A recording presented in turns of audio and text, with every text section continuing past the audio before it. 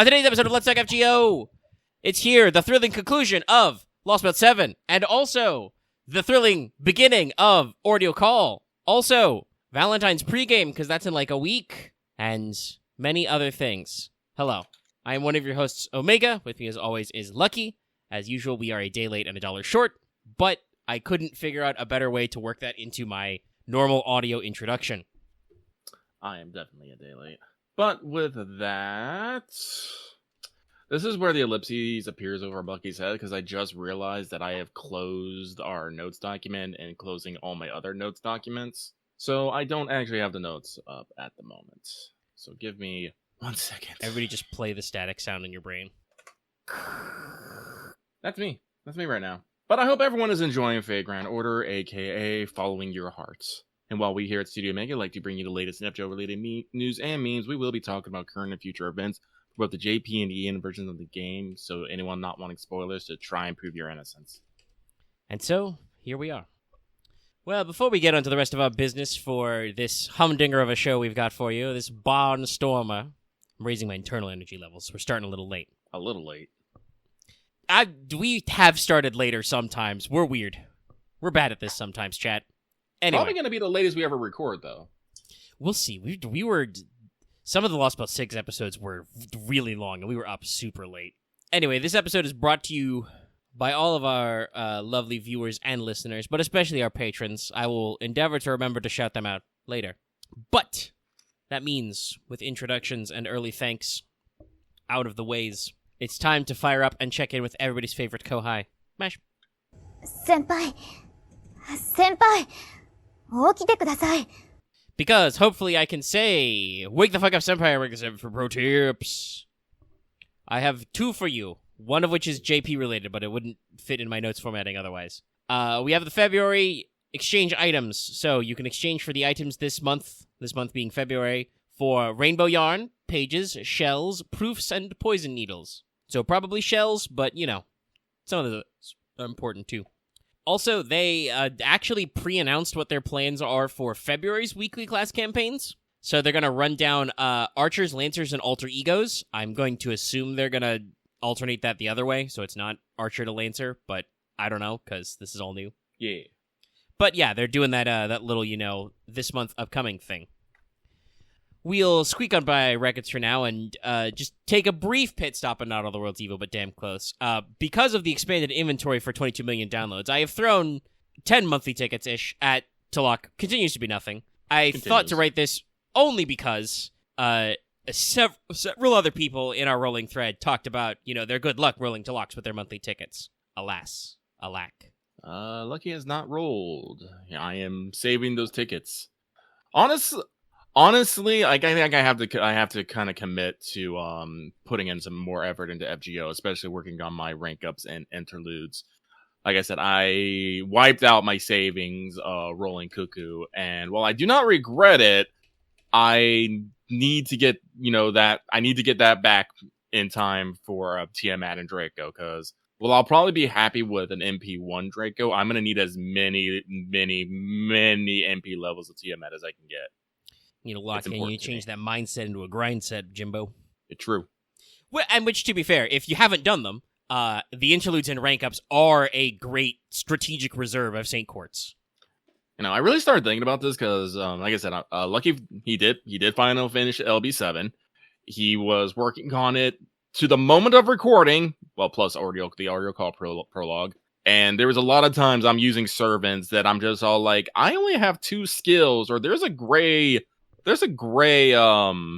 triangle here, meaning there's something I miss here, and I felt bad. I felt bad for my servants.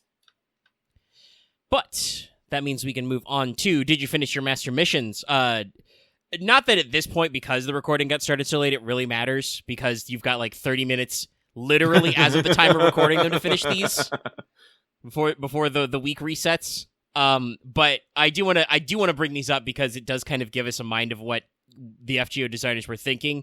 And I'm pretty sure this one they're all about that half AP we're supposed to be getting out of 22 million, because it's defeat 20 and 40 enemies, not servants or certain story bosses, defeat 15 of every class. It's broken up into Saber and Assassin, Archer or Caster, and Lancer Raider or Berserker. And then 15 Demonic, which I think is like the most common trait in the game, except maybe Humanoid. So yeah, just like really wanted you to be beating up some dailies or some shit. If you redo your main interludes, you can also get some rewards back. It's true. But that means we're going into Skelligrams, which is actually not Bear this week. You may think, oh, they've got all the LB7 stuff. No, there's a lot of other show as well. That's just our big leader to get you hooked in to stay the whole time. JP, obviously no line on a brand new event just yet. I do believe that My Little Dragon should be winding down. But they did announce the Archer Weekly Campaign number 1, starting on the 27th of January, going until the 3rd of February. So yeah, the usual thing they're doing for these, I'm probably going to stop listing out exactly what they do every time because we are going to see one of these campaigns a week for the foreseeable future. But basically, there's a trial quest to try out the archers. They're going to do, interludes unlocked for them. Training fields are going to be open. You may also see, like, reduced cost on embers and other stuff bundled in there. Your banners are, by the way, this first one, the happiest banner of all time. It's Gilgamesh, Emiya, Atalante, Robin. Yes, they did have to stick 2 4-stars in there. Then it's Artemis, Tristan, Urale, Tesla, Anna, Mary, David, Arjuna, Emiya, Alter, Kid Gil, Summer, Artoria, Summer, Helena, Billy the Kid, Ishtar, Tomoe, and Tora Tota, Moriarty, Fujino, and William Tell, and then Napoleon, Chiron, Sugitani, Zenjubo. So expect the 3s to rotate, but obviously, as you can see, they have plenty of time for a second Archers campaign, since they stopped at Napoleon. Actually, do Master Missions reset tomorrow? I thought it was resets on the Sunday. I could pull up my phone, but I'm not going to. If you hear it and you haven't done those Master Missions, you got time. You're good. Also, another new thing JP's just rolled out, the Class Score Support Campaign, trying to endeavor to get you to use the Class Score system. Please use the mechanic. Start of the 29th, goes until the 12th. So actually, was it a leap year this year? I thought it was a leap year last year. Tell me 29. That's really weird that it wrote down that way. Anyway, maybe that was just a mistype in the progression of documents. Okay, so it does reset Sunday. So you got like a day. Anyway, they're trying to get you to use more class score. To accomplish this, first of all, they have limited time missions, which give you QP and Saint Quartz. And now a new system. Normally, you could only use the devices when they introduced the class core system called the Storm Pods on Bleached Earth quests, which are a new type of free quest we will be seeing very soon over here related to Ordeal Call. Now you can use them anytime you're doing a free quest or even some story quests. Certain quests are not allowed, but generally you can use them whenever. You get 3 a day. And when you do so, this adds the currency Stellar Dust to your rewards, which are used in class core stuff. Additionally, the amount of Stellar Dust dropped by quests is being doubled, so if you use Storm Pods before this update, you will be compensated. Basically, it used to be 10 per Storm Pod, or maybe per enemy drop when you Storm Pod. I'm not exactly sure. But it used to be 10, now it's 20. If you've been using Storm Pods, they will mail you the extra Stellar Dust. If you haven't actually been farming Stellar Dust, they don't give it to you. Well, I hope whatever this is, we get early, so we don't have to necessarily worry about it. Yeah, sounds good. And honestly, if this is intended to be like the thing they usually do where like they introduce a new mechanic and they're conservative, so for the first, couple of months or even a year, it doesn't really take off and they're like, okay, here, more. Like, I think the only thing they haven't done that with is the faux pause, but even that, I think they put like more in when they rebalanced rewards. But yeah, so hopefully we can get our extra Stellar Dust sooner. But that means it's time to go into NA, because we have the 22 million downloads campaign starting the 30th of January and going until the 6th of February. Yeah. So you got a full week here. Log in for a week to get 10 of things, except for Saint Quartz, which is now upgraded to 30. That's right. We are leaving behind 10 tickets at the end and now doing 30 Saint Quartz as your pull, which is better. It's just better. Better. As evidenced by the fact that I just threw 10 tickets at a banner. Technically, I did get an 11th summon, but I got literally 1 4-star in that. So I effectively rolled a min roll without rolling a min roll. This is better. But also, they have accumulated login goodies, so log in for a total of 5 days during this time period for gold foes, a rare prism, and a lore. I mean, honestly, yes, Axe. It probably is that hard to code. Somebody asked you in Patreon chat, they should have just let you 10 spin with tickets. Is that hard to code? Yes, probably. A lot of people are like, oh, isn't it simple to code something? No, not usually. Otherwise, anybody would do it. Like, they may have a system to maybe let you, like, queue multiple 1 spins at once, but probably coding an item that almost 10 years ago was designed to be exchanged for a single summon to stack to give you a 10 spin at once is probably more complex than you'd think. And if they fuck around with it too much, they'll break something very badly. Please do not break. Where was I? Ah, yes. Also, talking about 30 Saint Quartz, we've gotten permanent extra master missions added for skill-based, which can offer you another 30 Saint Quartz. Basically, get a couple of skills up to 10, and you will get your full rewards here. Nice. So yeah, not the, like, big, long, super long, like, rewards, like, earlier talking about, the vast amounts of Saint Quartz you get for every, you get so many for every 10 rank ups and every 10 interludes you do. This isn't like that, but it is still a decent infusion of an extra free 10 spin and got some other stuff going on. We have limited double Da Vinci shop inventory, like I just brought up, so you can get an extra 5 tickets during this time period, extra batches of EXPs and other things, foes, so forth, so on. The Take Romance CE is now permanently added to the Red Prism shop to unlock, so it's, spend Red Prisms to unlock it, then buy your 5 copies in the Mana Prism store permanently. During this time period, you've got half AP on EXP and Training Grounds. You also have double suck chance. If you do daily EXPs or Training Grounds, Eresh in her costume will appear for you to use. So this is, I think, our first crack at the time they start doing this. But yes, if you do daily quests now, you can expect often to find like basically story support servants when you're not doing story is how it works. So they'll give you some little extra stuff there. And when you pick, you usually get a little extra FP as well. Half AP free quests. I moved down two bullet points. So half AP on free quests if you cleared LB7. You can now obtain, if you've cleared LB7, Eresh's Ninkigal costume in the place you would expect. I have already done that. Our summon banners are for Eresh Kigal and King Protea.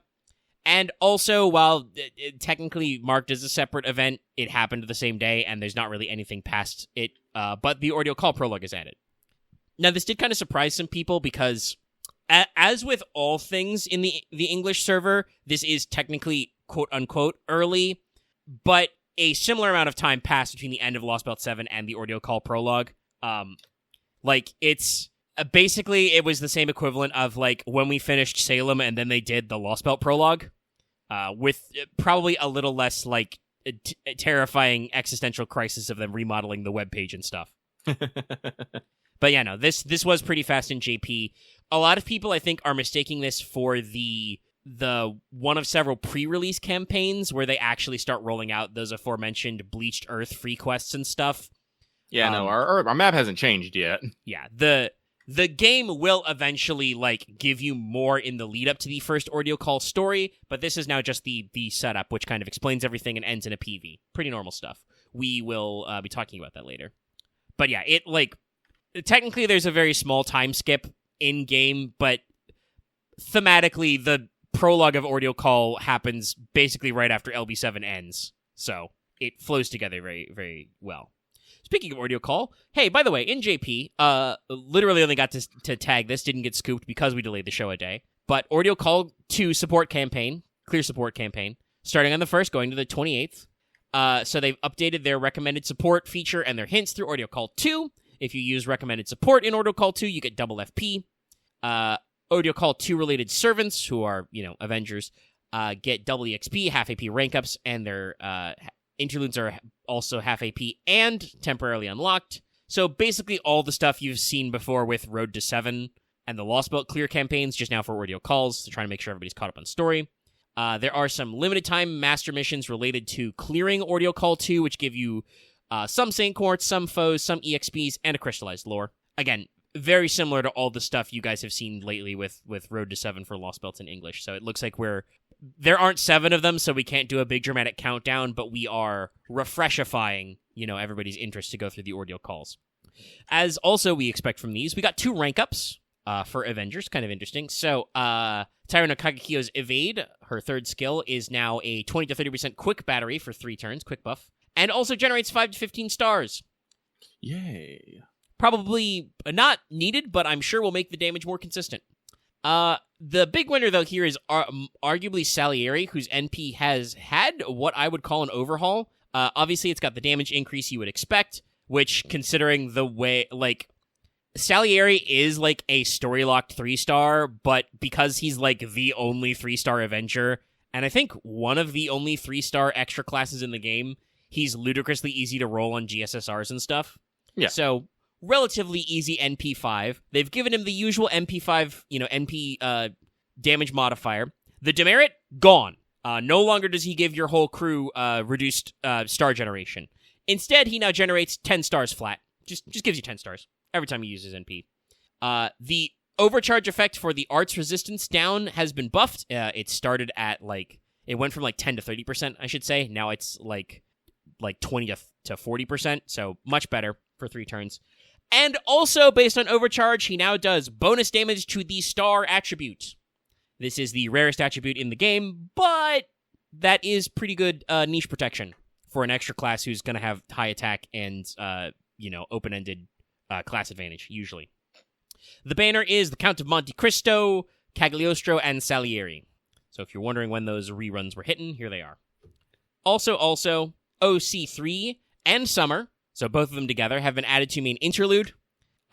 This includes adding Ordeal Call 3 free quests. So, Ordeal Call 3 now has free quests in the main interlude map, just like Heian Kyo and Trom. And also, you get a special quest to get the other Hakuno. So you get 1 Hakuno for free when you cleared the Ordeal Call 3 limited time story event time. Now you can pick the other one. It does, however, note, this was not in my notes originally, but I saw this later, unlike Mecha Ellie's, you can only have 1 of each Hakuno on the board, unless you're using support. You can get them separately. They are mutually exclusive in your battle comp, which is very interesting. Mm-hmm. Also, as part of this, the master level cap has been increased to 180, and they have telegraphed they're going to do the Ordeal Call 3 clear campaign in March. So expect, some banners for those guys and probably some rank ups if any Moon Cancers need them. Maybe Vanilla BB? I don't know if she got a rank up when she got Evocation Festivaled. Yeah, the master level cap is now 180. So somebody in our Discord earlier joked, so I guess somebody finally hit 170. That's not actually how they do it, but I do believe that they average out master levels, at least in JP, and that's when they decide to do the cap raises, is when more people than not have, or at least of active players, have actually hit the cap. But yeah, no, 180 is a lot. But also, in EN, Valentine's will drop 2/6. There will be a broadcast light for it. Oh, there's a social media campaign right now, and we are expecting 2/6. So like I said, you got just under a week to get in there. That does mean, obviously, that if anybody needs to do some leveling with those half APs, you can indeed begin big chilling. And if, like Lucky, you want to go into the mines and start working on your rank ups and interludes, I know for a fact I have a decent number of interludes I do need to clock in. You got a little time of that. We will have a pregame for Valentine's. My estimate was off by about a day. I bet that it would be the 5th, so they're giving us a little extra time. But we will do that after the Mailbag. The Mailbag. So it is time for this week. Let's talk FGO Mailbag, the segment where we read what you have to say and comment accordingly. We have a bit of a doozy, as we got 14 comments this week. You guys really want to talk to us. I am thrilled. And so we'll get through them all.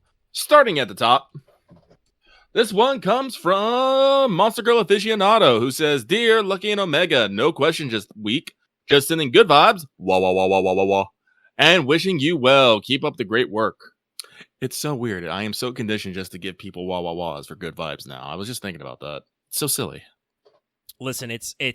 I don't think it's something that is necessarily discussed, but it is known. We do the show ideally once a week for forever, and you start to build habits of certain cadences for saying this part of the show or whatever, or just you have an audio bit, and then before you know it, your brain is just your neurons are firing a shortcut. It's yes, good vibes. That means I need to do this. Wah wah wah wah wah. No, fun fact, I probably could have done the intro from memory, but I didn't because I couldn't remember what my intro lines were, the bits I change every week. I'm pretty sure every other bit is just locked in my memory. But enough about that. Let's move on to our next one, who comes from Agent 418, who's near the top for once, who liked the raid so much they did the whole thing twice. I can vibe with this feeling. If it wasn't for the fact that I was on a crunch and on a timeline, I probably would have liked to have done some of these raids all over again. A little sad. Especially because there was something that I missed during the raids I want to check again, but I can't go back. Yeah, it was a UI thing. We'll talk about it. We'll talk about it. But they say, hello, Lucky and Meg. I know you'll share your raid experiences with us, so I'll share one of mine here. My Don Quixote was the last man standing thanks to their guts when they fired off their MP and took down the bar. But due to the demerits on the MP, they got to go out on their own terms. Interesting. P.S. Have a good weekend, y'all. Wait, doesn't ORT usually have a thing that if you die from anything else to other ORT, you are revived automatically? I believe most of the fights have that buff, but there may be some of the classes may not do it, or it may have been one of the final hit bars of a phase. It's true because I remember this. I took my Fergus, Saber, Lily, and Saber Alter to the last ORT fight in the first half of the raids, and they were fine since they slapped the shit out of ORT. So maybe it was something like that. I only have 2 words for you. The Dawn! The Dawn! But anyway, they say, P.S. Have a good weekend, y'all. Thank you, and you as well, my dude. This next one comes from the Crow's Foreigner. Luck was finally good for once. They say, hey, Lucky Omega. Recently, I've been thinking about Bond CEs and how, with few exceptions, they're the only CEs that can buff the entire party. It got me hoping for more regular CEs with Bond-like effects. I was just wondering what you two think about that being a possibility and what kind of team-wide effects you'd want from them. Personally, I kind of have a problem with the CE and the fact that there are too many of them. And we're getting to the point where they generally aren't really doing interesting things. They're usually just some combination of 1 to 3 effects of varying values. So making them start doing team-wide things, I think it probably means that the effects that they have would be lowered a lot more. So instead of getting like the 10 to 20s, we'd be getting like 5 to 10s, which Bond CEs already do. That being said, I do like the fact that over in JP, they are coming out with the Grand Servant system, which is going to let 7 servants. I don't think they've actually explained what the restrictions are, but everyone's assuming that you get to pick one of every base class container. It makes sense considering this whole Ordeal call is being all like, hey, you're not supposed to use extra classes, you dummy. And one of the effects it's supposed to do is allow them to use their Bond CE and another CE on top of that.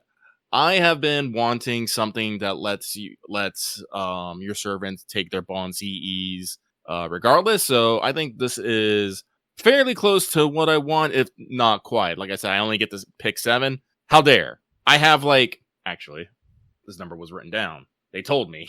Yes, no. It's in the notes for a reason. Where is it? I remember what number Lucky wrote down, but he's looking at it. I don't. I have a horrible memory. It's 300 something. 330. 330? 330. Yeah, I have 330 servants. And even if I limit that down to into my besties, that's still 20 of them. And half of those aren't even normal classes. Guys, if you don't want to give me the extra grand class containers, don't make so many extra classes so damn cool. How dare? But yeah, it's an interesting one. I think I agree with the thing like you said that these days when I'm describing CEs, because that is a thing that people requested I talk about in Wanted, and I do is talk about best craft essence lineups. I often find myself parroting the same CEs over and over again because Golden Sumo is kind of locked in. It's real hard to beat 50% battery and just pure attack up, Yeah. And there are a few other keys, obviously, we're going to rotate out Heaven's Feel and Black Grail into slightly different versions, and obviously, K-scopes or K-scopes. But very, very rarely is there, a newer, really unique CE that you want. It's just how do you beat those? It's maybe if you're gonna like set up the whole 100% anyway, you can talk about like, well, just get a CE that gives you oops all arts or something. And usually that's my second follow up is like, in general, if you don't have some of these older CEs, this servant wants something that does just arts up, or maybe arts and NP up, or maybe sometimes it's like, actually, you want critical up on this servant. You're gonna have a lot of critical follow up there, stuff like that. So like it's just hard to keep track of some of that stuff after we've been so ingrained. There are still a few CEs that are coming up that are interesting. I actually want to throw this out there. The point CE, the bonus CE for the upcoming Valentines, it gives you 50% starting charge, perfectly normal, and obviously during the event it will give you increasing your points for your points ladder. But also it gives I think 15 or 20%, and then the ultimate form is 25% extra damage versus the man attribute. Oh, really? Yeah. Yeah, that sounds like one you want to slot in. That's actually oh, okay, that's a new trick that'll actually go places. I can absolutely see several servants, do anti-man attribute damage, anti-human attribute, so it's good there. Also, yes, those four, the aerial drive, dive to blue, and one summer, which are Buster Arts quick up, 50% battery, and also I think it's NP damage is the second, or it might be critical up, but they have a little extra spicy in there. Sometimes they're just all really good. Yeah, just the NP up. There's also what you call it? Sorry, I'm just trying to remember. Cherry Icicle from 2 Christmases ago, I think. It's the one with Sakura on it. That's I think just quick and 50% battery. It took them a long time to get to that one, and that was just a good one. Also, hey, believe it or not, chat, make sure to filter your CEs by effect sometimes. You probably have a few more Pierce Invul CEs than you think. They're very good. They're very handy. Didn't we talk about this last time? We did, but I'd like to remind people. Yeah. But yeah, so, actually, one last thought, since this pertinent brought up. But I do want to remind, they did say with few exceptions, but it is actually true. There are actually a couple of normal CEs which do effects for the whole party.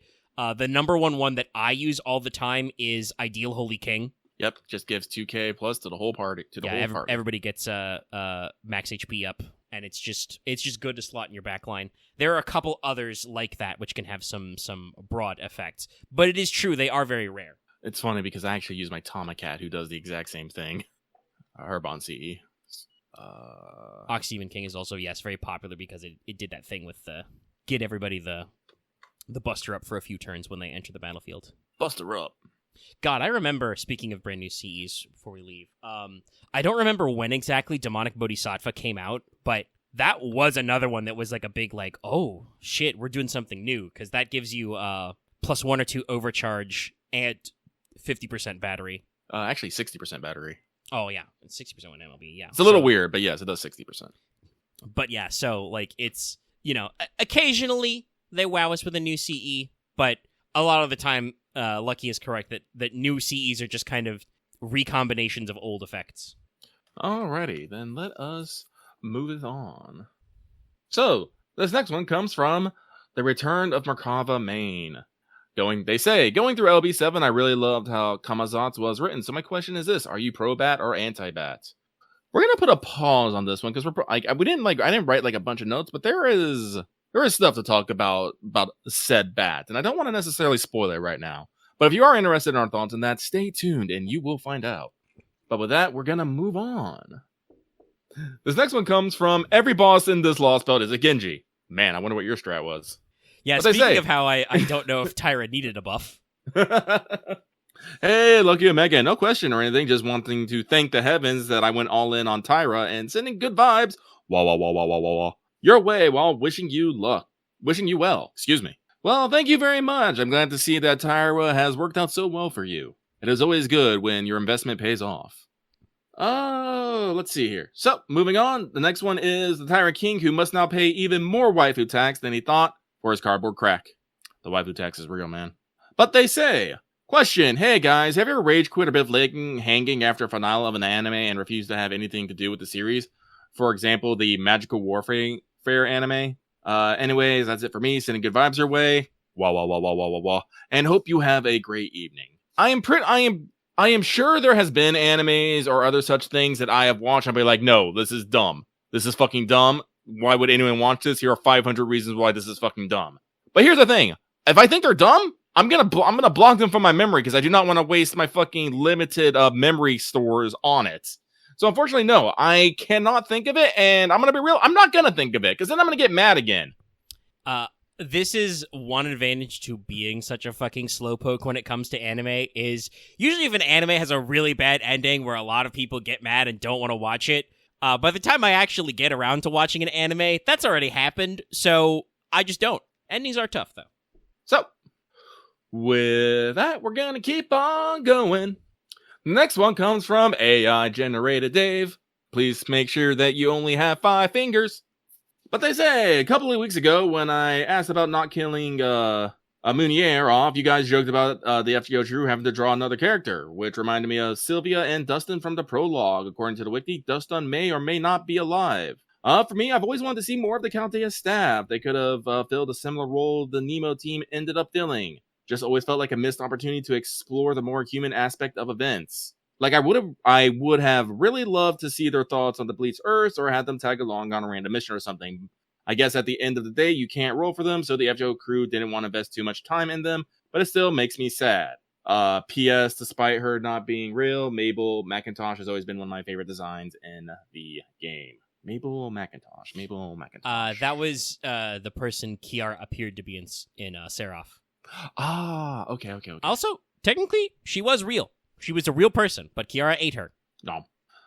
Actually, I think there was a... So, now that I finished LB7, I actually pulled up some interview questions from Nanasu and Takeuchi. They were talking about some stuff. Yeah, I've spread read a couple of... By the way, chat, now that you're through with the LB, you should look up those interviews. The cheek on this mushroom. Where was it? But yeah, they actually talk about like Munier and stuff and a few other things. I will say, I think I've said this before for sure on this show, but I do also agree. I would like, we gave a couple of the other background Chaldea operators some designs. I would like to see them in the background in more scenes. It probably is just more conservation of assets that like the Nemo Marines are literally, mass produced, so we can just put their sprites on screen because we already have them when we need these little interactions. But I would not mind seeing more of them, because that was like a cute note when we actually got to see a couple of them. But also, speaking of, according to the wiki, someone may or may not be alive. I'm pretty sure it was a couple Lostbelts ago, but I'm pretty sure Gordolf or Da Vinci lists out literally every surviving member of Novum Chaldea. Oh no, they actually do this in LB7 a couple times where Gordolf actually like sounds off on everybody. Very true. specifically, I remember this when we were talking. We were at the wreck of the Stormborder, and we were discussing the potential voting the Madam President off the island. Yes, that's right. Gordolf does do that a couple times too. So, yeah, so if Dustin is not mentioned, he is probably dead, unless we're only going by like last names and we don't know. Also, sorry, I'm about 10 minutes late on sending out the server but it is daily reset. Should be your third day of logging in for 22 million downloads. Get that paper. Okay, I could have swore there was a question that Nasu fielded about like the Chaldea staff and why they're not necessarily doing more, but I don't think I can find it. I think he does say that a little bit in the question about Munier. Which, to be fair, also does kind of speak to just... Like, Nasu's first response is like, can I get away with just saying the bullet went between his hemispheres? Like, I get the impression from the interview that, like, Nasu is not always caught up in the, like, what do we call it? The verisimilitude or the realism of the story. Like, he's much more concerned about the thematic results than he is about, like, well, would that make sense if so-and-so got shot, blah, blah, blah, something happened? Mm-hmm. Like, he's here for the vibes first, and then we'll figure out a way for it to work. Like, oh my God. Sorry, I just missed the close button twice, and it tried to open up the web browser in my phone. Yeah, I need seashells. I know this is in here somewhere, and I know I'm not gonna fucking find it until I don't need it anymore, and that annoys me. It annoys me a lot. That's how it always is. All right, so we're just gonna have to fucking skip it. Maybe I'll yell about it, and maybe I'll yell about it later. Yes, but I do wish, like, again, I always enjoy seeing more characters and having more points of view and having more interaction. I will say this is one of the strengths that LB7 is really good on. We get a lot of viewpoints from a lot of characters, and it's great. But unfortunately, we got to move on. So this next one comes from Moonlight Bunny under BB-chan. Dear Lucky Omega, what extra classes would you like to see more of in the event, or more in story or in events? Well, we still technically got a ordeal call left, and if we're not doing foreigners, it's probably going to be rulers.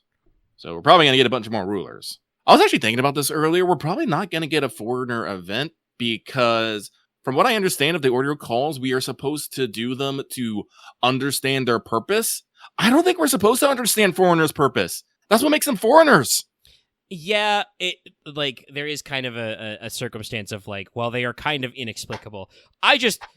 The way I understand the ordeal calls working is we actually really drill down and explain these fucking classes and what they're doing, the first one is Alter Ego, the second one is Avenger, the third one turned out to be the bonus one. He tried to protect us, but he couldn't save us. Honestly, no, I think I talked about this when it came out. No, it's the same as CCC.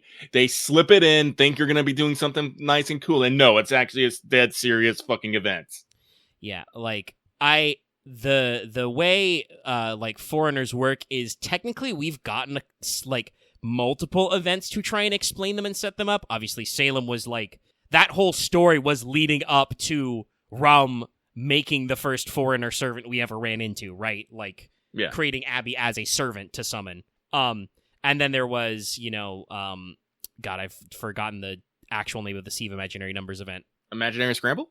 Yes, Scramble. Yeah, that's right. I'm Imaginary's in there somewhere. Yes, Scramble. Kind of did that same thing, and arguably even Hokusai's trial quest is supposed to explain. But I think you are right in that foreigners are a little inexplicable.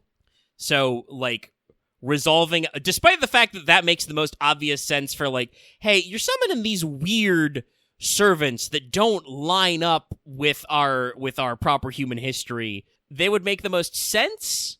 But yeah, we're out here. Beast I think we're for real that we're not getting any more Beast class type beasts. I don't know about that. We've left the door open that we can still massage the truth.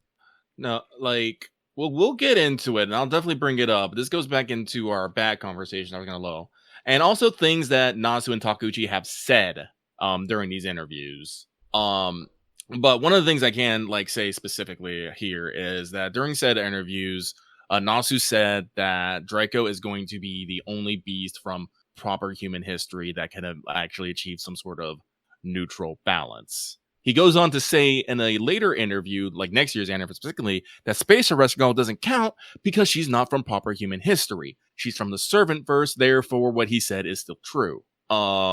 So if Nasu starts pulling that kind of shit, there's always an exception to the rule. Cards, we don't know what cards he's going to play.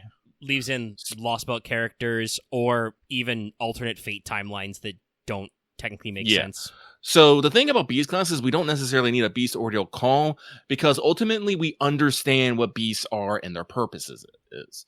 Our problem with order call is we've been using these classes and not knowing what their use and purpose is. Because we very clearly understand that a beast is an evil of humanity that despite their actions, words, feelings, and stuff, still harbor a love for humanity. That's all we really need to know about them. So I do not necessarily think that beasts are something that we need an ordeal call for. So yes, the last one will probably be Ruler, although Ruler, I think, is also kind of a weird one because I feel like we should actually understand that one the most, as it was it's not part of the original 7 classes, but it was a class that has been. Yeah, I think there. Everybody has this response when they see the preview image and they're like, Ruler, Avenger, Alter Ego. I feel like everyone in our Discord has gone, hold on, one of these things is not like the other. But I will say, at least in FGO, I do not think that the Ruler class has ever been explained to Fujimaru Ritsuka. Well, also, the Ruler class has never been actually used as an arbitrator. Yeah.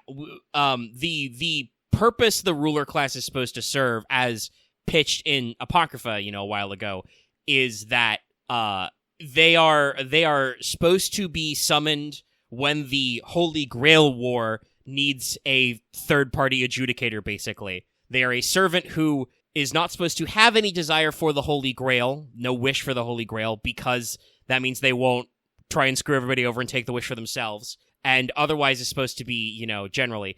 And obviously, Nasu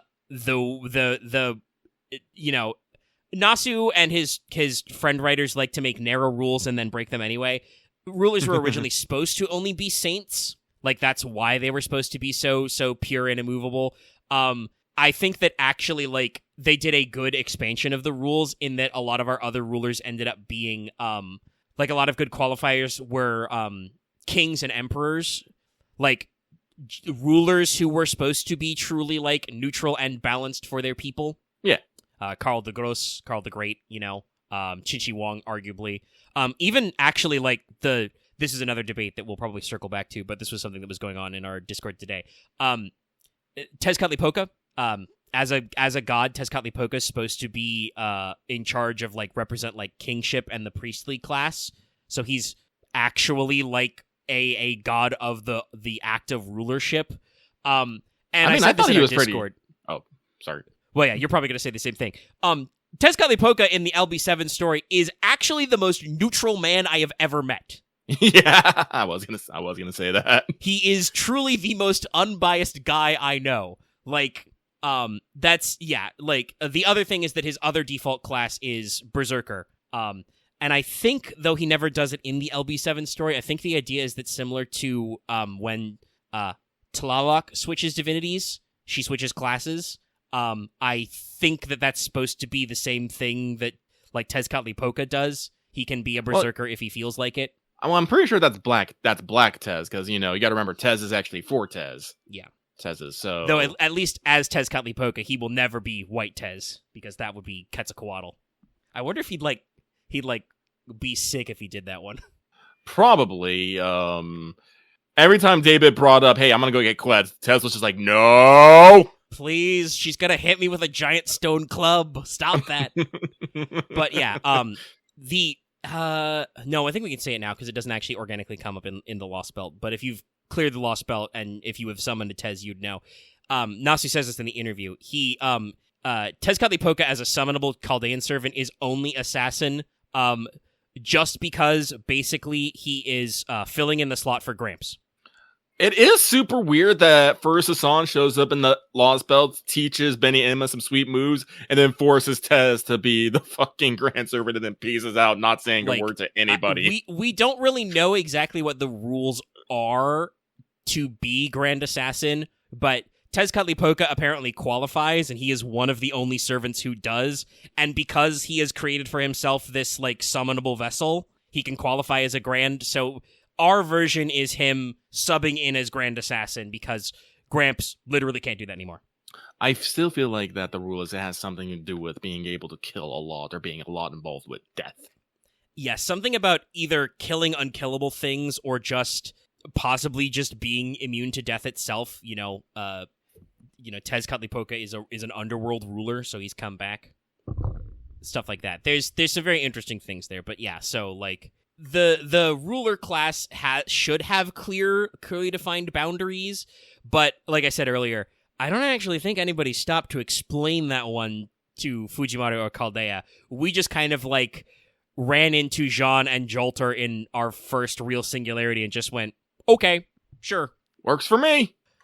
Guys, all of human history is on fire right now, and my previous boss has been thrown into a black hole. So I'm kind of at my wit's end right now.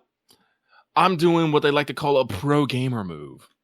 So it will be really interesting to see because, like I said, if I understand the Ordeal calls correctly from just like context clues and vague ideas of the story, like these should actually get real in depth about what these guys are supposed to be about and like how they relate to us.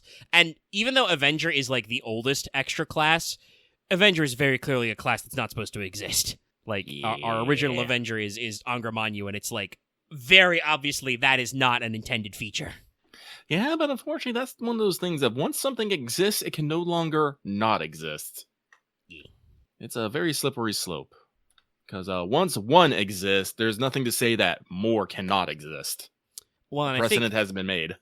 Well, I also think just in a simple like programming term, like once they make a class with rules, like they're gonna reuse that class. Like the only thing they haven't done that with is beasts because those are explicitly designed to be special. But like Voyager's not technically supposed to be a foreigner. He's supposed to be a unique special class boy. But because that would be a pain in the ass to do that for every servant who's supposed to be a unique special class boy, he's a foreigner. Like that's I think that's just how like FGO goes. Hephaestion is technically supposed to be Faker, not Pretender, even though I think Pretender makes a lot more sense than Faker, but, you know, case files, we're doing something specific. But once we made Pretender, we're like, easy slot. It's the whatchamacallit, all squares are rectangles, but not all rectangles are squares kind of thing. Yeah. So, like, not it sounds like basically nobody but Faker can be Faker because of just how she was summoned in case files, but a Faker could be a Pretender. That said, I have one last little conspiracy theory, which will possibly relate to the next mailbag question. But I would like to point out that I think every main story Pretender we've encountered so far, in Lostbelt 6 and Lostbelt 7, they pretended to be a ruler at some point. So keep your seatbelts buckled and your eyes peeled about that ruler Ordeal call. I'm just saying, they've done this trick at least twice. I'm not saying it's gonna happen, but it's one of those things that I'm just like, I don't want Mr. Mushroom to surprise me again. Yeah, I know, maximum on that shit. Alrighty then, but let's move on. So, this next one comes from the 100-Hour Man, who says, "Dear Lucky Omega, hope you're having a fantastic week." Not really. Like I said, I had to spend a lot of it writing a lot, and then I didn't even get to write everything I wanted. I'm slightly miffed about this. There's literally a section in our notes where I write, Omega has to take over from here, because if I keep writing, we're going to be going for another hour. And yeah, I would only probably be done writing about this point right now. And we're at, 45 minutes on the mission clock? Less? 55. 55. No, so I've been having to do a lot of writing. My gacha gaming has been hella sporadic. I have not played my PS5 in a week. I have not watched any anime. I've read no books. I have been just trying to get this Lostbelt done and write. And I hate it. Well, I hated it. And play Vintage Story. Vintage Story was the only thing I basically did in play. I think we played Played Up once. Yeah, we got a little bit of Played Up in, but yes, it's been a time sink. But it is also one of those things, like you said, we're at 55 minutes raw recording now. And the timing out the show with editing and uploading would get bad. Yeah. So, but this person goes on to say, my question for y'all this week is a fairly simple one. They always say that. Without going into spoilers, which I don't think any of you do know about, do you two have an ordeal call that you're looking forward to more than the others? Thank you so much, and hope you have an awesome week. At the moment, I am excited for all of them. But I would probably have to say that Ordeal Call 1 is probably at the top of my list because it involves Kama, which I am excited about, and we get Durga, another Sakura face. I have heard, though, that many people have told me that Ordeal Call 2's story is intense, so I'm like, oh. Actually, I don't think I've actually heard that much about the actual story of Ordeal Call 3. Most people, I saw were just going, "Oh my god, Hakunon!" and creaming their pants. So I'm not actually... The Hakunos are very popular in the fandom. So I'm not actually sure, spoilers or otherwise, what's going on there.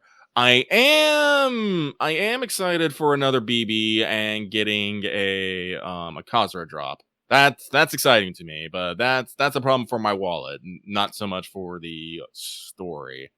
Oh man, that time's gonna be a wall destroyer. From Annie to Servant, from Annie to Summer to Ordeal Call, yeah. It all kind of slips together. At least technically, I think the actual Ordeal Call banner first is technically the second or third Summer banner. So they squooge together a lot, but yeah, it's gonna be. I'm slightly thankful that they did not put in a 5-star summon Passion Lip or something like that, because I was just like, ah, because we already got Space Aresh and we got BB Dubai / Cosmos and hecking Kazura drop, and I'm just all like, me wallet. No. Yeah, there's a lot of stuff going on. Yeah. Personally, probably for me, it's OC2. OC1 will probably be very interesting one to see where the tone is setting, and because it will be a preview of Saber Medusa. Mm-hmm. But I think just in terms of like the design and the vibes, Ordeal Call 2 seems like really interesting. Oh yeah, especially because we're gonna get all that Avenger deep dive, and that's gonna feature finally Mary Alter. so There's excited. gonna be new Count of Monte Cristo. I'm kind of interested to see what they actually decided to do with Cagliostro as well, because that was something we talked about for a while, because I think it was after Heian Kyo came out in JP that they mentioned that Cagliostro was originally designed for that story, but they had to cut him for time. Mm-hmm. So like that's gonna be very interesting. Yes, the Jalta redesign and also the adopted Da Vinci family design. Yeah, but yes, and also we haven't got our sexy vampire-looking lady who is definitely not Lilith. But going by how things are going, she's probably gonna show up in the next Ordeal Call. And if it's the ruler one, but actually the pretender one, could be interesting. Okay. But yes, no, I'm excited for all of them. I'm excited to see the stories. I'm excited to see the servants. I'm excited to have to write fucking 50 pages on them. Yay. That's actually another thing I don't know. How long are the Ordeal Call stories compared to Lostbelt? Like, are we still deep chunky, or is this more like the front half of the Lostbelt length writing? Honestly, I'm gonna like to me, these Ordeal Calls feel like Epic of Remnants. Hell, they even have a fucking secret BB chapter in them.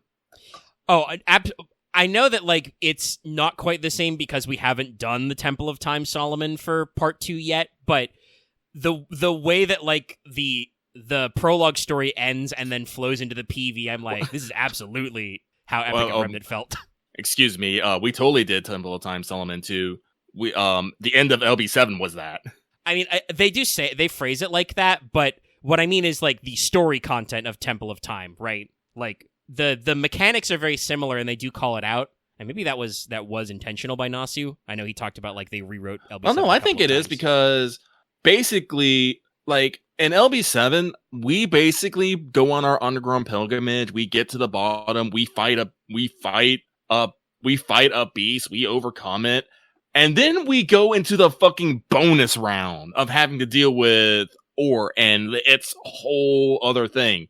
When you think about it, the whole ORT battle is just a giant fucking kaiju battle and everyone freaking out for their lives. It has almost like there's some, wrapping up some character development and stuff, but it almost has nothing to do with the story. It is just us trying to fucking survive. Well, and that part is definitely intentional. Nasu straight up said in one of the interviews, they were like, oh, we're going for a secret boss who's harder than the final boss type vibe. Yeah. So no, they did like kind of slam together, and I think they pulled it off wonderfully because like I said, they're even throughout the raids, there's still a lot of story and there's a lot of character development and catharsis and a lot of really cool shit happened, guys. Jesus. But ultimately, we are basically throwing every servant we have in a last-ditch effort to save our fucking world. This is not the law. Like, I'm gonna say, this is one of my thoughts. At no point was this Lostbelt our enemy. Like, we did not fight LB7 at all.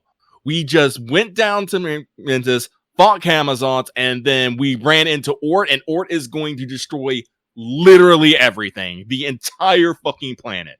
So basically, when we get down to the final stride, like LB7's story is pretty much kind of done there. Like they even said like LB7's done. It's gonna die no matter what you do. So like us ending LB7 was really never in the equation. So that story kind of just wraps up on its own, and then we move into ORT fight. No, actually, Mega, I do think that ORT was ignoring us, at least in the beginning.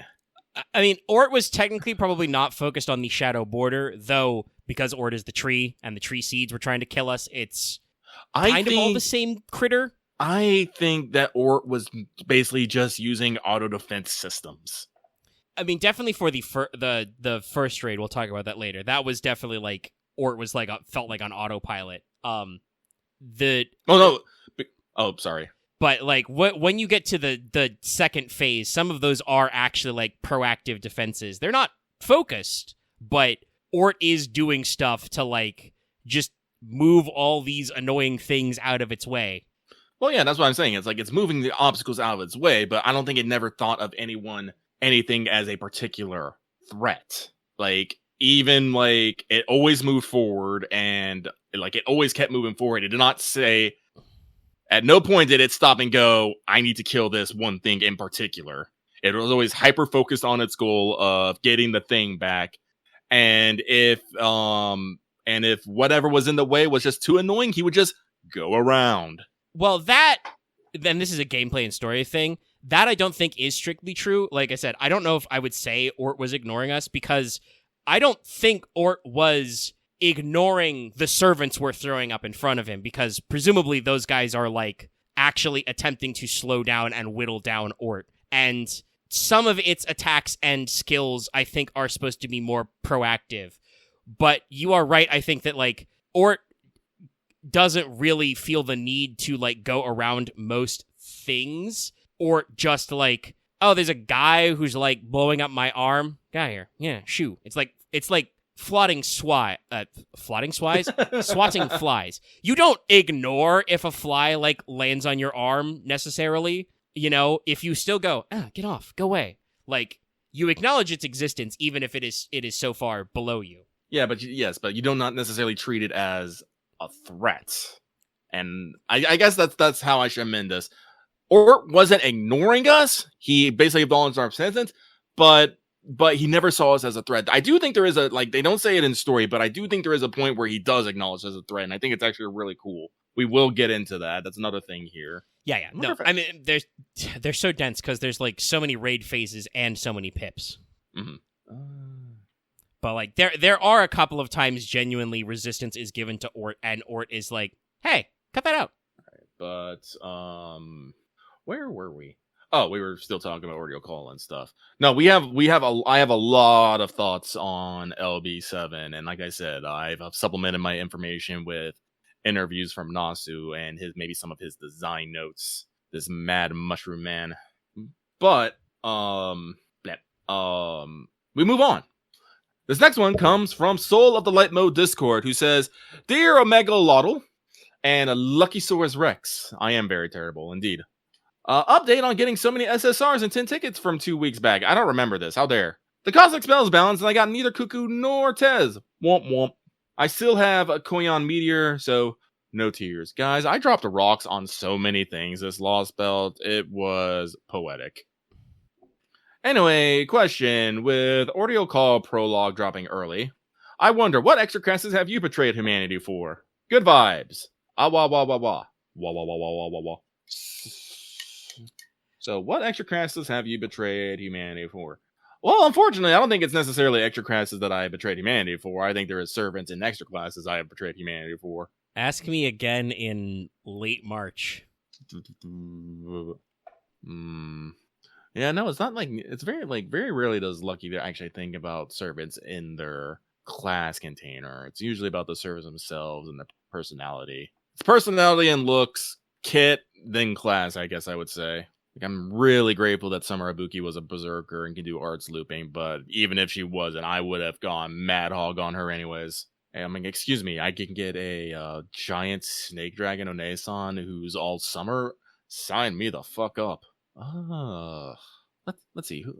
God, you understand that like Coin of Dark can have like 3 sets of ears to pet? That's wild to me. That's amazing. Ears for days, fluff for years. Let's go. But I think that's enough on that. Let us keep going. This next one comes from Off Work Late again. They say, howdy, Lucky Omega. Hope y'all are doing well this week. And as flummoxed as everyone else with our Clairvoyance EX, forgot to tell us that the prologue to OC would appear so soon. I wasn't flummoxed. Things arrive when they arrive. You know they're coming. Expect them to arrive at some point. Worry not overmuch about the time. My question to y'all is, do you think that since we got the Ordeal Call prologue already, do you think that part 1 This is how the devs originally intended the story to progress, but were unable due to unfortunate circumstances at the time. And part 2, that will get the Bleach Earth's quest earlier. P.S. The Who's On First, courtesy of Omega and English Rolling Chat, was great stuff. So reminder everyone to join the Discord to see fun things like that. Oh, did something happen in Rolling Chat? Yeah, there was a little comedy routine that came in, and I just had to fire in Who's On First in there. So actually, like the front half of this question, talking about is this how this was originally intended to regress? I actually think that the answer is in those interviews you dug up that were translated from Nasu, and the answer is yes. He talks about how, due to rewrites and expansion, right, that the reason why the Lostbelt did get dropped in 2 parts is because he took on more work, right? Like the planned script would have been shorter, but basically, to explain it, it's kind of a two-phase thing. He always wanted the kind of time we spent with Madame Prez to be part of the Lostbelt story. Yeah. But then also, he really fell in love with Tez as a character doing the research for the Lostbelt. And so, Tez Katlipoka was probably not supposed to be such a major thematic character. He was just going to be a boss fight probably a couple of times, knowing the way these go. You know, normal Cryptor Servant stuff. So, basically, to avoid cutting the part he already wanted thematically, but also including the new stuff, they ended up like expanding how long it took, and the way they resolved that was dropping it as 2 parts. Like I said, I don't think the story is actually written to have like a part 1, part 2 break. It's just that's where they had as good a conclusion to the material as any, you know? Yeah. But yeah, so I do actually think the way this one flows with just a couple of weeks between LB7 part 1 hits, LB7 part 2 hits, Ordeal Call Prologue hits. All that stuff is good. And to the second question, this goes back to the earlier comment about how technically everything we do is early. Yes, I think we will technically see Bleached Earth quests early because we're gonna get the like pre-release stuff for Ordeal Call and then into the first actual Ordeal Call story, Paper Moon. You know, like I think based on the way they talked about the roadmap, probably like a full month early than JP did it. Like I think, based on what they've said for the roadmap, that'll happen. Because so, like it. Yes, I don't think it'll be like a huge early, but the way our schedule works, because we have to push so much stuff in front of Anniversary by about a month. Yeah, we should be getting this like a month or more earlier. Yeah, no, which is good. And like you said earlier, hopefully we get some of that quality of life to those Bleached Earth quests and other like daily stuff earlier. But with that, let's keep going on to our last one. But they say this one I'm sorry. I had a brain blast. There was replies to that one, this one, and I was like, oh, I was curious what they said. But this one comes from hello, Lord Lucky and Omega. It's me, Demon Pillar Coconut Chan. Have you seen BB Mama? She said she'd be back from the grocery store. Question: do you guys think that Wodame plays Beryl in the British Lostbelt as a backup plan if both his and David's plan to stop the foreign god failed? First off, I'm going to out you because I actually saw this one earlier. I totally saw you write Wodame as Woodwoes. I know. I see all. That's a lie. I don't see a lot, but I saw that. That's funny. I didn't actually catch that because, as you said earlier, there's 14 of these, so like a lot of people really hit the mailbag yesterday. But yes, Lucky will be cruel and tyrannical and out you. And honestly, no, I think Wodame sent Beryl off to LB to set up the LB6 Lostbelt. Like, I'm not sure if he knew what would happen, but you have to remember when Beryl originally got there was nothing there. It had already failed. So I think Wodame was actually trying to get Beryl out of the way, especially that we know that Beryl was supposed to be the cleanup who was supposed to make the other cryptors fire off their Sirius lights to blow up singularities, which I think, if I'm understanding what is going on here, I think Beryl was supposed to do no matter what. I don't think any of Team A were supposed to survive. I think they were all supposed to be killed and then put into the state where they become cryptors and do stuff. Like, I'm not entirely sure. I'm not entirely sure, but I'm getting the feeling that everyone was intended to die. Yeah, I think there's plans on plans. There's a lot that they talk about and stuff. But textually, Wodame says that he sent Beryl to LB6 to do more of his cleanup work. Like, the original purpose was, he said, hey, Beryl, secret orders again. I'm sending you to this Lostbelt specifically. You don't get to pick. You can summon whatever servant you like, but when you get there, you gotta destroy the tree and go home. This Lostbelt sucks. It's gonna fuck up all our plans. And then I think the idea was that to the others, Beryl is just supposed to be, like, playing coy to, like, not reveal that Wodaime had him prune a Lostbelt before we even got there. Which is why he, like, makes all his allusions to, like, talks about, princess this and that, and, oh, my Lostbelt's great, you can just kill people here, etc. I assume that, like, he was playing along because, like, Wodaime told him straight up, we know from flashbacks, to just be like, hey, go here, kill this Lostbelt. Then you can come back and hang with me. That's okay. But then Beryl, by the way, proving that Marsbury is not a great at hiring people, has a really bad track record at this. Beryl's solution to being told to do cleanup work was to summon his servant, get Morgan Le Fay, go, cool, anyway, I'm gonna go take a nap. And leave my berserker class servant unattended. And he never woke up from that honk shoe, technically. And yet, actually, given a thematic, was she actually a ruler when summoned? I know the new version of her is a ruler. Well, yeah, you got to remember, Morgan Le Fay basically deleted herself to give her memories and experiences to, yeah, the new one. The new one. So that's very funny to me. This is one of those things where I want to like ask Nasu, like, what's up with that? But I feel like if I cornered him in an interview question, he would come up with some bullshit explanation. That really should be the other way around, shouldn't it? The normal pan-human history Morgan that Beryl summoned should be Berserker, and the one we get should be Ruler because she's ice cold. But I guess we get all topsy-turvy. Well, I still think it makes sense because she's so fucking crazy that she's gone back to being fucking sane. We talk about this. Morgan Le Fay is actually kind of one of those, like, triple aspected, figures that does, like, a lot of things.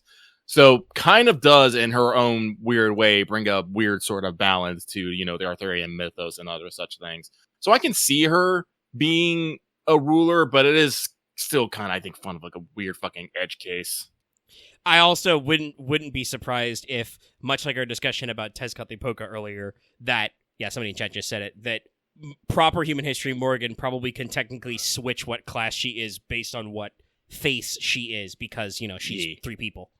So goddess and triplicate. Well, not really goddess, but spirit and triplicate.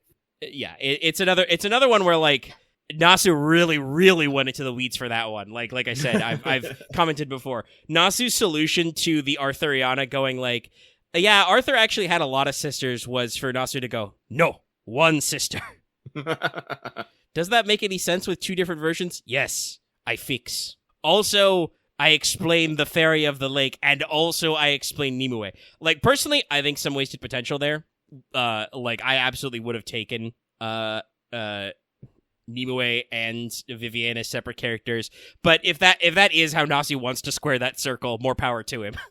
Like, he's already got a shitload of characters from the Arthurian mythos to dig through, and just being like, fuck it, they're all the same. We figured it out. Oh, fucking weird ass thought. I wonder if the Ruler one secretly turns into Pretender one, will we get, like, more Lady Avalon action? That could be interesting. That could be interesting to actually bring her back into the story. Because talking about the interviews, she actually came up about how she says if people say if she ever finds out people find out who she really is, she'll have to, disappear forever. But also just straight up says, like, actually, no, she's kind of fibbing. If she does actually disappear, you could call up Merlin and Avalon and be like, hey, have you seen Lady Avalon? And he'll say, yeah, she's behind me watching YouTube. It's a little silly, but I need more comedic beats like that. Yeah, no, it's great. And I think like that's the impression I always got of her from when she did appear, right, in the summer, was just like, no, Lady Avalon is just the prototype Merlin. So, like, she's just lying to us right now, just like Merlin. She's just like she's a pretender because she's doing weird shit with her spirit origin, saying, oh, I'm Merlin's adorable little sister. I'm not real. But also, like, she's actually just lying to us.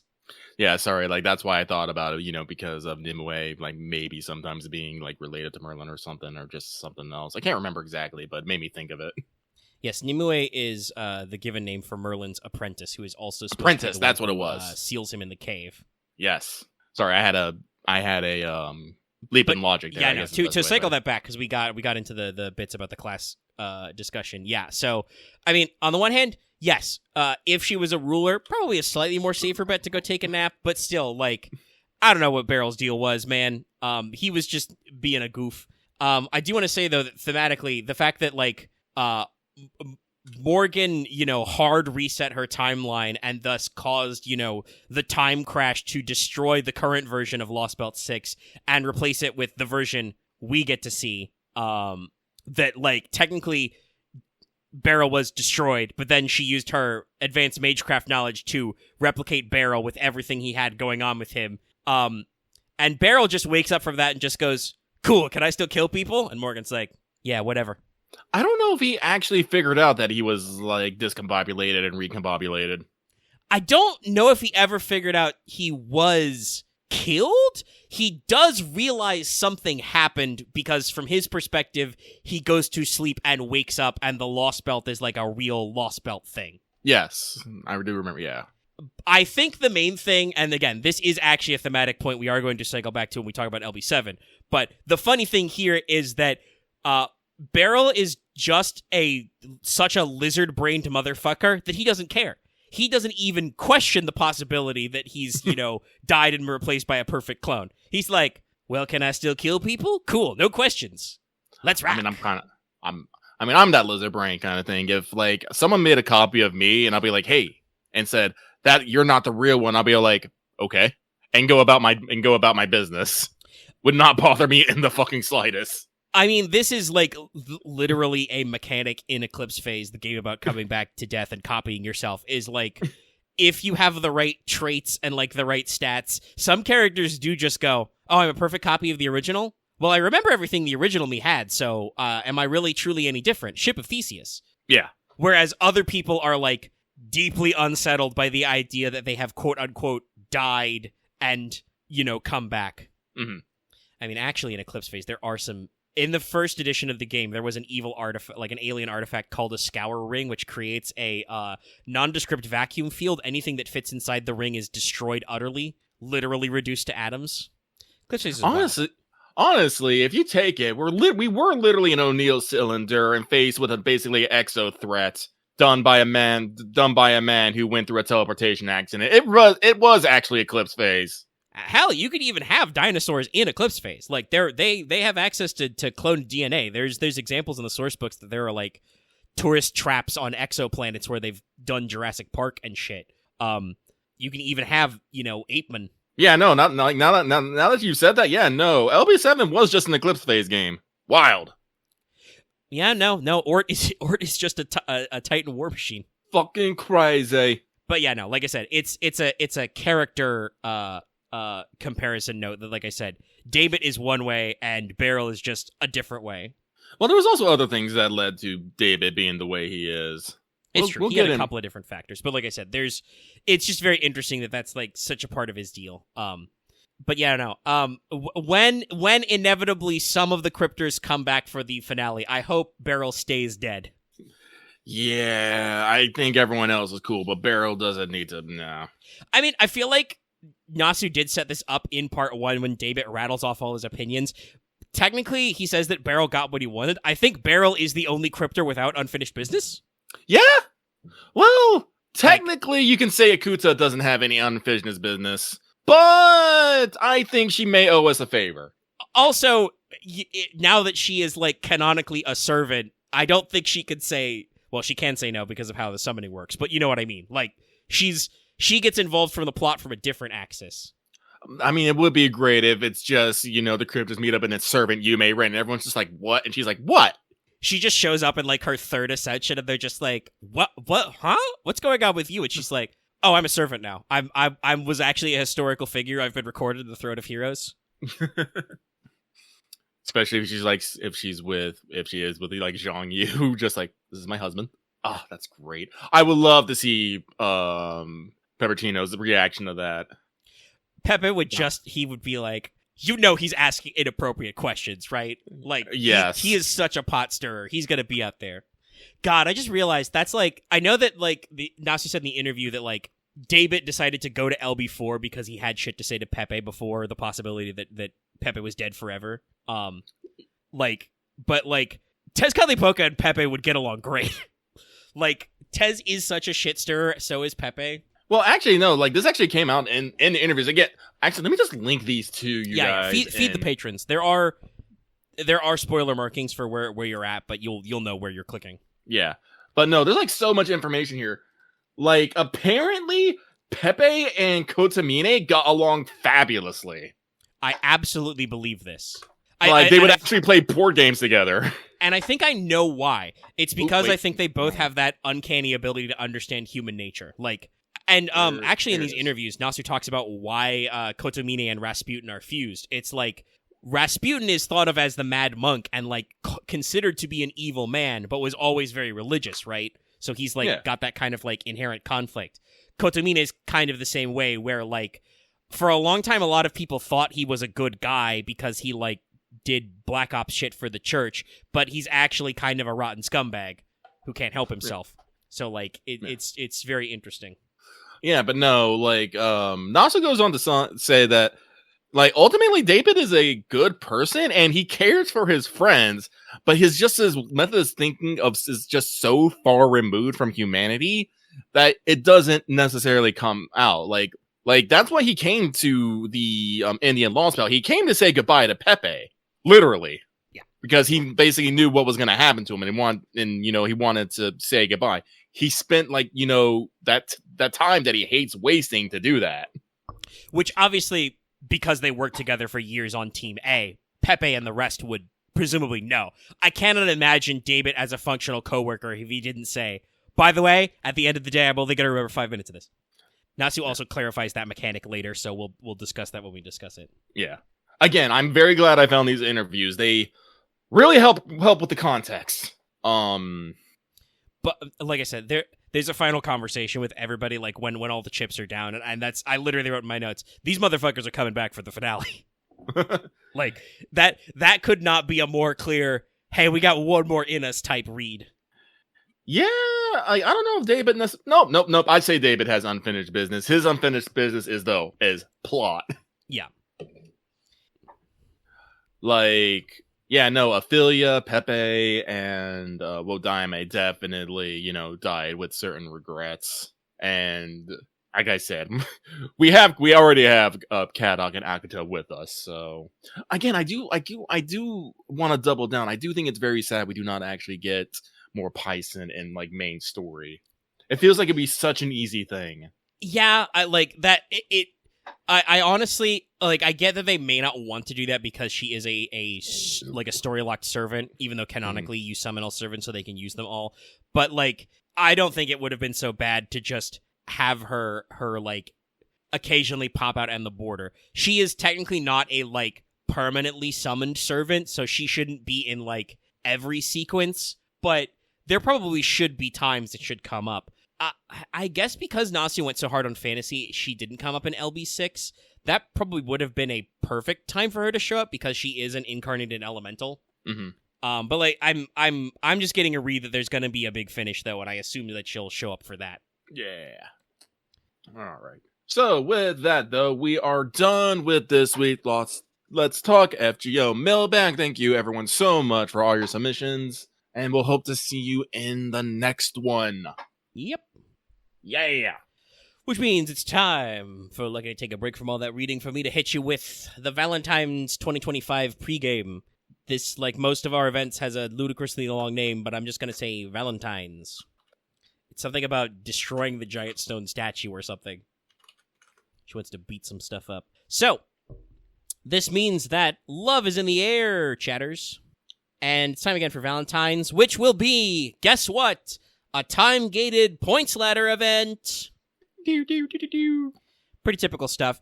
Also, by the way, if this is your first Valentine's, Valentine's is a very special time for FGO. It's one of the few seasonal events of its type we do, but we do go ham on. Every servant that's been added to the game since the last Valentine's will have a new special craft essence you can obtain and a scene where you obtain it, where you get a little Valentine's message from them. You can receive chocolates from female servants. You can give chocolates and receive return gifts from male servants. And sometimes we get a little funny with that because this is Fate and things get a little fucky. Heh. But also, for the past couple of years, this has been fully voiced, so do be aware of your data usage, because it has to download and stream to you voice lines. So, as usual for Valentine's, this event just requires Fuyuki Clear to participate. The story says that there will be thematic spoilers up to LB3.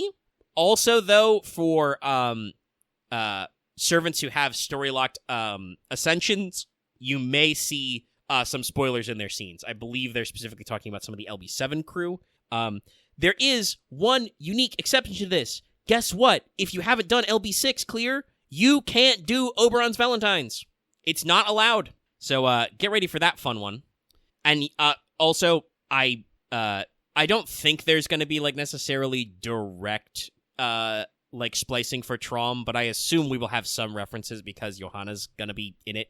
But we shall see. We shall see. So basically, to obtain your Valentine's CEs and scenes, you will get access to Surprise Choco and Lock-On Choco. I am glad that they found this system and they're sticking to it. I remember the first couple times we did Valentine's and it was a little more chaotic. Just eat chocolates, get whatever. Yeah, and the system of like acquiring specific chocolate servant coins to exchange for Valentine's was very chaotic. Even thank God there were much fewer servants to spend them on. But this system works pretty straightforward. If you spend a surprise Choco, you get a random scene from your available scenes. If you spend a lock-on Choco, you get to pick. Simple as. Every day of the event, they're going to drop a story quest. You beat it, that unlocks a new free quest. That's it. No, should be no point gaps for free quest unlocks. It's just do a story, get a free quest. There's going to be a prologue and 7 acts. There is no epilogue for this event even. You get your Grail in Act 7. This will net you 1 copy of the 3-star CE, 7 St. Quartzes, 1 Holy Grail, MASH's 4th Valentine CE. Let's go! And you will also obtain the Blessed Lock-On Chocolates. Also, much like usual events, you will not be able to get Popus Johanna's Valentines until you clear the event also. So they keep that stuff for the last. But you will get 2 Blessed Lock-On Chocolates, 1 red, 1 blue. You can use 1 on a female servant and 1 on a male servant. I think if your servants are otherwise gender ambiguous or non-gendered, you get to use either. But basically the way this works is, first of all, it counts as a lock-on chocolate, so you get their Valentine's CE and scene. And also, the chosen servant... Thank you. The chosen servant gets increased bond and increased damage. The wiki was unclear on which exactly, but I assume it's probably going to be in like the 50% damage field, maybe the 100% damage field. Make your own event bonus, basically. Your other bonus servants are also very simple. The brand new SSR, Popus Johanna, gets plus 100% damage and 50% bond, and the following servants get plus 50% damage and 20% bond. Those servants are Nero Bride, Seishonagon, Lady Murasaki, Semiramis, MHXA, Amor Karen, and Bazette. Gee, I wonder who this lineup could be. If you don't know, that's every new Valentine's SSR since the game started. So that's it. All your Valentine's ladies count. The story should be pretty straightforward. It is a Fuyuki clear, so we're not going super ham. Enemies in the main story don't get more than 150k HP per bar. I think it's actually like 140 is the cap. They will have a variety of classes. They'll have a couple of funny little story ha-has, but also you usually get funny little story ha-has as well. The final boss, I do want to warn you, is going to be a ruler. They will have 97k, 114, and 139k HP, so 3 bars. They do get a debuff where they do not have the normal ruler class resistances, so they do not give you the defensive advantage. I do not know if that also means they aren't weak to Avengers, though. Like, I don't know if it's a complete cancel. But they do try to, like, actually switch some stuff up on you. However, the boss does do bonus damage versus charmed enemies flat, and also when you break the first bar, your whole squad will have a chance that they will be charmed when performing normal attacks 1 time for 3 turns. So pack your debuff clearance. Or Space Ishtar. Yes. Her charm immune, very funny. When you break its last bar, it stuns itself, but charges NP to full and gets Invul Pierce at the end of the turn. So it will NP you and it will pierce, but you have a turn to deal with it. Also, there's going to be some ads. They only have like 35k HP. They're nothing. They're bronze enemies. Forget them. Forget about it. Free quests. We'll also play by the rules. They're all monoclass, no weird Berserker mix-up. The only one that isn't is like the 90++, but that uses Berserkers and one actual of a class, so it's very funny. Your 90 node is going to be all Sabers. Highest HP is 138, so that's 333 Sabers. If you can go to 90+, that's 113 of Casters. The final wave boss has 200k HP, and the second wave, the second row of enemies has a similar amount of HP. So 113.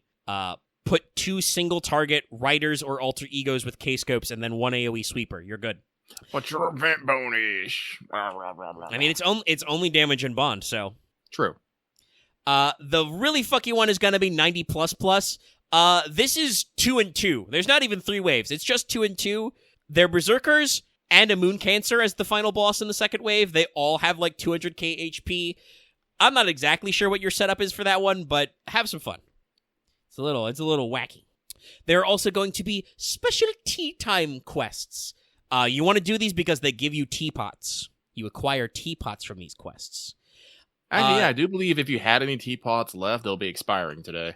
Yes, they will be expiring soon. I have consumed all of mine ahead of time, but yes, they expire, and then this is going to be your like first chance to get some new ones. They basically have the same scaling as the free quests, but you only have to do them once to get your reward. Oh, actually, no. It's we've had past daily reset. They're gone. Yes, all right, yeah, so they're gone. So you got to wait a little bit, but there will be new ones in Valentine's. And watch out for the return of the infinite pancakes is all I'll say for the special tea time quests. Pancakes. Ah, yes. Free quests will get you points and mats. As usual, the ladder is about 3 million points, so little steep, but hopefully you can offset that with getting your bonuses on. I don't actually know because I don't see it on the wiki, but usually your actual Valentine CEs do give you a little bit of points bonus as well, so if you've got some some scenes you don't want to double up on, if you haven't schmelted down all your previous year's chocolates because you don't want to keep unlocking the same scenes over and over again every year. Also, sometimes even if you can get them again, it feels a little crass to boil down the chocolates all the time. Still, also, actually, this is a pro tip. Spoilers for future in my notes, but for every unused choco, you get like 100k QP. So not having to repeat scenes you already have is a net gain because that means you can earn more chocolates you can turn into QP. Just saying, keep it in mind. But like I said, usually those give you a small point bonus. I did not actually see that noted in the wiki, but keep it in mind. The ladder is basically going to give you enough lock-on chocolates and surprise chocos. Sorry, let me read my notes verbatim. Enough surprise and loco choco for every servant in the game. It will also contain QP, mana prisms, apples, your 3 command codes, and mats such as spinal fluids, soaps, that's Aurora Steels, eggs, 5 tickets, 1 lore, and at 1.8 million points, your 5th copy of the CE. Hallelujah. 1.8 is still a pretty heavy number, but at least it is there. Additionally, your shop, which you will be farming, normal gold, silver, and bronze currency at, has all the usual stuff you'd expect. 4 copies of the point CE to increase your gains, has your EXPs, has your foes, and has a wide variety of mats, including chains, teeth, proofs, spiritrons, or aka god balls. God balls. Twilight blades, still need a fuck ton of those. Yeah, you Night do. metals, serpent gems, lanugos, ghost lamps, black tallow, pomegranates, scarabs, Lancer Rider and Caster statues, always need them statues, and like 2 more lores. And as I noted, at the end, you'll be able to exchange all of your unspent chocos for 100k QP a pop. Your primary banner is going to be the limited new ruler Johanna. She's a 5-star, but there will be separate rate-ups for every permanent and story-locked female SSR in the game on a rotation-based schedule. We start early and then we go back. Also, all of these banners contain new CEs, which increase your currency drop for the appropriate level, the 3-star for the bronze currency, and so on. Also, though, about a week later, they're going to launch a very comprehensive rerun campaign for basically every previous Valentine servants. It'll feature all of the appropriate SSRs. Spoilers, that's the bonus list I read off earlier. And also will feature their Valentine's events special CEs. So if your collection is incomplete, you can be sure to hit that up. And honestly, that's it. They really went for a streamlined, no-frills Valentine's this year. It's going to be very straightforward. You're going to see a lot of new and returning faces. You're going to get your lock-on chocos, and you're going to have a good time. Yeah.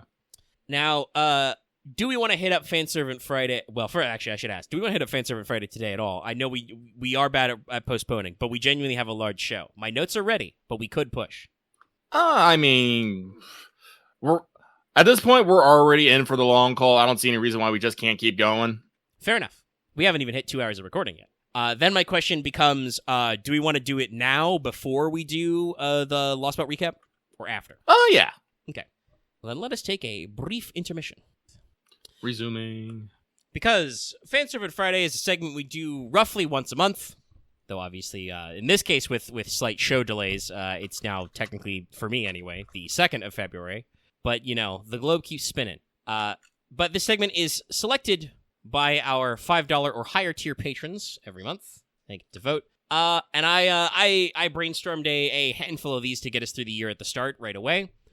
But also, funnily enough, this one I put on the list because literally as I was posting the poll to Patreon, somebody in our Discord brought up this as a possible selection, and I was like, yeah, sure. So I put it on the poll, and he won immediately.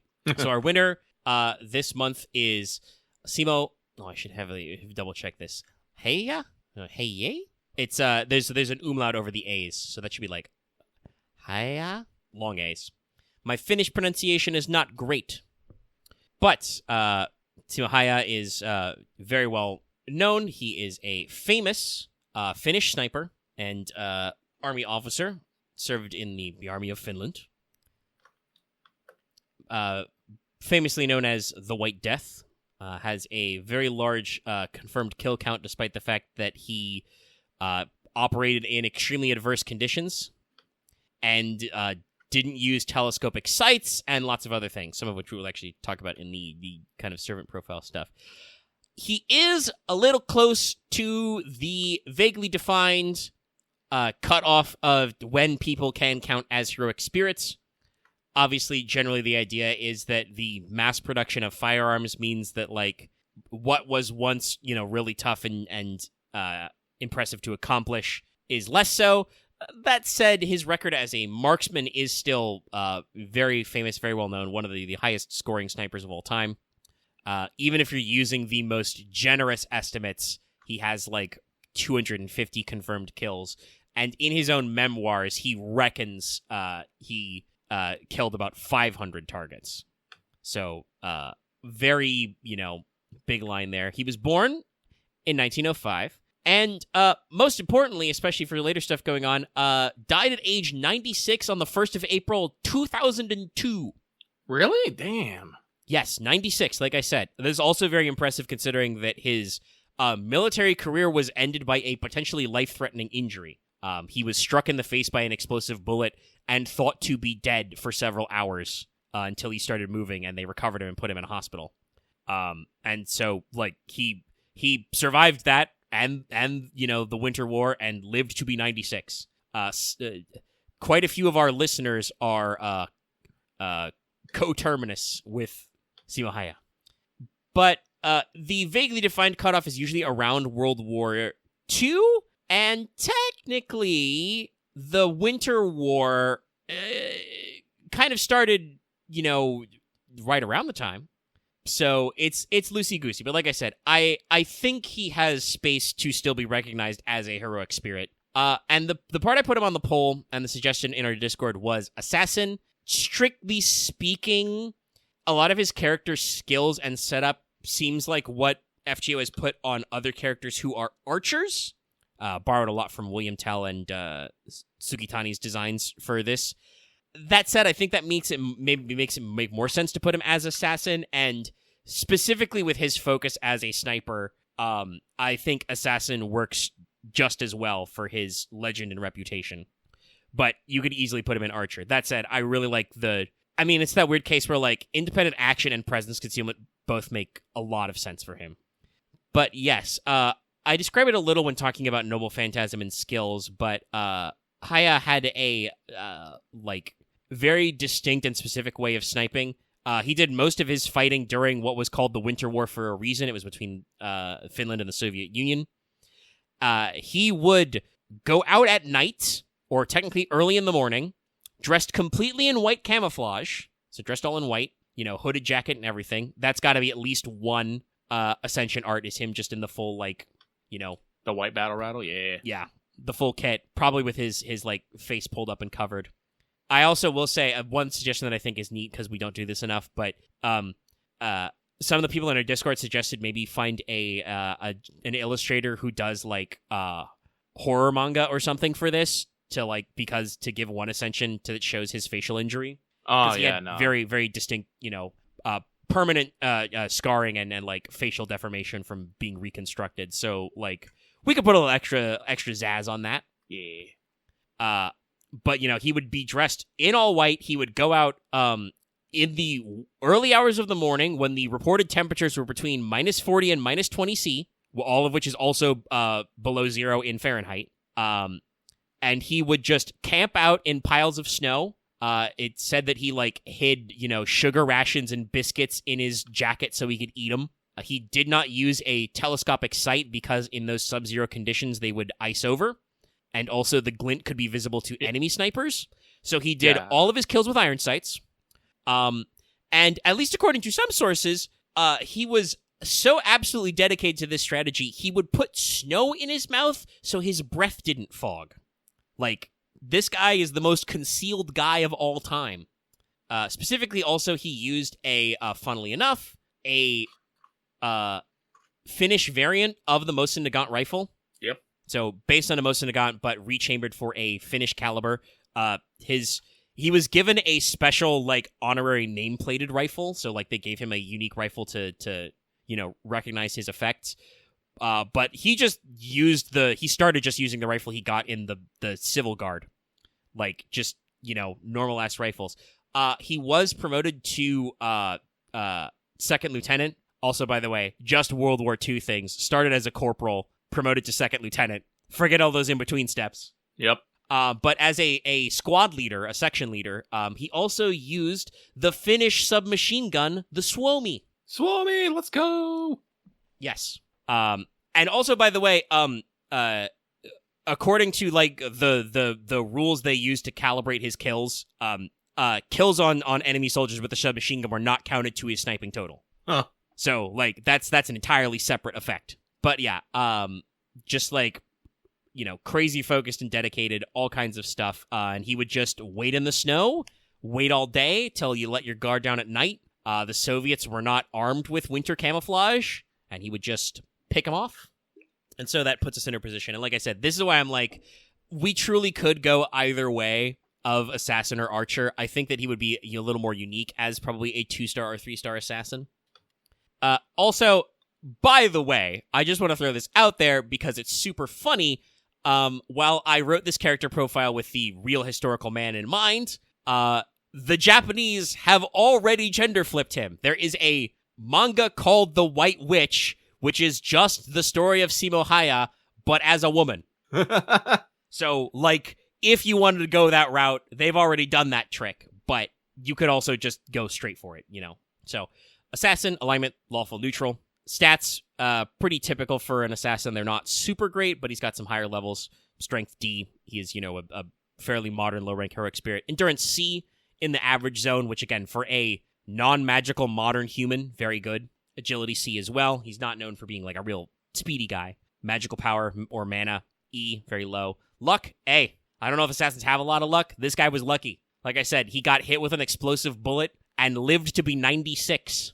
Hell, he actually wanted to get back in the fight. After he recovered in the hospital, he was like, hey, give me my rifle. And they were like, no, sir, you're still recovering. Our national war hero. By all accounts, by the way, the Finns love this guy. Several biographies are written about him. There are lists of the most influential and famous Finnish people that he always makes. Very high level. NP ranking only D. It's going to be pretty simple when we get there. Class skills, your passive skills. Presence concealment C, I think, middle of the road. Just intrinsically, he's hard to spot. Independent action EX. This is the same rank that Sugitani has. So I think that's fair. The guy sounds like he's independently acting. Yeah. Just chilling in the White Woods. So, personal skills. Camouflage sniping, A. This is also a skill that Sugitani has, but at B. And when I read the skill description, you'll understand why I put it a rank up.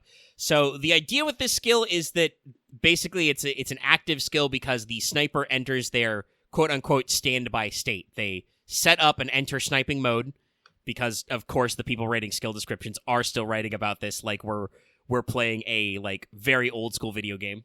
You switch to sniper mode. It's like we're playing Armored Core in here. And basically the way it works is unless the opponent has an equivalent rank of Mind's Eye, they cannot detect the attack. They are like immune to attacks. And the longer they hold their standby sniping position, the higher their chance of hitting the target gets. The way Sugitani's skill, Zenjubo's skill, is described is when after firing, the concealment is lost. Because his camouflage is so over the top, Shimohaya's rank does not end when he fires. It only goes down. So more people can spot him, but he's not necessarily automatically spotted because this guy's hiding in a snow pile somewhere. You can't see him. What are you going to see? It's all white out there.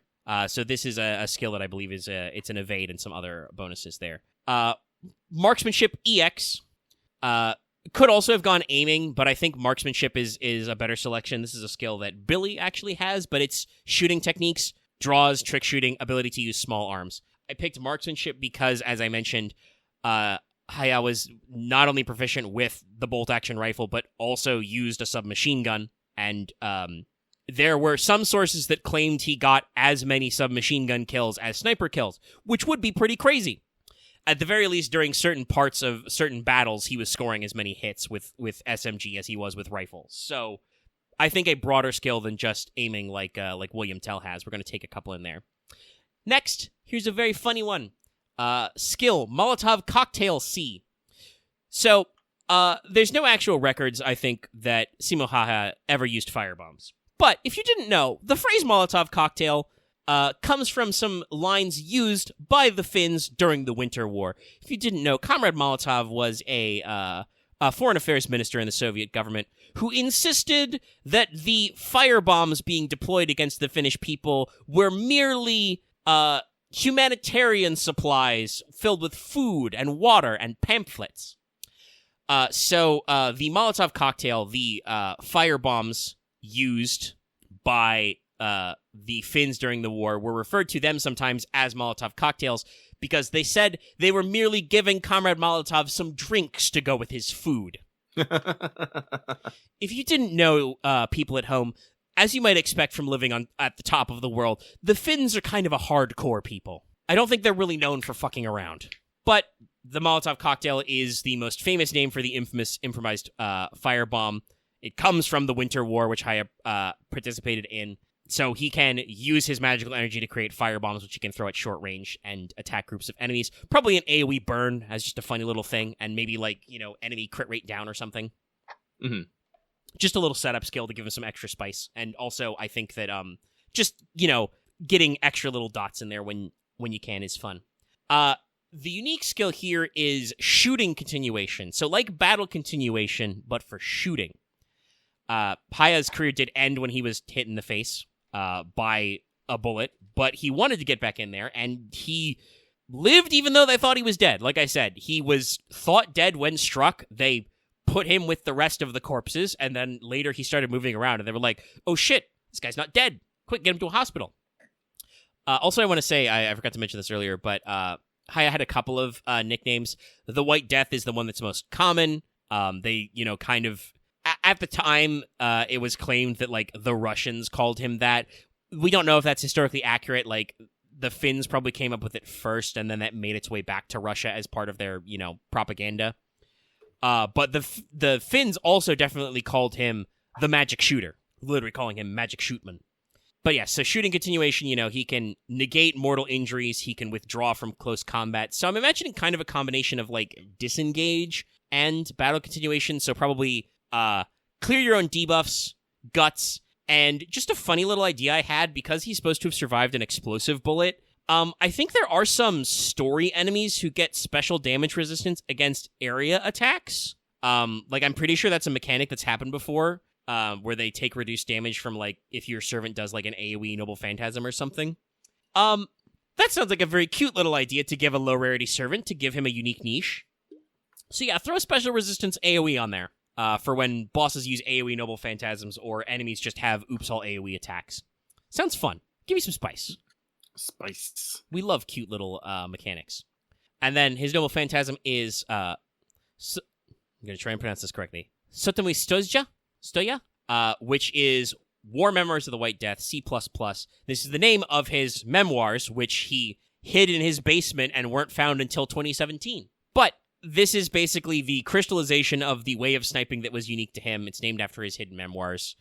He had a very particular way of shooting, traveling, and attacking. Like I said, he would attack. He would go out in the early morning before sunup, set up, wait all day, which admittedly it's winter, so it's not as long as you'd think, but still, wait all day in cold-ass temperatures, and then at night he would launch the attack and start attacking enemy personnel. Hidden snow and temperatures as low as -40°C, used iron sights to avoid giving away his position. Estimates personally that he may have had around 500 confirmed kills, so that's the maximum number of targets he can hit. Basically, no negative modifiers to combat conditions such as temperature, darkness, other forms of concealment, or overwhelming force of the enemy. These things simply do not apply to him, even if they are magical. If he's in his ideal conditions, attacking after dark, in the cold, in snow, his shots almost never miss, though obviously he is still using a recreation of his personalized rifle, so it is still a single rifle bullet. The amount of damage output that's going to do compared to, some other Noble Phantasms will be lower, but still, one bullet can do a lot. And if he uses his true name, Haya can mentally place himself back in the Winter War. He basically completely negates his presence to all forms of actual sensors and to magecraft, so kind of eliminates that problem that in lore assassins have, like kind of why FGO makes them weak to casters. Basic magecraft is, or especially like the kind of Age of Gods magecraft that casters have access to, is supposed to defeat most forms of presence concealment. In this case, it's like, no, the man is literally cold as ice. You cannot detect him. And if he has chance to prepare the land ahead of time, he can force enemies to do battle with him in the cold, dark environments at the top of the world. It said if he's forced to do hasty actions such as attacking during daytime, his proficiency would drop. So I'm imagining, even though I said it can hit a total of 500 targets, probably a single target Noble Phantasm. It should actually include the attack. I'm not thinking it would be a self-buff, though you could go that route, obviously. But probably like sure hit, procs first, inflicts damage, probably do something simple like, enemy critical rate down, or maybe, group crit resistance up. And then probably throw in an extra spicy little effect if it's a dark battlefield. We could invent snow as a battlefield type, but even when I'm thinking of, my fucking dream wish list for servants of fan designs, it's like, let's not go crazy. So we already know that darkness is a field type we can get. And in fact, I believe the ability to set the field to darkness was added with Loki, who is also from Finnish mythology, so it fits. He should probably get a extra effect, like, probably steeper debuffs for enemies or inflicts bonus damage. And yeah, like I said, probably a 2-star or a 3-star, pretty modern guy. Even as a servant, his kit is fairly straightforward. He shoots real good. But the kind of guy who, like, in an actual Holy Grail war would be the most annoying motherfucker. Like, can you, like, just imagine how annoying assassins are, but instead of, like, having to, like, throw knives at you or, like, grab you with their Mr. Elastic stretchy arms, it's a guy with a gun. Like, I mean, there's a reason why Kiritsugu, if he became a counter guardian, is an assassin, like, some serious zip there. And I will put up the new poll shortly. That's Simo Haya. I already talked a little bit like what I think we could do with aesthetics there. Ooh, a skill seal. That would actually work as a good one, yeah. As like one of the debuffs. Sure hit first, deal damage to enemy, inflict skill seal after because you don't know where he's at and you can't, countermand him. I already, camouflage sniping should already give an evade. But yes, I will run up the new poll shortly, as we're catching up with all that. And as I said before, well, obviously, our patrons, you pay for the ability to vote. I would love, because I'm going to put Cadmus on this list, if you would do me a solid and all vote for Cadmus because of the Year of the Snake thing. He wasn't even on my original run of the list. I just thought of it out of the blue when the New Year's event got announced. Okay. There it is. Sorry, I was scrolling to find our place in the Lostbelt notes. Yeah. Oh, shit. I remember I moved away. I need to go find our too. Section 18. All right. Oh, I cheated. I just clicked to go where you are. All right, so so we are putting out the spoiler warning here. We are going to be going from section 18, City of Water, all the way to the finale, and then some into the Ordeal call prologue. It's going to be a lot. How much? Well, to give you an idea, section 18 starts on page 65. The notes end at page 90. Let that sink in. So, as always, I'll be speaking a lot. A lot of things will be said. So, get up, stretch, get comfy, sit down, and hold on to your butts, because here we go. Section 18, City of Water, Azultan / Kalak Mul. Pip 1. We reach the end of Mictlan, and a giant husk of a tree stands out above it all. There is a large temple before it, but it's clear that the tree has long been dead. Since this isn't a lost world like LP6, something else must be keeping this Lostbelt around. We'll figure it out once we get to the roots, but first we need to check in. Sion picks up and lets us know that the Stormborder startup is proceeding smoothly, and it'll be a couple hours ahead of schedule. Unfortunately, she also informs us that they've lost contact with Kadok's team, but says that the Shadow Border's signal is still strong, so hopefully that means they're just out of communication. This means, though, that Tez and David are already on the way, so we decide to head deeper and let Kadok and company catch up later. Mash mentions that cutting down the Tree of Emptiness will destroy Mictlan, and Wakchan tells her not to worry about it. The end happens. As far as he is concerned, it is wrong to blame any one factor for it, and in fact, for someone to have the ability to break the world, they must have the world on their side in the first place. Wakchan continues to be a real one? One of the best boys. Tepu mentions that Wakchan is probably speaking about the counterforce, but a more good-natured version of it, but then turns his attention elsewhere. He asks Nito Chris if she is turning into a zombie due to the attack from Kamazots, but Nito is not amused, and answers that she is in fine health. Also, Tepu immediately throws Wakchan under the bus, telling Nito to attack him first, just in case. Then Tepu asks if we have regained our command skills yet, to which we answer in the negative. Most likely, we will have to deal with the one who took them in the first place. When asked why he is asking said questions, Tepu answers it's because they have been surrounded by hostiles.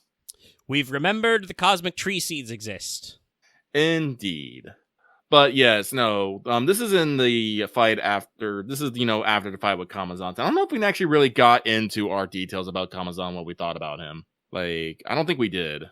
No, because that was kind of the where the Lostbelt ended right after the fight. Luckily, there is more lore. More lore. So, once we get to that more lore, we'll talk about Kamazats a little bit more. So, Pip 2. We escape from the cosmic tree seeds into the temple, and they don't follow. Maybe because it's too damn hot in here. Tepu mentions that despite the heat, humans were able to live here, and that this place was named Kalak Mul. It seems that this is where the humans originated, and eventually would migrate upwards. Tepu says there are murals on the walls that tell their story. Yeah, if you thought Nasu was done with his Dark Souls storytelling, no. Because there's even more Dark Souls-ass storytelling with these murals. There's a land of, fire and heat, and there's, really foreboding lore that, pops up on screen to explain shit to us. Yeah. The first mural explains that Kanan society used geothermal heat to advance. Tepu wishes he can stay much longer, but Nitocris reminds him that we are on a schedule. Nevertheless, Tepu explains that following the murals will lead us to the heart of the temple, Chico no Hawalan. I probably messed it up at the end there, but that's what it is. I will say, first thought, this explains what Kamazot meant, that he only needed the heat of the land. He was being literal about it. Thanks to Tepu's supercomputer brain, he can decrypt these murals rather quickly, it seems. Mash explains that Chico no Hawalan, in proper human history, was the final layer of Mictlan, a place of peace, where the dead would have their souls purified and released into their next lives. It was also known as the true Mictlan. Looking at the murals, first there was a tree, and it connected to space. There it summoned a star and set the world ablaze. The Mala, or granary, rebuilt the world.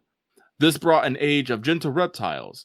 After 100 million years, a second terminus star was summoned, and the Mala went on to make a world underground and became a miniature sun, thus become Mictlan. So, looking at my conspiracy board here, did the Tree of Emptiness cause the slight deviations that caused the Supercorn and ORT to arrive sooner? And I was reading this and I added a note. So, in a technical sense, I don't know if like the tree itself affects the way the inner world works, but more that because the tree simulates a universe, it's like the tree just thought, what if the meteors were reversed? Oh, they use an interesting choice of phrase of choice here then. Yeah, it's because I guess that would mean, actually, I'm trying to remember from previous Lost Belts, if I remember rightly, mostly the trees just kind of appear at the deviation point, and then the idea is that they simulate the rest of the world up until then.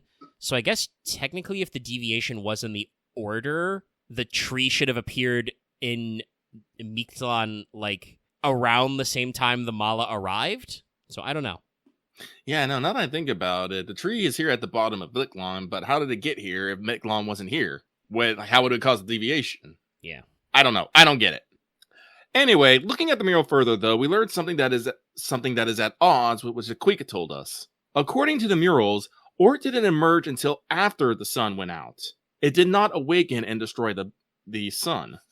Yeah, during this period, by the way, we bring back the OST track True Human for this. It's an interesting choice, but I like it. Oh yeah, no, it has all the cyber thing, and like very, you are unraveling a mystery kind of feel to it. But I will say, okay, this has helped me uncross some wires. I definitely remember last week I was like, wait a minute, something doesn't add up here. Yeah, and this is what I was alluding to when I said a couple of times of like, the following block of exposition will unpack some of this, because they do explain it, but it is, until we get to this point, not really specified that technically Jaquik can be wrong about things that she was not there for. Yeah. So it turns out that while the Danos were in hibernation, the Kanan flourished in their place. Yet they never had Mala's protection. They never saw the sun. This is why their society was built around geothermal heat. Camazotz was always the king of darkness, and Nidocris finally understood what he meant when he answered her question. This also means that neither the Mala nor the Datos were there to fight against ORT when it awakened.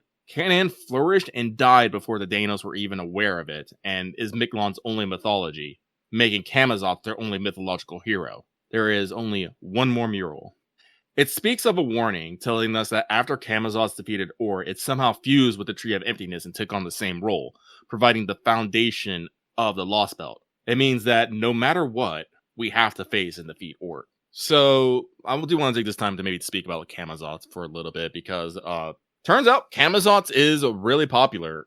Nasu has gone on to say that technically Camazotz is potentially summonable because he has formed a bond with us and would answer the call, but he has been fighting for who knows how long and should probably take a long rest. Takeuchi has also said that out of the NPCs he wants to bring into the game, Camazotz is at the top as well. And yes, I agree with him. Like, after everything this Batman has gone through, learning about his story and everything, it's a little nuts. Patrons, if you actually check through the 8th anniversary interview that I posted, talks a little bit about Camazotz and just kind of how things are. Apparently, like, we'll get into it later, but a hole that we find later was literally made from the crater impacts of Camazotz throwing his spear. And somewhere in this area is just a spear and Camazotz's right arm hanging around. Camazotz just, regrew it back and forgot about it. Like, also, during the slight spoilers for future, but like when we find where ORT is taking his nap, like they're talking about, and Tsukaga did mention this earlier, quote unquote ORT's coffin. Mm-hmm. Like, they ask about that, and they're like, oh, hey, what's this giant hole? And we just say, oh, yeah, that's where Camazotz just crawled inside ORT to get his heart. Yeah. No. Camazotz is a hardcore motherfucker, and I low-key love him now. Like, during the final fight with him at, when he, I think it's when one of the break bar happens, he yells out, just focus on 1 point. 1 point. That's him actually recalling his battle with ORT, as he was basically focusing all of his attacks on 1 point to break through so he could reach the heart. Like, there is a whole story about a battle there that we never saw, and I'm gonna be real, guys, I'm gonna be really real. I'm a little sad that Camazotz doesn't reappear after this, because we don't actually kind of defeat him. He just kind of goes off. Leaves. I don't actually feel like he actually dies. He's like, his immortality is his main authority. I think he is supposed to have like died, or at the very least like run out of his physical body, because he's like, I'm trying to think of the best way to say it, gooping out, I guess, when we finish the fight. Like his like bottom half of his torso is just becoming entrails and stuff, and then he catches Nitocris when she falls and takes the impact for her and is just gone. Like, Yeah. I think the idea is after his little flashback there is him just going like, well, that's my work done. Time to nap. Like, I don't know if he is strictly dead, or honestly, because we've talked about this a few times, if that even matters, because he's in the underworld. So yeah, duh, he's dead. Doesn't mean anything. Yes. But I think that he definitely like took that as his moment to like take 5, take a nap. Yeah, like I said, I think Nasu said he's had a long battle. He deserves a nap. So maybe he decided to go to fucking sleep. I don't know. Yeah, but it is one of those things where definitely like I wouldn't mind like having that moment to speak to him again.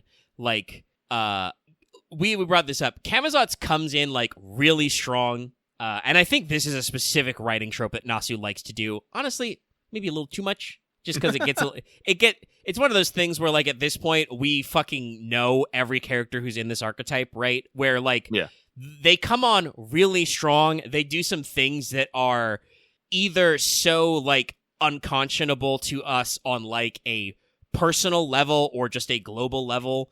Camazotz coming in and revealing he has our stolen command spells, our misappropriated command spells. He is using them to alter our Chaldean servants and also like attacks King Protea. Like you're in a way of like, okay, well, buddy, fuck you. Yeah. And I think that impression is still deserved. Like, genuinely, Camazotz, I kind of wonder, like, what you were thinking in that moment. He's just kind of, like, doing his evil bat shtick, right? Yeah. But, like, I think we said last week, you get to this point where you eventually realize, oh, no, Camazotz really is just crazy. Like, he's literally all alone in the world, and he's been that way for God knows how long, and he's a little nuts. Who wouldn't be a little crazy, Yeah. So he gets much more understandable, and then, obviously, like, when you get to this confrontation where he's the underworld guardian and he's straight up like, well, I shouldn't say he's straight up like, he doesn't ever approach it that way, but Da Vinci says that the challenge you have to overcome is to defeat a giant monster, to show no fear. He's just in that role. He is our obstacle. The trial is him. We must overcome him. And so, like, he actually starts offering us, like, good advice. And strictly speaking, it's my understanding that is what Camazotz the Deathbat's role is in actual real human mythology in Mayan history. The like twin heroes who are kind of the culture heroes of the Mayan people of the Popol Vuh, which I think is the Quiche book. They go into the underworld and like have to deal with Camazotz, the giant evil bat, and they hide, their blowguns, and he just kind of squeaks around, like he's meant to be a big scary thing they have to get over. Also, by the way, one of the twins is dumb and pokes their head out of the blowpipe before the sun's all the way up. Camazotz knocks off his head with one blow and flies away with it. I can't remember if he gets better or not because they're in the underworld. But yeah, Camazotz is a heavy hitter. But yeah, like you said, you get this character development. But I have noticed that this is absolutely a thing Nasu loves to do when he's in the writing seat, is give you people who are like absolute bastards that you hate their guts, and then 5 minutes later he's like, nah man, we're cool. But yes, Camazotz is very high on lists. And the moment we said, right, that like, you said Takeuchi is like, yes, he's the highest on my list, I'm just like, that's me going locked in, right? I'm just like, We're doing something big for the 10th anniversary, huh? Yeah.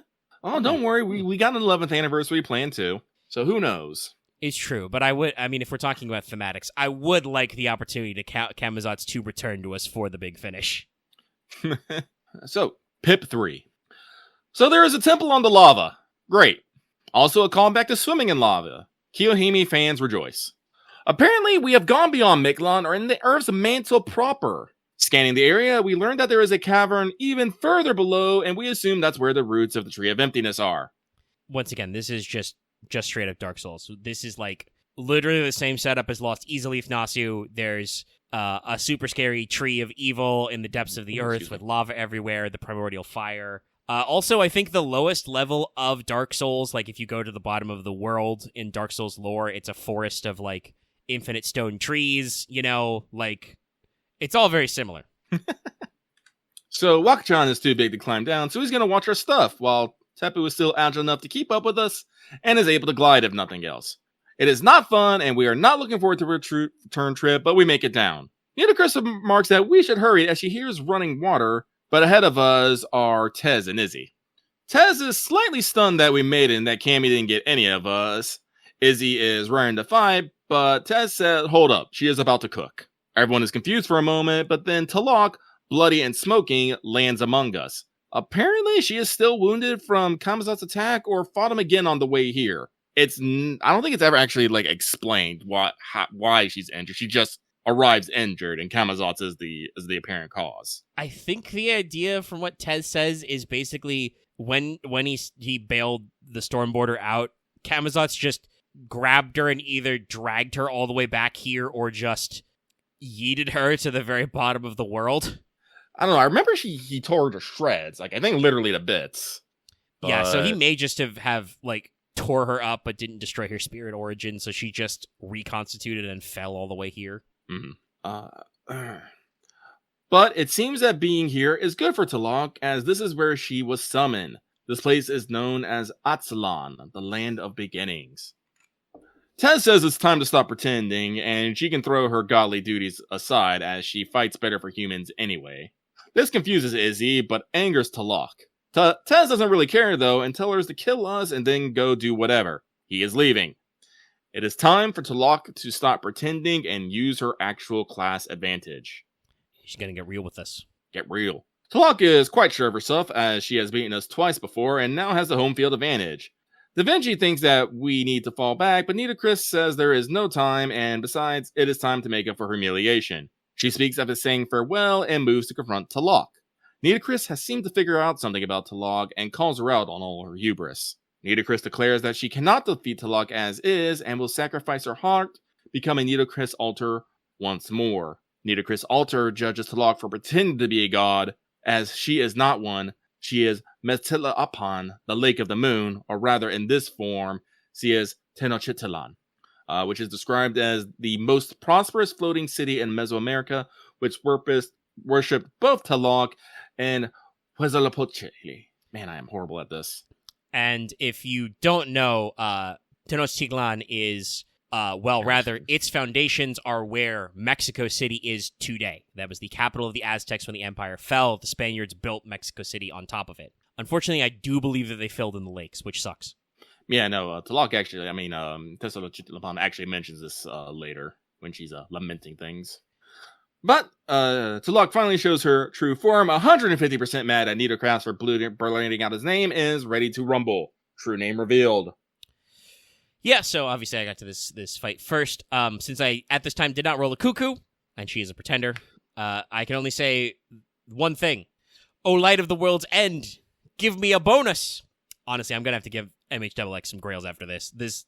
Even with Kukulkan as like a big sweeper, Double X does so much clear up for me with my team comps and her threat against humanity bonus. Mm-hmm. For me, Command Sky, I use Meteorite. It's super effective.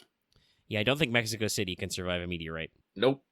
After the battle, Nitocris Alter has Tenochtitlan on the ropes, but does not finish her off. She said there's no need to finish off someone who still has unfinished business, and returns to being vanilla Nitocris, probably beginning to vanish. Apparently using your own heart to alterize yourself kills you, and Nitocris died back in the 4th Underworld. And it turns out doing it outside of the Underworld makes the death stick. Kind of follows the logic, you know. We've already talked about how when you're in the Underworld barriers, life and death is a little wiggly, so you can kind of move back and forth. But when you're outside, the rules are stickier. Yeah. Tenochtitlan is confused by Nitocris' action, and Nito admits that she felt some kinship between them, with them both being so preoccupied with their duties that they never got to do what they really wanted to. Nitocris talks about her regrets and what she should have done in her life and makes a request of Tenochtitlan. Once you know who your true enemy is and when you should fight them, do not lie to yourself. Nitocris vanishes, and perhaps even from the database, but before we can think on that, there is a rumble and a shake as the temple starts crumbling beneath us. Once more, falling into darkness. We do that a lot in this Lostbelt. Section 19, Space Tree. Pip He's 1. not kidding you, by the way. It's literally called Space Tree. Pip 1. Chico no Hawalan. So we start with Tez, and Tez is speaking to Ort like an old pal. Yeah, it makes sense. Ort is an impartial, indiscriminate, ultimate weapon of untold strength and power. Why wouldn't Tez think Ort is his best friend?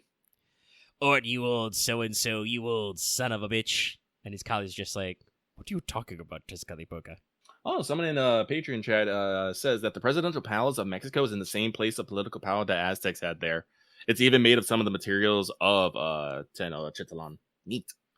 So, apparently, Izzy and Tez are standing on Ort's head at the moment, and the hole that we see is the one that Cammy tore open in order to reach Ort's heart. Fucking wild. Tez goes on to speak about how Ort is immortal and that it doesn't die even when it dies. Unlike a biological creature that dies if critically wounded, or stays dead even if you place their damaged parts, Ort just needs parts and fuels, much like a machine. And even then, just enough time will fix it. Apparently, the only reason it's inactive now is that the Mala put it to sleep somehow when Cammy attacked it. Ort apparently got the last shot in, as in its death, it attacked the Tree of Emptiness and fused with it, taking on its role. Space machines, baby, what a concept. Yeah. Also, you totally called this earlier when they talked about fuel. Yeah, he's basically describing that Ort is not a proper biological life form. It can do things that biologicals, as we understand them, cannot. I like how Tez talks about, like, oh yeah, you can replace any organ. Well, maybe not your brain, but someday. Yeah. No, like, Tez does make a point, like, theoretically, like, except for, like, the brain, if you, like, the body doesn't restart up even if you, like, fix all the damage. Like, the heart doesn't pump, the blood doesn't flow, it just doesn't work. Even though, technically, it should. Like, all you need, like, because everything is based off, electrical signals from the brain. But yeah, once there's the brain something dies, about living creatures when you do that brain death, that ego death, you cannot restart no matter what. Yeah. But the tree of Lostbelt 7 was named Quasar. A quasar is an abbreviation of quasi-stellar radio source, sometimes a quasi-stellar object, QSO, and a type of active galactic nucleus, AGN.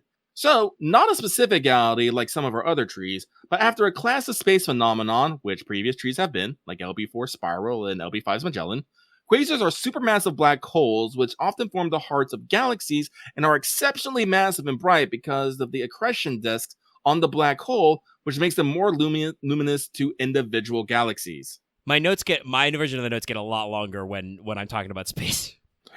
Yeah. Excellent read, by the way, though. Mm-hmm. But yeah, if you don't know what an accretion disk is, basically, black holes are actually very bright because stuff is falling into them at speeds near the speed of light, so they get very hot. Very hot. And sometimes the stuff misses the black hole and forms those big jets. And that's what quasars are, is they are the hearts of galaxies that are supermassive black holes, and they're so fucking bright because we're just like, okay, so it's not a star, but it looks like a star because of how fucking hot it is. Also, by the way, in case you couldn't tell from the name, Edwin Sugar Quasar, same output as Space Ishtar's NP. Wild. So, Taz remarks to Izzy about how they're going to give Ort a new directive, an order, a proper noun order. Then Tez says this is Izzy's duty, and Izzy responds that he is the 1 year's Tezcatlipoca, grown to sacrifice his divine body. Well, they just have to wait for David, then... Sitting breaks, and it's just like, oh, don't mind me, Tez, just dropping in. We arrive, and for whatever reason, Tenochtitlan protects us with her giant robot arm as we fell. Tez doesn't see the benefit of her doing that, so decides to end Tenochtitlan, but Izzy steps in with saying this all must be a mistake, that Talak would never help them. Tez has to almost spell out that Talak was never on Izzy or the Ocelot unit's side. Hell, she never even told him her true name. Izzy seems to have understood this, but when Tez is ready for battle, Izzy once more decides to step into the fore. He is as cocky as ever, but this time we are not fighting desperately to save our allies. I shall need my strongest moon women for this battle. Actually, I probably didn't need my strongest moon women for this battle, but, this is the final Avenger fight, so we gotta get in there. Also, I noticed no default OST for this fight. It was bone silent, but I don't think it was a bug because, spoilers, I used Marble Phantasm, I used Archetype Earth. So NP themes played correctly, but one NP hit cooked him immediately, so as I think we will actually, talk about in a second in the story, this is just the point, I think, where it's clear that we're no longer playing in the same league as Iskali. Yeah, it comes out later, but apparently we're fighting at a disadvantage. Like, a serious one. I have in my notes, I should probably put some love into my arc. She is max level, but she's still 111. But by somehow BB cooked this, man, I didn't even need to MP. Oh, I got lucky with... You just hit the self-mod crits? Yeah. Oh, yeah, those are mean. No, also, I got lucky in my draw, and I got 3 BB cards in front, so I'm like, Moon. Yeah, it is now... It is permanent BB channel. So, Pip 2. Iskali realizes that we're actually pretty fucking strong, but Tez says that's enough. It's time for Izzy to sacrifice to ORT to jumpstart it. Iskali says he can't. He hates proper human history, but instinctively feels that reviving ORT would be a bad idea. Iskali wants to find another way to achieve their goals. Somewhat impressed, Tez reveals that Iskali was actually... Actually, how do I pronounce the C in this? Is it? I think it's Moctezuma? Moctezuma? But it might be Moctezuma? Let's go with Moctezuma II, the last Aztec king of proper human history, who Tez wanted to give another chance. Tez says that if Iskali doesn't want to be the sacrifice to ORT, that's fine. It wouldn't work if his heart wasn't in it anyways. So, Tez respects Iskali's choice and shoots him in the head for it. Excuse me. Talk shit, get hit, as they say. Yeah, Iskali forgot Tezcatlipoca's #1 rule. If you talk back to a god, be prepared to die. Yes. New plan. Tez is going to sacrifice us instead to ORT. But we doth protest. Yeah, he's going to get his serious face on. So, obviously, I'll have a couple comments about the fight, but I just have a funny anecdote. I mentioned this, I think, on a stream somewhere or something. But, so, Tezcatlipoca's back on his smoking mirror bullshit. He invols every turn. Hey, Chad, did you know that Estrella, who's also a ruler, so neutral damage, has Pierce on her NP? Also, Tezcatlipoca's hit by NP line is just, woo! So this means that this guy hits the woo as Luvia gets him with the space suplex. It was just, I'm like, pure cinema, no notes. I did have to spend a Leyline Stone on this fight, though, because of Tez's terrible timing with Terror. Yeah, ditto, because Terror can proc multiple times in a row, and I kept getting hands full of stunned cards, so I can do nothing. Like, there would be, like, multiple turns where, like, I'd be stunned, get stunned again, and I'm just like, game, you're not letting me do anything. That's usually bad game design. Yeah, I don't think it's intentional that way, but it's one of those things that because it's percentage-based, the numbers can just do that. Mm-hmm. Yeah, so, you get some bad RNG, you're going to have a bad time. Anyway, Tez's black smoke is messing with our style, but with a crash of lightning and a boastful laugh, it's a burr, it's a plane, it's the president. It's director Olga Marie. Literally did the "it's a bird, it's a plane" joke. I do love that Tepu was the one like, it's the president. Like, he was just stating the obvious. He's like, I mean, Tepu would get it. He'd be like, what are you doing? It's the president. Come on. No, it's great. I love it. Pip 3. The Madam President just so happened to be taking a stroll in the area, and boy, is it so hot that her sweaty palms fired lightning at Tez. And since she just so happened to be here, she decided to drop in and say hello. Remembering what Benny Inma said about not leaving things unsaid, we thank her for always saving us and apologize for keeping secrets. The President magnanimously forgives us, and she is not blushing, it's just hot in here. Now she is here to help her friends, and that is all that matters. Also, forgot to take a note in here. But there are a couple cutaways to Father Kotomine, who I think is clinging to the cliff behind her. I think at some point when she talks about sweating, he says from the back, "No, you're not. It's not hot enough to do that." She's like, "Quiet, you." I actually think she's clinging to the ceiling, I believe. I'm just imagining him fucking spider crawling on the ceiling. It's so great.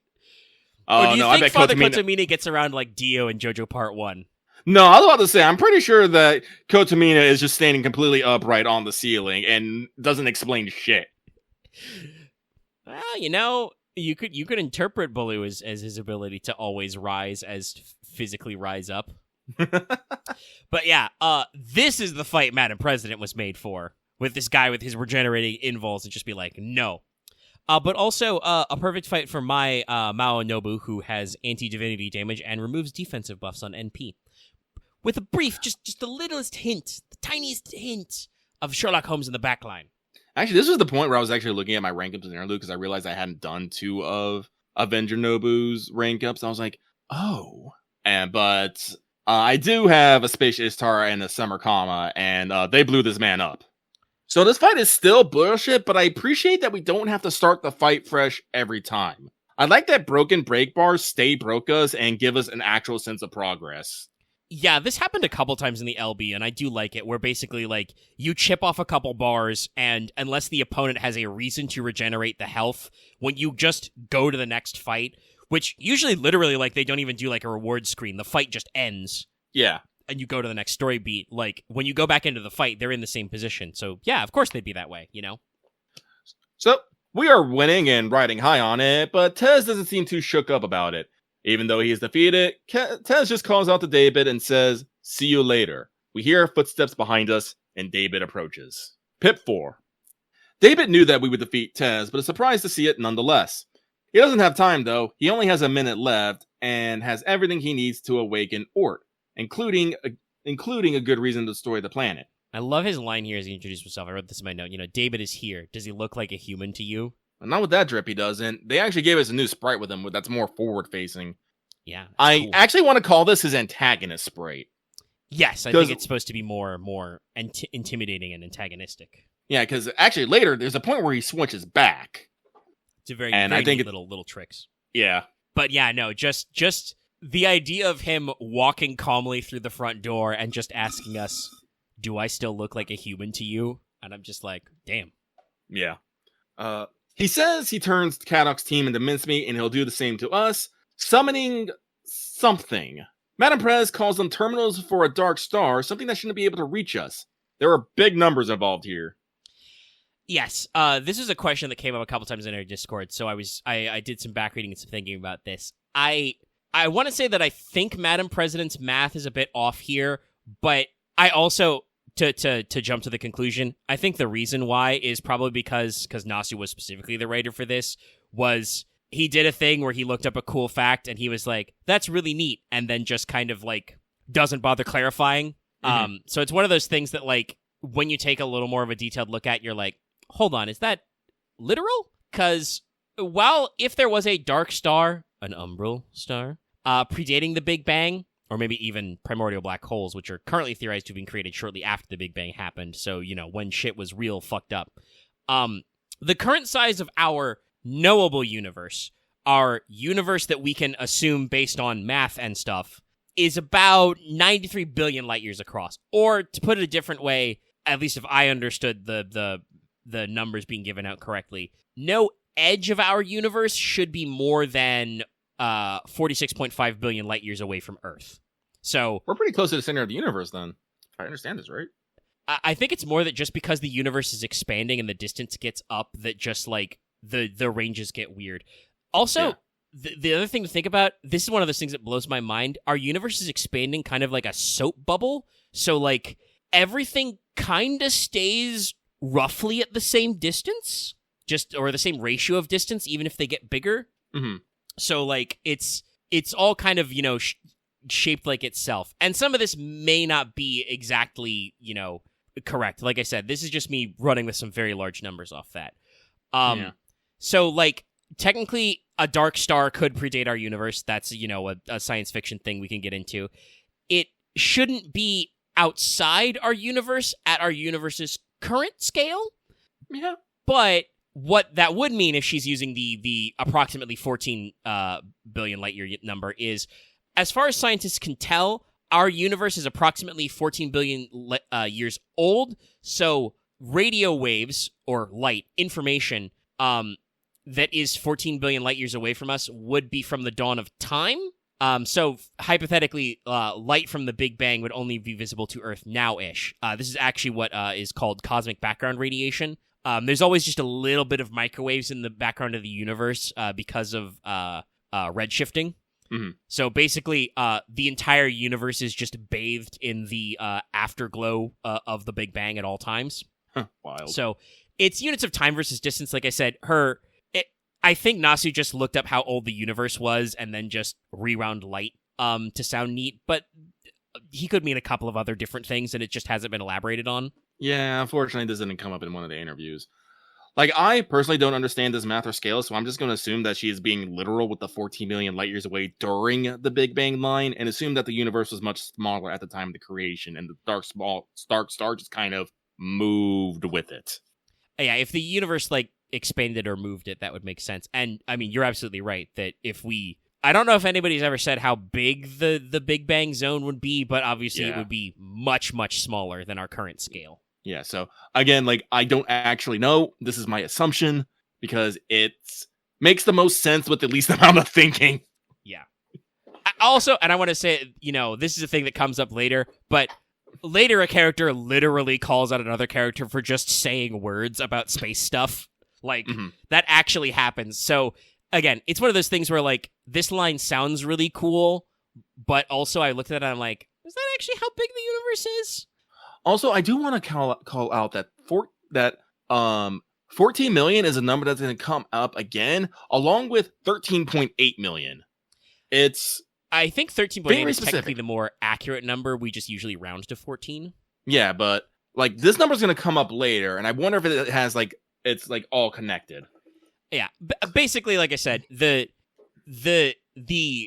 how should I say, the visible universe can be no bigger than 14 billion light years, because that's how long the universe has been around. Therefore, light cannot have traveled farther than that, kind of a thing. Yeah. So it's one of those things that it's still really neat, and it sounds meaningful because it is, but it's also one of those moments where I was like, is that actually quote unquote outside our universe? If it was around before the Big Bang, it would technically be outside, Mm-hmm. So David is impressed by Madam President and talks about how she was always talented, just overshadowed and manipulated. Yuho doesn't like people talking as if they know her and says that we're going to kick his ass. Great response. We do get a little flashback to Camazot's advice, though. Apparently, despite the fact that this happened hours ago, my memory is already going a bit patchy. Mm-hmm. We strategically brought out some stuff.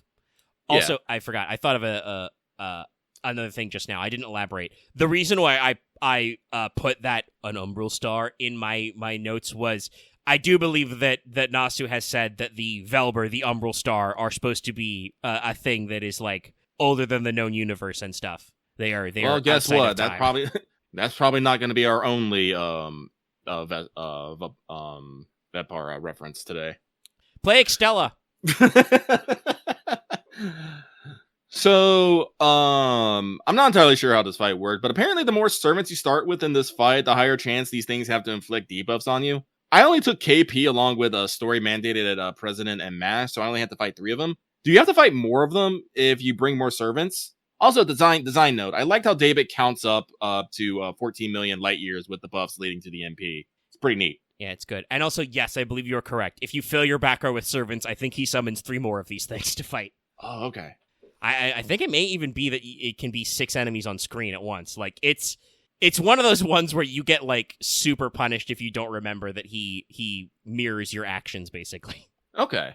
So, as the battle continues, David walks through the gaps in the battle, and he reminisces on how he got here. Apparently, his father wasn't a mage, just a researcher with an interest in Semitic people. Apparently, he excelled in every regard, though, with results rivaling mage families developed over hundreds of years. David's father was put in charge of an angel relic, a wooden ring that didn't seem to do anything no matter what was done to it. After 20 years of watching the relic, David's father invited his 10-year-old son to the laboratory. That's when the relic activated. In 0.2 of a second, a moment that stretched for eternity, every record of that researcher vanished as if he never existed, all except for the human-shaped shadow burned into the floor. 10-year-old David was also seared into the floor as a shadow, but he was still standing there. He understood that he had been transported, but was disassembled and reassembled, which begged the question, was he still himself? Even though he looked human and acted human, there was something decidedly not human about him. This, plus the fact that he can only store 5 minutes of information within a 24-hour period, meant that David had a very unique outlook on life. Regardless, he decided to live by his father's words that no matter how different people are, they generally, intrinsically, want to do good. Shout out to David's dad, apparently a follower of the philosopher Hume, I believe, is the one who said that humans are intrinsically good. Which one was the one that's... Sorry, which one was the one that said humans are intrinsically evil? I know there is one. I don't remember. There's a couple different variations on that. I'm going to look that up. But also, this is the first time that it comes up that apparently one of David's few hobbies, or one of his former few hobbies, was he liked movies. Yes. And Nasu in the interview specifically calls out that his father showed him a lot of westerns, a lot of Clint Eastwood movies. Makes sense. So yeah, if you've ever wondered why David is the way he is.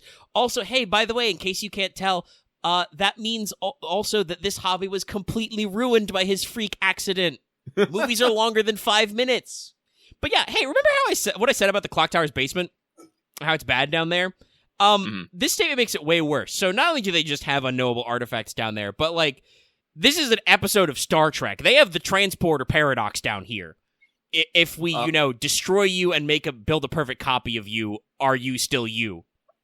Yeah, apparently there's a lot of philosophical debate around this one because in science fiction, there's generally two thoughts of transportation. One physically just takes you and puts you in another place. The second one disassembles you on a molecular level, which effectively kills you and then reassembles you at the second location fully intact. But because you have died, can you be said that you are still the same person? So, and David basically has to grapple with this as a 10-year-old because he instantly understands that's what happened to him. Also, by the way, very interesting note, the teleporter people did not send David's dad back through the space fax machine. No. It's real bad. So yeah, but also he's just a living thought experiment too with the 5 minutes at a time thing as well. If I remember correctly, I think they said that the shadows are actually alive still. And are basically indestructible. Those shadows will survive the heat death of the universe. Yes, it is mentioned that they were scanned by the clock tower and still contain organic material and never go away, no matter what is done to them. So, the dean of the clock tower closed that lab, never to be opened again. Yeah.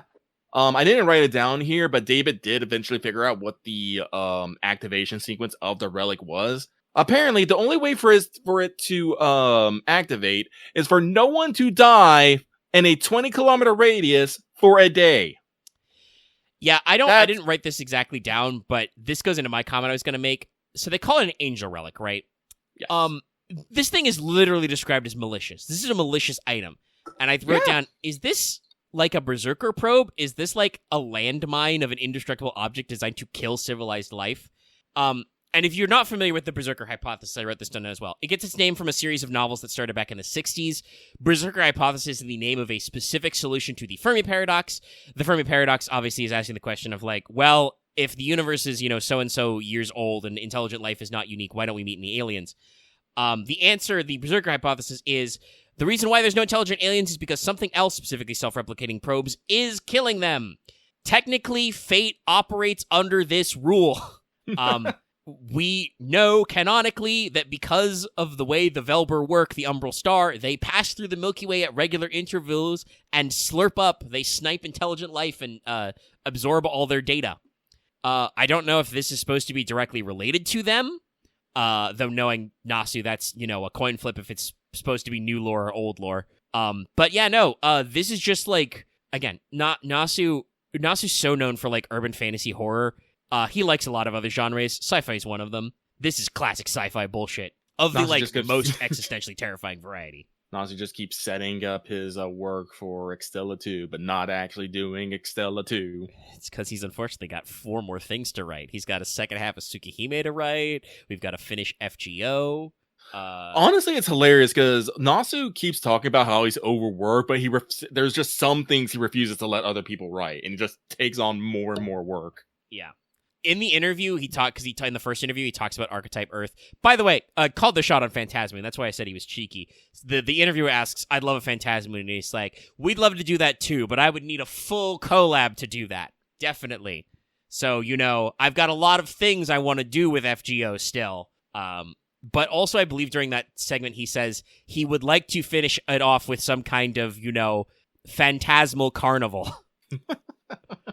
But yeah, no, like he said, the main thing is that like Nasu does take breaks. He's been overworked. He had a big health scare during the life scan of FGO as well. Very severe asthma attacks, I believe, that he did finally get treatment for. So he's doing better by all accounts. But he has like so many projects that he wants to do, both personally and also to kind of like not let down the crew. Mm-hmm. And so we're still in the mix. No, he definitely talks about it. Like, I don't know if it was him or Takeuchi talking about it. It was one of them talking about they've been doing this game for like 10 years and, still got plans for more. And he's starting to believe that the I can't remember. They're starting to believe that the players and the creators are starting to get a little burnt out. So it's time to maybe wrap things up. But they haven't necessarily committed to pulling the plug on everything. They're waiting to see what people want next and considering there. But again, no matter what, I think everyone needs to take a break. Mandatory break. Yeah. Stop. Get help. Yes, they're out of place artifacts. Ah! Sorry, I was playing with a straw. That's what the wiki says. Ankokuse, the Dark Star. It probably means it is technically written differently than the Umbral Star. The wiki would have noticed. Object at the time of Big Bang. Through the wooden halo object, he has a connection. He can summon entities which are classified as intelligent artifacts. They aren't really servants. Yeah, so they use the wiki uses a slightly different translation. They are aliens from a place more than 14 billion light years away, dark stars that flew to the outermost reaches of the cosmos when the universe was born. Thus, their light cannot even reach Earth. So yeah, sounds like the I think what Madam President said in English sounds cooler, but the original Japanese grammar is maybe more of like they're talking about objects that existed before the Big Bang and thus are technically like yeeted outside of our range of our visible universe because they were pushed out of the way. Yeah. Which is still super fucked up, by the way. Also freaky as hell. Yes. So yeah, no. Clock Tower basement, it sucks. Yeah. Clock Tower just kind of sucks. That's put a pin in that one, chat. Anyway. Oh, actually, that reminds me. Someone in Patreon Talk reminded me about the pun name. From a last week's show, we actually got a couple comments about ORT and whether it's type Mercury or not. A couple people chimed in to say that the reason why it's confusing is because it's a pun. Apparently, Spider of Mercury and Comet Cloud sound very similar in Japanese. I believe it has like a one consonant difference. I believe the difference, because I think it's, Suise Kumo and Suise Gumo for the difference between Spider of Mercury and Comet Cloud. So people you can flip the G and K for spider depending on what other words it's with. Damn. Yes. So it's, a giant word pun, which is funny and clever, but still doesn't actually explain anything. We just know it's a pun. Yeah, that doesn't, obviously its name is ORT, though we learned. One radiant thing. Yeah. That is also said the same way as ORT Cloud, though that's named after a guy, I'm pretty sure. Let me double check. There's also two O's in that, if people don't know, because we're an audio podcast. Yes, ORT Cloud, also sometimes called the Opic ORT Cloud. I see planetesimals. Yes, it's named after a Dutch astronomer, Jan Oort. So it's like puns all the way down, but like you said, it doesn't actually clarify anything because like in our classical definition of astronomy, Mercury is a planet. The Oort cloud itself is not. It is full of a lot of planetesimals and dwarf planets, though. So I guess Oort could come from one of those, but it's still like we said, very unclear. I do kind of feel like, though, I would say that just based thematically, I would say he should be from Mercury just because Mercury's real close to the sun. There's a lot of sun stuff going on there. I feel like it would make more sense. But it's a, no matter how you slice it, as the people who left comments are correct, it is a double entendre. Yeah. Like I said, thank you for sharing from that. I do feel like I understand this better, but at the same time, I understand just as little as I did before. Yeah. I will say this. Somebody in our chat saying like, "Oh, Daybit is bits of days from the void." We make jokes about Nasu names, but technically, wouldn't he have needed to pick a new name actually? Because his records were also erased. Like he just kind of showed up, so that could actually be a pun. I'm not sure where the Sem comes in, though. Sem is in Semitic peoples. They could maybe the dean of the clock tower gave him a super obvious alias. Honestly, I can see that. Fucking, the lord of, the Brashan department, something, old as fucking dirt being all like, you boy, I'm gonna give you a new name. You got a new life, new name. Here we go. Remember it. Put it in those 5 minutes. Oh, actually, while we're on the subject of the 5 minutes, I forgot. I'm assuming we were going to mention this earlier. Nasu clarified in the interview how this works. It's not that he remembers, only 5 minutes of a day. At the end of 24-hour period, or at 23 hours, 55 minutes, David gets to pick which 5 minutes of his day he gets to remember long-term. Yeah. Also, apparently, we didn't necessarily, clarify this, but David can, see on a cosmic scale. I don't know if he can actually see, 14 million... light years out there, but apparently he got some wide ass perception. He is like so perceptive. It has almost given him a sort of clairvoyance. That's why he's been able to, do so much stuff. And like just literally, like you said, walks in the gaps between the conflict because he's just like, nope, saw that coming. He truly is a like superhuman guy. Like he really is no longer a human man. Yes. But I do like that Nasu avoids the obvious trope of him being like, well, then let me be evil. Like, David's conclusion is, well, I look like a human and sound like a human, so I'm going to pretend to be human. What do humans do? Well, my dad said that they want to be good. Honestly, I feel bad for David's dad. He sounds like a great guy. Yeah, but, this is something that comes up, like, which is one of the reasons why David seems so alien. While most of us think on, like, a planetary scale, David is thinking on a cosmic scale. Like, it's literally, he sees a picture so big that we cannot see it. Yeah, and actually, the reason why he spells that out is coming up in a couple of our pips, or bullet points. Yeah, but let's get back to it. Yeah. So, switching scenes to when Marsbury met David, Marsbury is looking for a way to precisely observe the universe, but only things within the universe. I didn't write this down, but specifically says 13.8 million light years. But only wants it to have the appearance of doing so. This is for preserving humanity, and David is able to figure some things out from that, and Marsbury decides to share his secret plan with David. David doesn't see a problem with the plan, but the chances for success are slim, and as well, if it gets out, everyone, including the counterforce, will be against him. And also, Flashback Marsbury drops a big bomb on us. Team Aber cryptos from the beginning. Yeah. He literally says that, like, oh, my secret plan is that you all will become cryptors who will engage in my secret plot. And then, despite the fact that David is flashbacking, he does not bother to flash back to explain what Marsbury's plan was. And hell, he may even have chosen to forget and just remember the part where he decided to stop Marsbury. So we're still left with the question, what actually was Marsbury's plan? What is the capital O order of Chaldea? Original Chaldea. Original Chaldea. So, with that, David designs his own capital O order is to stop Chaldea's capital O order plan. I didn't actually write that, but now I'm stuck on capital O order.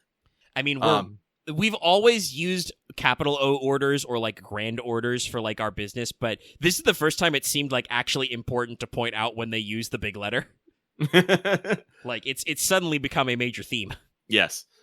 No matter what, even if it means destroying the planner, he doesn't just see the big picture, he literally sees the universal picture. David makes it to Ort's coffin, and we are a few seconds too late. Yuoka tries to fry him with lightning, but David is immune. Turns out, a long while back, Tez stole Yuoka's living heart and transplanted it into David. This is what led Tez to killing her that one time, and has also weakened the Madam President. God, I was looking so hard for a gift from the Kizumonogatari movies where Meme Oshino was just sitting in a chair holding up a live beating heart, because that's all I can imagine Tez doing. Just like, check this shit out. Yeah, David just straight up says, Tez Book is real good at moving around living organs, and I'm just like, ew, gross. I mean, it's true though. He does say that after he killed his colleague, he said, "Oh, I sacrificed my lung to bring that kid back." Mm-hmm. Like he's been burning body parts to do shit. But yeah, no. This explains that line that Yuoka had. Tez ripped out her still beating heart and transplanted it into David, which is why she is no longer level 150. Mm-hmm. And all that other stuff. And all that other stuff. Just gonna post a post of Meme Oshino because he is a badass. So, before he jumps, David lets us know that he is trying to stop humanity from becoming the most despised thing within 13.8 million light years, the range of the observation device, and that humanity's true threat comes from Chaldeus, the foreign planet. It's like Chaldea, but with an S. Well, and it's been a long time since we saw it, but if people don't remember, Chaldeos is the super detailed model of the Earth that was in the heart of the original Chaldea building, the original Chaldea Foundation, and we were supposed to use that in conjunction with Sheba and Trimegistus 2 to figure out where singularities are and ray shift to them, among other things. That's what the giant ball is, the Earth model we see for our original maps. Yes. but it is known as Chaldeus, the foreign planet. Yeah, that part's Still new. stationed. Yep, still stationed in Antarctica, and is what was truly responsible for the bleaching of the Earth. It turns out that Anastasia's attack on Chaldea was to encase it in ice and protect it, while also making everyone leave it alone. Because we did stop the incineration of humanity, and because we are the best of what humanity has to offer, if we overcome him, Ort, and this Lostbelt, we have to go back to where it began. We have to return to Antarctica and stop the Amiosphere Grand Order. David tells us that Wodame and he had an unspoken agreement to tell us the truth if we ever made it that far. But with that agreement made and solved, he has done his part, and David jumps into the coffin. I do want to say I like the bit where he says this, and this comes up a couple other times, where like we're learning a lot of stuff that, you know, hey, guess what? Our organization had a shady past and was like part of a secret conspiracy, but David and several other characters have to like put their hand on our shoulder and be like, no, you didn't do bad yet. You didn't do wrong when you saved humanity from incineration. That was a good thing. You guys have the right to judge Chaldeas because you are the best of us. We're just doing... I mean, it's the same as with Wodame, right? We're all trying to do good. We're just doing it in different directions. Pip 5. The ground begins to rumble, but we are dazed with the implication of what we have been a part of. Da Vinci says that doesn't matter right now. We only must keep doing what we think is right. It's what everyone else has done, and no one has blamed us for doing the same. So now is not the time to stand around. We need to get out of here. Before we can flee, though, the roots come alive and start attacking. They succeed in capturing you, Olga, and proceed to start absorbing her.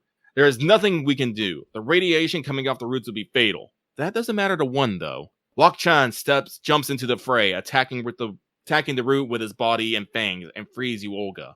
Wok-chan is fatally wounded, though, and spends his last moments telling you, Olga, he meant what he said, and that he was glad to meet her, that her heart was still shining and beautiful. But with that, Wok-chan breathes his last. Wok-chan is the champ. He's the king. He's the best of us. Ugh.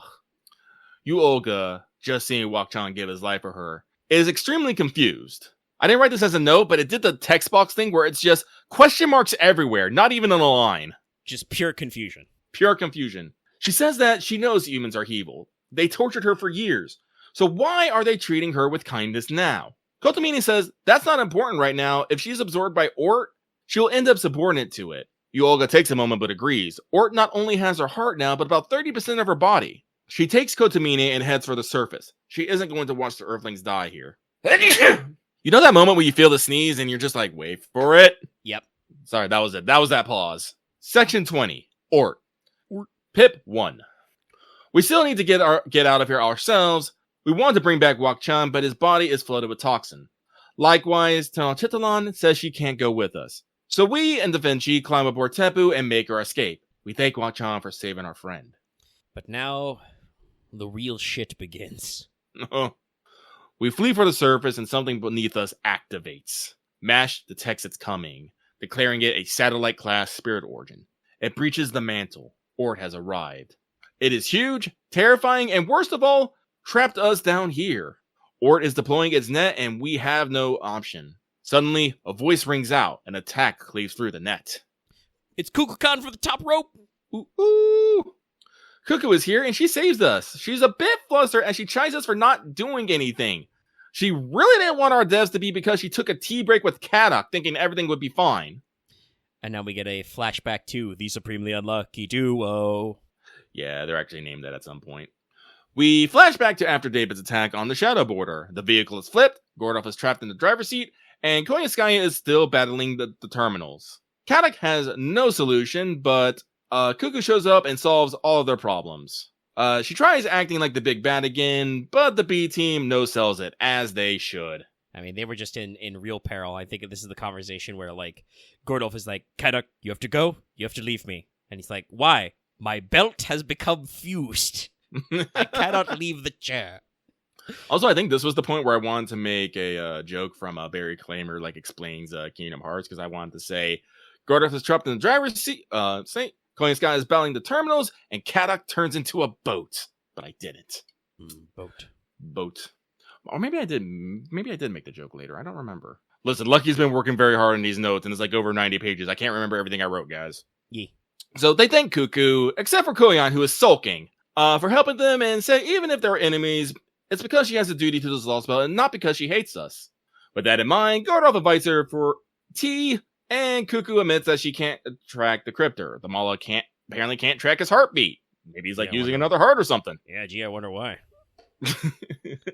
She was going to tell him and let us handle him, and then stop us from cutting down the tree. To that effect, she offers to give everyone in the shadow border a lift to the 9th stratum. It'd be quick and safe, she says. Both Kadok and Gordov have a moment, but very politely refuse. They say they'll report the shadow border and rejoin them quickly enough. Cuckoo once again tries to assert that she is the big bad, but Kadok is like, no, you're not. Stop it. We'll talk about this later. Shout out to our man Kadok. He's only been on like 2 or 3 field operations, but he's so used to this that he's just like, no, I know when you're being fake. Who do you think you are, Ashia Doman? I just heard Ashia Doman's in my head when you said that. God damn it. Cuckoo is about to head out, but then stops as she does want that tea. Ends up having tea, sandwiches, and 2 pieces of cake. It's a glutton. Anyway, she's got calories to burn, so she is going all out. She really is. She's got huge buffs in this fight. Huge buffs. But this is the part of the story where I took a detour to spend some money on some Saint Quartz. This is when I rolled my Cuckoo and decided to do some leveling. We got to fight Baby Ort. I reset this one a couple of times. Basically, I got him down to like 10 or 20k HP and then bobbled. Like, it just like didn't have that extra oomph, and I'm like, I'm not spending a stone. I can fix this. So we swapped around some CEs, we leveled some skills, and we push it over the top with no need for reset. Juju is a shockingly unkillable unit for a 3-star. Not really, I would say, overall MVP, because very quickly in some future Foreigner fights, she got used up because I don't have a lot of alter egos, so we had to go through most of them. But like I said, for a 3-star, shockingly immortal. Mm-hmm. I had to reset once, but I also had the Sakura 3 on my side. KP's infinite growth basically nullified Ort's HP whittling until Ort ate all the buffs at least. Yeah, just in future notes, say that when we get an opportunity to use KP against Ort, she is a champ. She's a great inclusion here because of that thing that Lucky mentioned, speaking about actually doing rank ups. Her special resistance to NP damage on huge scale. Great. Get those stacks, baby. Mm-hmm. Because that also is what is her max HP up buff, so, like, it's just pure stonks. Yes. Pip 2. Ort has shut down again, and we can't believe it. Neither can Cuckoo, as she seemed to realize something. It disturbs her, and when Tepu is about to confirm it, she gets real flustered and flies off. Before that, though, it seems like something is happening with Ort. Turns out it actually hadn't rebooted yet. It was just at the BIOS screen. Yeah, basically what we fought just now was Ort in the middle of a hard reset. Yeah, no, you know that time when you turn on your computer and you just get that scrolling text right now? That's what we fought. We fought the scrolling text. It even kind of talks about this when you see its stats goes up. It starts at like 20, then goes 60, 80. Mm-hmm. At the storm border, alarms are going and sensors are losing their shit. Gravitic anomalies, rewriting the laws of physics, and a spirit origin the size of a star. All that and more is happening at the 9th stratum. What's more, it's moving upwards. We have finally detected the Tree of Emptiness, but now there are multiple signals. Every tree in Mignon is becoming a Tree of Emptiness. But this is, by the way, when I started changing Tree of Emptiness just to TOE in my notes, so I didn't have to keep typing Tree of Emptiness. Yeah. Because Tree of Emptiness, writing it constantly, as many times as they're about to fucking say it, is a pain in the fucking dick. I think the like literal translation of just fantasy tree is a lot easier to say. But yeah, I assume honestly, I kept wanting to write fantasy tree. Honestly, like see a fantasy tree sounds so much better. Yeah, but I assume as usual with our localization, Nasu probably likes Tree of Emptiness better because it's got more zazz in English. But it does not. I'll fight you, Nasu. A Tree of Fantasy sounds so much cooler, especially since that's what they actually do. They recreate a fantasy. About to go breathe fire on someone because of this. Anyway. Sion says that this Ort is inferior to proper human history Orts, but because it has consumed the Tree of Emptiness, it can make its own reality marble. It is turning Mictlan into a more suitable environment for itself. This is no longer the Golden Sea of Trees, but now is the Tree of Emptiness Sea, or Jabalba. It's real Pip bad. 3. It's real bad. We reach the 9th layer again, and we see ORT has reached its original size like we saw in the Vision of the Future test showed us. Before we can make any plans, though, Tree of Emptiness seeds are launched at us, and they are stronger now. They are not as strong as the Shadow Border with Gordor behind the wheel, though, as he power slides into the scene. We quickly embark and get the hell out. Where is my tea, Kadak? So apparently Cuckoo drank that one. Apparently Cuckoo drank all the tea, and Kadak ate the last cookie. I get no respect around here. God, we really should have made a bigger deal about that. It's like, Kadak, I'm about to fight a world-eating spider from space, and you ate the last cookie? You didn't think I would need a cookie in these trying times? I will shout out, Kadak is like, what the fuck are you talking about? Yeah, when you start the conversation being like, hey, Kadak, where's my tea? He's like, what is wrong with you? We have bigger fish to fry. Which I would respond, yeah, that's why I care about my tea. I got a lot of shit to worry about. Koyanskaya has gone ahead to Chichen Itza, so we don't have to worry about her. Instead, we bring everyone up to speed of what happened. Gordolf has a mental overload. Tepu... Oh, I did do it. Gordolf has a mental overload. Tepu presses the autopilot button, and Kadak turns into a boat. Not really, but Kadak doesn't seem that surprised about the fact that Chaldea might have had more going on than was originally let on. We are more concerned about Gordolf, who is going to have to show the responsibility once this is all said and done. I'm glad we did have the preamble, because I remember now reading this earlier, and without of context, me just rereading all of your notes, I did not catch this was a reference to the plot of Kingdom Hearts. I was just like, did Kadak make a brr noise or something? No. I'll figure it out later. Yeah. Sorry, I do try to put in a few jokes here and there, not over much, but once in a while I just get a brain word and I was like, I really want to say this. And that's why I wasn't sure if I put it in, because I was like, do I want to put this in? Do I not want to turn this in? It's just the cadence of how I said it. It's like, Gordolf has a mental breakdown, Tepu presses the autopilot button, and Kadak turns into a boat. Because usually when I'm typing, I'm either saying it mentally or saying it out loud. So there's usually a flow in how I write. So where were we? Yes.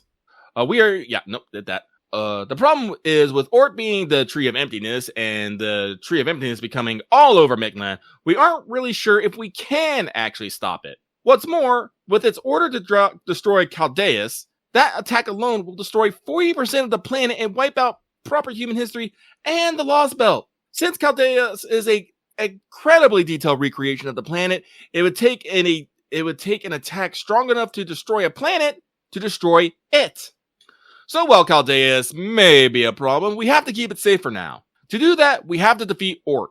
Galdolf ain't having it though. He ain't signing on a mission that has a 0% chance success rate and turns to Da Vinci for an alternative plan. Da Vinci says that unfortunately, ever since David joined the Cryptors, this was going to be our only option.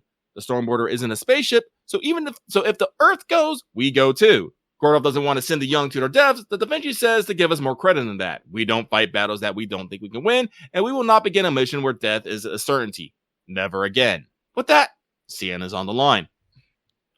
We are going to take advantage of the underworld boundaries that allow us to summon serpents for proper human history, and use 3 Triton engines to conduct mass summonings on an unprecedented scale, with the added bonus of upgrading the servants themselves. Even Sion admits that it's a rehash of the events of Time Temple Solomon, but she and Gordy weren't there, so it doesn't count.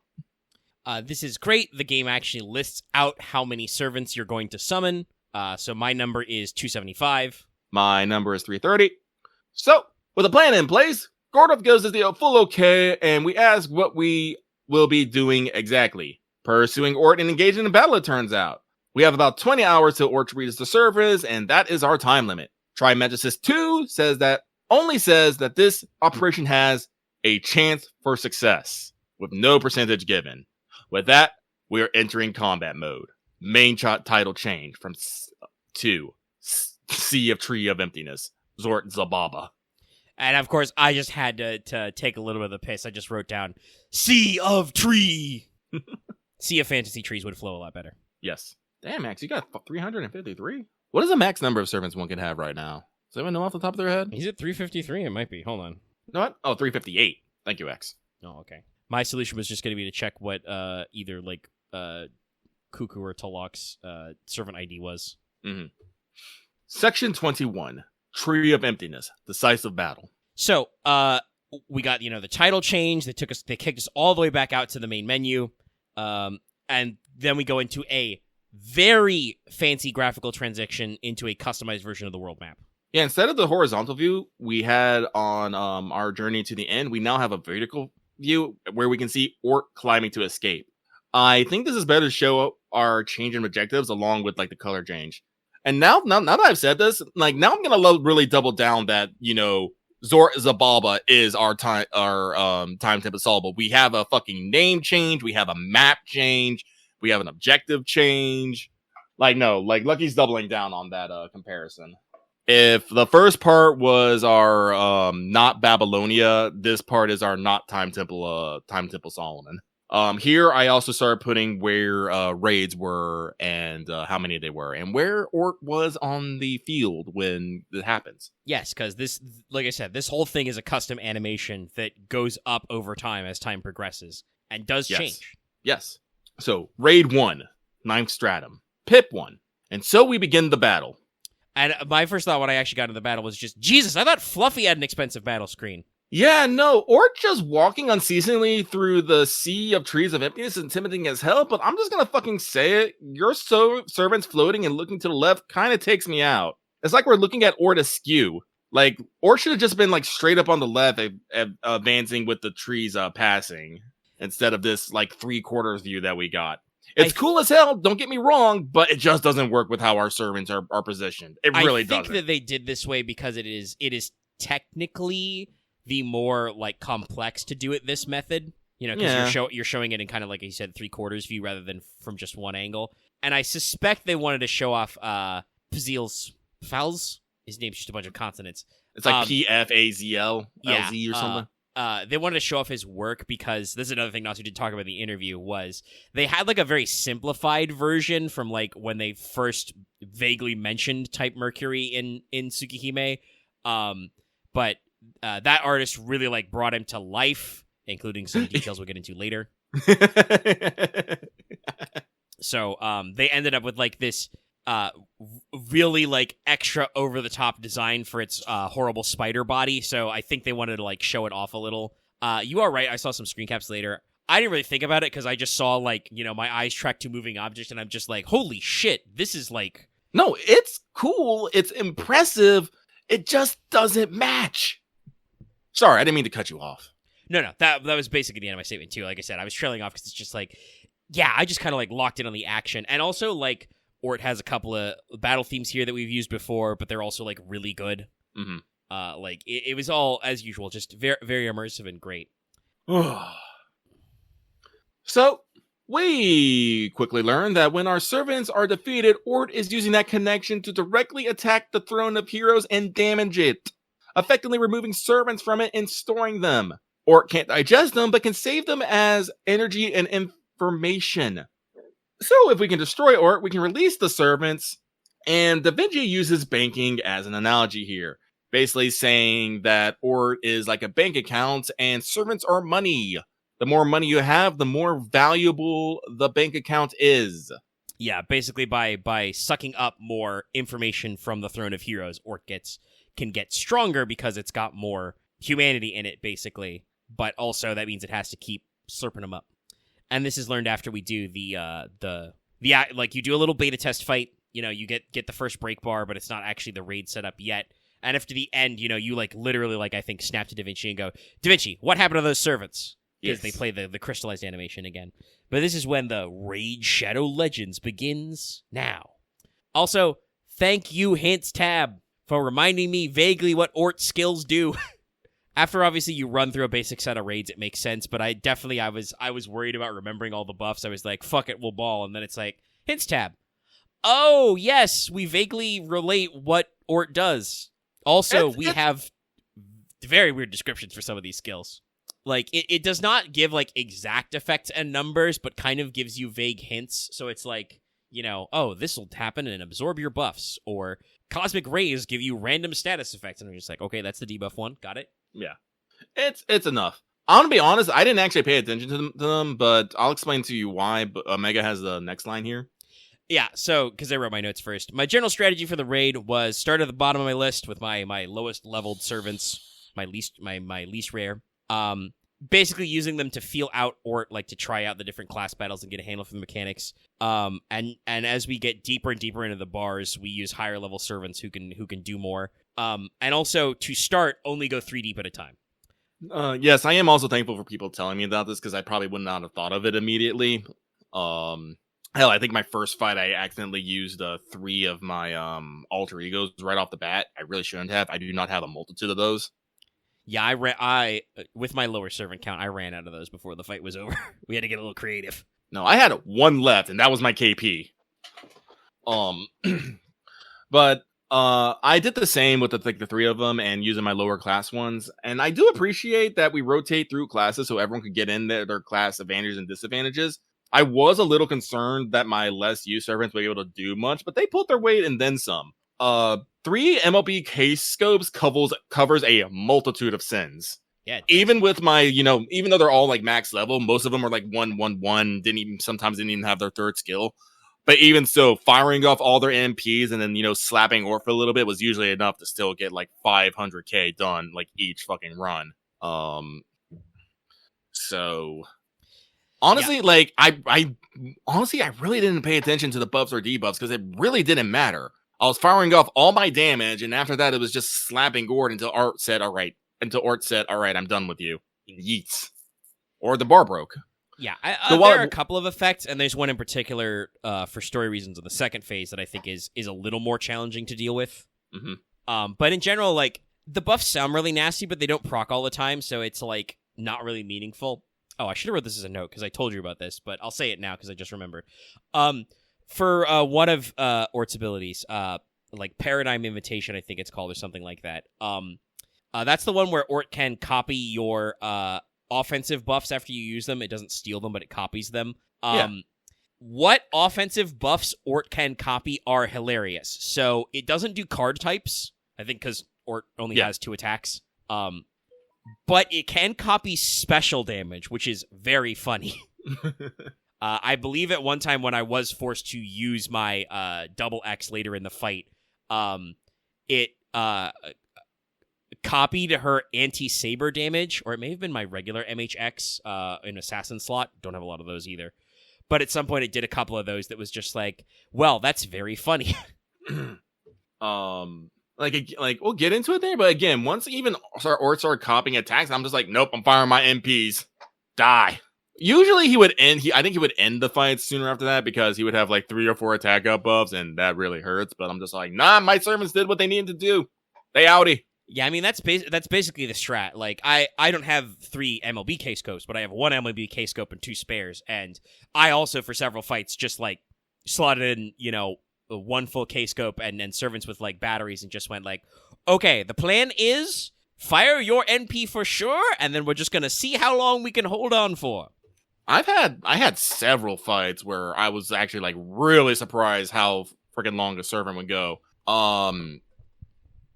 I remember like there's just some things that just stick out to me, like Blackbeard hanging on with like firing his guts as he's like shooting Queen's and Revenge, Mandricardo fucking pulling off his MP one more time. But the one that's gonna stick out to me the most is when I did a solo run with my Abigail, just my plain old Abby, and she did freaking like 920k by herself. I was just like, God damn, girl. Yeah, obviously you're getting like Mondo buffs in the story as well, but like a lot of people don't, I think, realize that like I think she quickly got outpaced by just other servants in design, but like Abigail has always been kind of a power hitter, especially with her fucking buff slurp. Like when she was first introduced in JP, people were like, "Oh, it's over. This servant is the greatest servant to ever exist. They kill berserkers. They resist berserker damage, the single hardest bosses in FGO. They remove defensive buffs on attack first. Enemies can't be invulnerable." And then the game designers come up with other funny things to block us. But like it's real strong, yeah. Oh no, I had other units like solo entire break bars, but Abby was the first one that just went all in. I was just like, oh. Yeah, I had some great fun. My second to last fight before like the one where you actually transition to the end of the phase, had to bust out some of my low rarity riders, and I was just like, fuck it, we ball, Santa Alter K-Scope. Play play the music, Jingle Bells, one last time. I think it has been years since I slotted Santa Alter into something because her kit is still so old school and wonky. But she's still she's an NP5 Berserker or Buster Rider. Oh no, you talk about Georgios would not die. That was Boudica for me. I got Boudica to proc her NP several times, and we just stopped taking damage for a little while. And I was just like, what? Yeah, Boudica's tanky as hell. One of my big tankmen was, and people know this, but a classic guy who won't die, Ben K. Big damage buffs on him. Got some debuffs. Just like, nope, not dying today. Not today. It's we're saying a lot that's kind of generalized, and it's not in our notes. We're improving, but like in general, this whole raid series, great idea, great mechanics. I would love if they would like reintroduce some of these ideas as like a tower event, basically. Oh yeah, because this feels much more like a tower than a raid series, right? Yeah, like, and the other thing that like tickled me is that like, or was it immune to debuffs? Like, he could clear them and stuff, but you could still stun him. I charmed Ort several times, and I died laughing every single fucking time I did it. Yeah, I and that's what I was gonna say earlier. I remember just now when you were talking about like Ort's skills. Like, on paper, they're very mean. He has some very nasty abilities, but they avoided the number one problem that makes bosses, even bosses in this Lostbelt, frustrating. He doesn't really guts. Like, when you break a bar for the phase, you end the phase of the raid, he forces a switch. But it's not like when he comes back from being dead, right? Like, the HP number doesn't go back up. He does not use hard defenses, like, ever. I think he can, like, technically steal them with one of his skills. I think that's Sterling Invade. But that's also a chance to proc, and, like, you know, you're not always going to be using hard defenses yourself anyway for him to steal, like, depending on what you're doing. He's not immune to stuns, to immobility debuffs, so, like, he doesn't do most of the frustrating things with other FGO boss fights where you just don't do anything.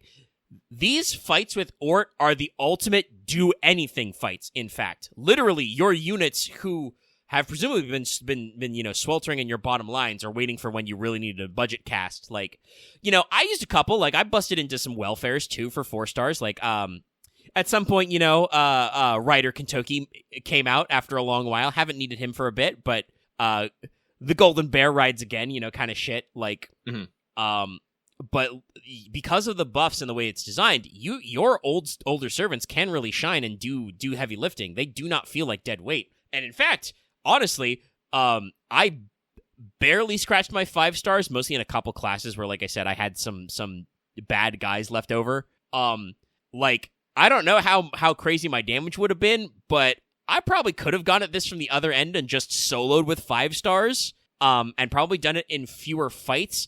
I don't know if it would have been as fun because it would be me, like, using a lot of my current classics to do the same shit over and over. Yeah, no, this really incentivized me to go down and, you know, see where things began. Like, pull out all my 3 stars, my 2 stars, my 1 stars. I was by the end of the raids, I was pulling. Like I said, I used a lot of my foreigners and I used a lot of my alter egos because I didn't have a lot of those. But like all my other classes, I barely, and I mean barely, got into my 4 stars. I like, for my assassins, I used the 1 4-star assassin, which was hilarious because I just basically threw away the Satheno. It's like, Satheno, go out there by yourself and do something. She did not do a lot. Oh yeah, spoilers. Satheno's not a good matchup for this. I did actually use some of my for real 4-star assassins because it's been a long time since we let regular Carmilla get out there. So she got to Iron Maiden him. The savior of France.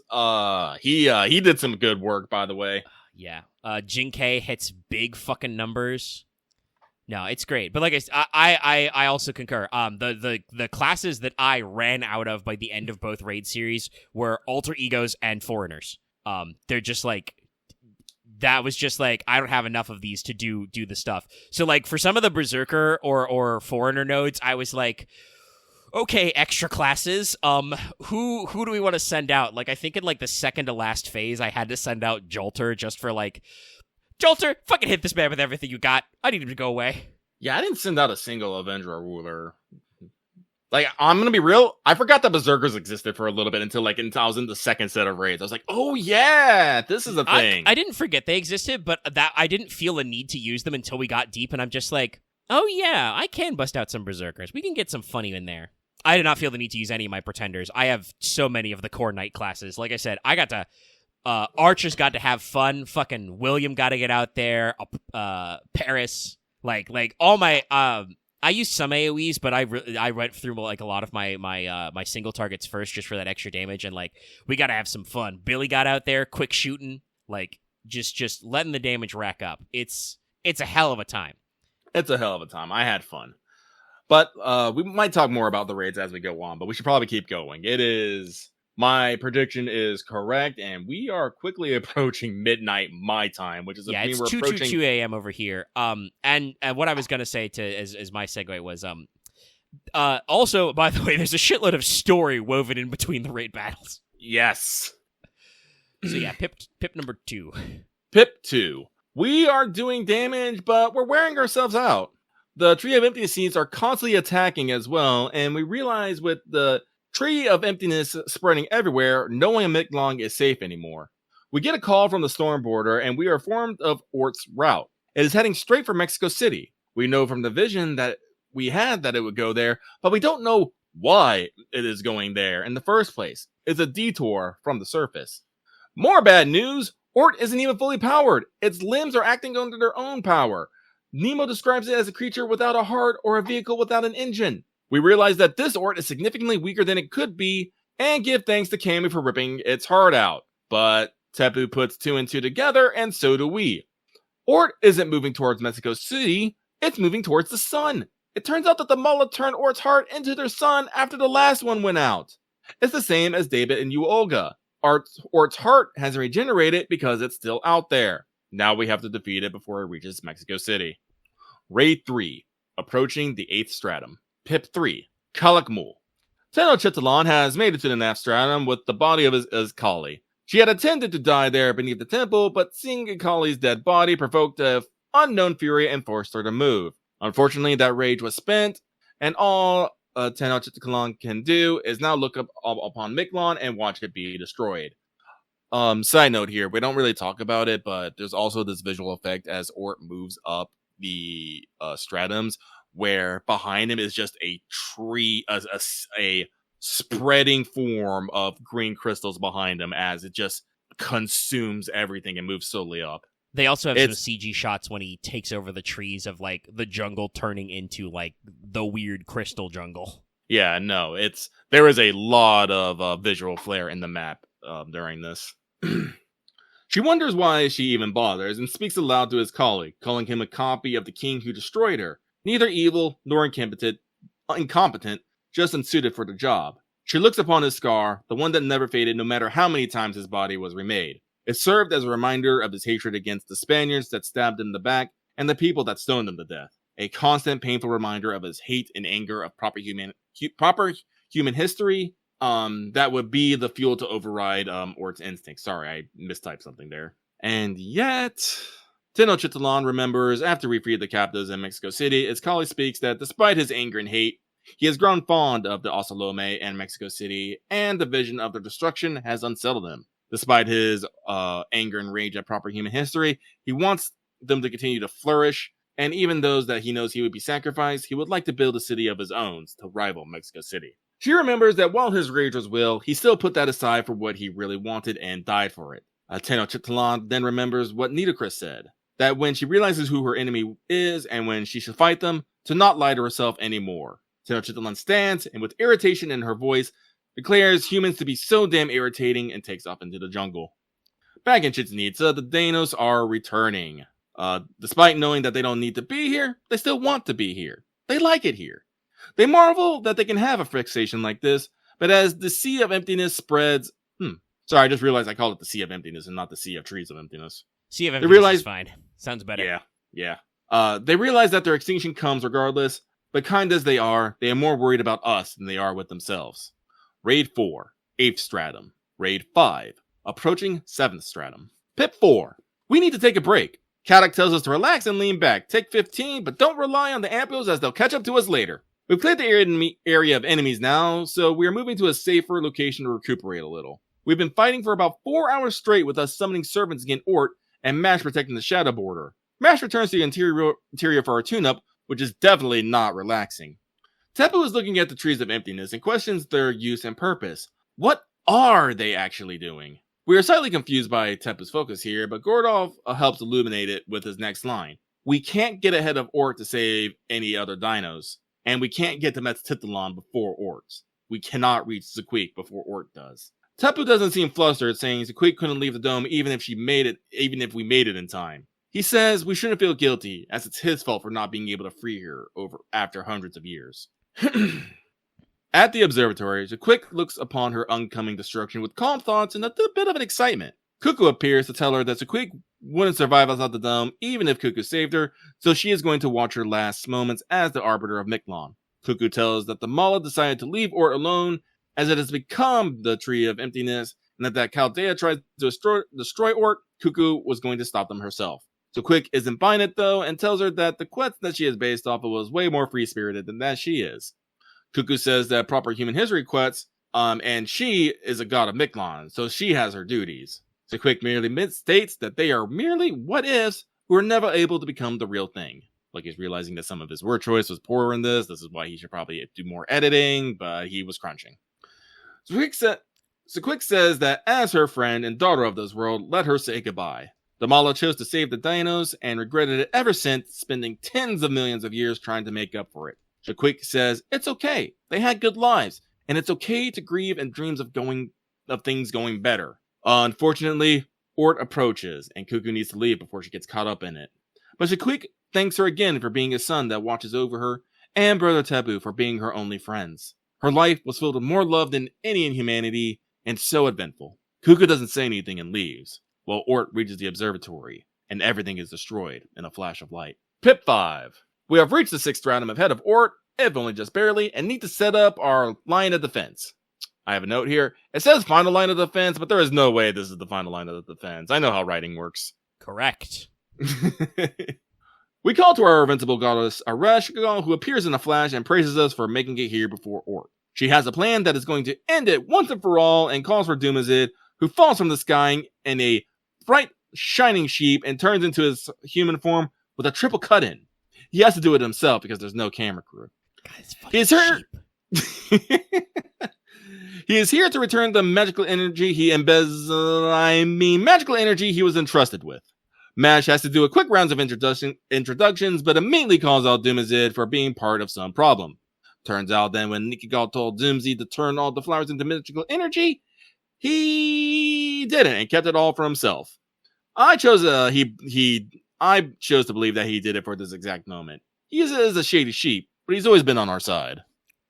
So, with a fuck ton of magical energy and an anti-ORT wall, we are going to behold the glory that is 1,000 summoned Golgana legs. It is a tightly packed wall of divine beast legs, and most of us are impressed. Though Gordolf probably says a few lines too many. That totally jinxes us, and we get ready for combat. ORT approaches the wall and plows through it like bowling ball scattering pins. Arash is shocked her plan didn't work, and Dumazid immediately suggests packing it in and going home to Uruk. He says the line, "Don't worry, Reshkigal, I'll take your place in the pickup summit." And I'm like, you better be careful what you're saying, sheep. You're dangerously close to ending up in my grasp. Which is hilarious considering the downloads campaign. Yeah, no, they did an Aresh banner right after that for her Ninkigal costume. Yeah. Well, to be fair, I think Aresh tells her to fuck off when he says that. She's like, no, shut up. No, this is my banner. But also I do love that Doomsy is just like, we'll go home, I'll be summonable. Don't worry about it. And I'm like, you little... Well, we don't have to talk about it, but can we just point out that he did a fourth wall break here in the main story event? Yes. You cannot contain the sheep. He's having a great time. Arash isn't out yet, though, and we make sure to shower our goddess in faith. She is going to support us with the remaining 996 legs, expand the underworld to increase its spatial density, and support our summoning with her own power and blessing, and blast ORT with red lightning. Gods above, talk about a 5-star treatment. Raid 6, 6th Stratum. Oh, ORT is actually crossing the desert in this battle, which is rad. We actually changed scenes. And he's but we didn't talk about it a lot, but he's constantly making the sound. Every step is just Yeah, very spider-like. Raid 7, 6th Stratum. Pip 6. Back at the storm border, the ship and the crew are running at full power and then some, fighting off the cosmic seeds and generating power for both ammunition and summoning. They can only do so because Aresh is supplementing the summoning with her own magical energy, but it's beginning to wear on her. Literally. Her spirit origin is beginning to unravel at her fingertips. Dumazid says that she is pushing herself too far, and she retreat before they violate the International Divine Spirit Treaty. What? But Aresh says, hell no. The summoner, us, is still out there fighting, and she fought Tiamat and brought her down. She is not losing a battle of wills. Raid 8, 6th Stratum. Raid 9, 6th Stratum. Raid 10, 6th Stratum. Complete destruction. So we do box it out in the desert. Excuse me. 4 hours, by the way. Yep. Pip 7. It was rough, but we did it. ORT has stopped functioning and not a moment too soon. We are exhausted, but in a good mood along with the rest of the team. Gordov calls for a celebration and wants to get Aresh on it. Aresh is frankly exhausted too and looks to be on her last legs. And Dumazid asks if she wants to pass along any message. Aresh says that isn't needed, but stops as she realizes something. Dumazid goes on to say that she should be proud of herself as she did an extraordinary showing for the Sumerian gods, even going so far to become the underworld itself. And if this was the vanguard of a civilization-destroying force, she would have been successful. Drink, Velbar mentioned. Yep. But our opponent is a genuine planet eater. As Dumazid says that last part, Ort begins to power up once more. He finishes with saying no being born on this planet could ever hope to defeat it. Back on the Shadow Border, we're about to call for Aresh when the alert rings out, and before we can do anything, we are under a heavy mental attack. With a golden light and a gentle bell, the attack is nullified, and Dumazid tells us that we have to get out of here as soon as possible. We demand to know where Areshkagal is, and Dumazid says, check the monitor. Outside, Ort is doing a Technicolor light show, and Da Vinci says it is creating a galactic supercell using nuclear fission to generate energy and a fuck ton of cosmic rays along with super gravitational fields. Kata calls her out for just saying space nonsense when he's firing up for real here, and it is correct. She's just like, it's a Galactica supercell. That's nothing. That I think Natsu just thought that sounded cool, which he's not wrong, but we're just kind of saying stuff. The idea of like a galaxy-sized thunderstorm sounds cool and scary. Turns out we weren't really fighting Ort head-on, just fighting its waist. Its dead skin. The saucer on its back is Ort's actual body. We could care less about that, and want to know what happened to Areshkagal. Dumazid says that she was vaporized in the galactic supercell, but passed on something to give to us. Dumazid gives us a flower from the goddess that sacrificed her dreams in hopes of finishing the fight right here. As long as we have that flower, we will have the underworld's blessing. This was actually something that confused me. Were we actually supposed to get a permanent buff from that? Because next battles, you still just have the, magical energy buff. It's a little confused. I thought it would be I don't know if we get the exact protection of the underworld's buff, but the flower is vaguely mentioned a couple of times. I don't remember this at all. Dumazid begins to fade, but tells us the real reason he is here to deliver a message. I'm sorry I couldn't keep fighting to the end, but hey, all's pretty awesome out there, right? And I have a note there. How actual dare they play Sun in the Abyss here? Hey, remember 2-ish days ago, whatever, when Loth said that there's something very mean in the raids? Yeah. He DM'd me about it. It was this. Literally, it was that. No, Lucky doesn't cry so much as just leak. But, no, Lucky was leaking here. Face screwed up on everything, just Dumazid begins to fade. Oh, sorry, I read this. The Golden Sheep tells us that even in her last moments, Areshkagal was proud, beautiful, and awesome, and we couldn't agree more. Dumazid tells us we have to keep several kilometers away, and that the real battle is just now starting, but we're up for the challenge, aren't we? Yeah, we gotta get the real one. Section 22. Those Who Rule the Planet. Pip 1. Gordolf is shocked at Ort's revival and thinks that we should treat, but us, possibly the most mad we've been in a long, long time, tell him straight up no. Gordolf looks at Da Vinci for support, but she is in our quarry and is already issuing orders to recommence the attack. Left with a crew of fools, Gordolf decides to take a fuck it adjustment and straps in as well. Yeah, my original version of this note was like, Gordolf wants to retreat, we tell him no, and he just says, alright, fuck it, let's get crazy out here. Raid 2 TAC 1, 5th Stratum. Yeah, sorry. We were Yeah. having a discussion in the side chat. Yeah, when we actually get to the fights, my first thought was, man, the Space Thunderstorm is loud. Who could have guessed? Like, Ort, when he's firing Galactica Supercell and doing other stuff in this form, makes some ungodly crunchy sounds. Yeah. Not a big fan, but also it's perfect. Also, this is where, after all that series of raids, which are like 5 AP apiece, I think, for each battle. Yeah. This is where I had to spend an app for AP, and also where, with a little bit of the Galactica Supercell chip damage, and some other factors, like Ort has a little bit more HP in these raids, I had to start busting out some more of my best quality 4 stars, and even in some of my smaller classes, like Foreigners and Alter Egos, use my 5 stars. Ooh. Yeah. I mentioned it here, but I probably should have mentioned it earlier. Like, throughout this battle, your character picture is actually going through sprite change. The first one isn't very noticeable. You just, like, maybe have, like, a little sweat drop. But this is the second sprite change is here, and you are looking quite worn out. Yeah, this is a thing. We'll talk about the other half of this, but we both learned something about this raid we didn't notice the first time by reading those interviews. I didn't, because I think I just wasn't looking at the results screen like that. Yeah. I didn't notice the sprite shifts.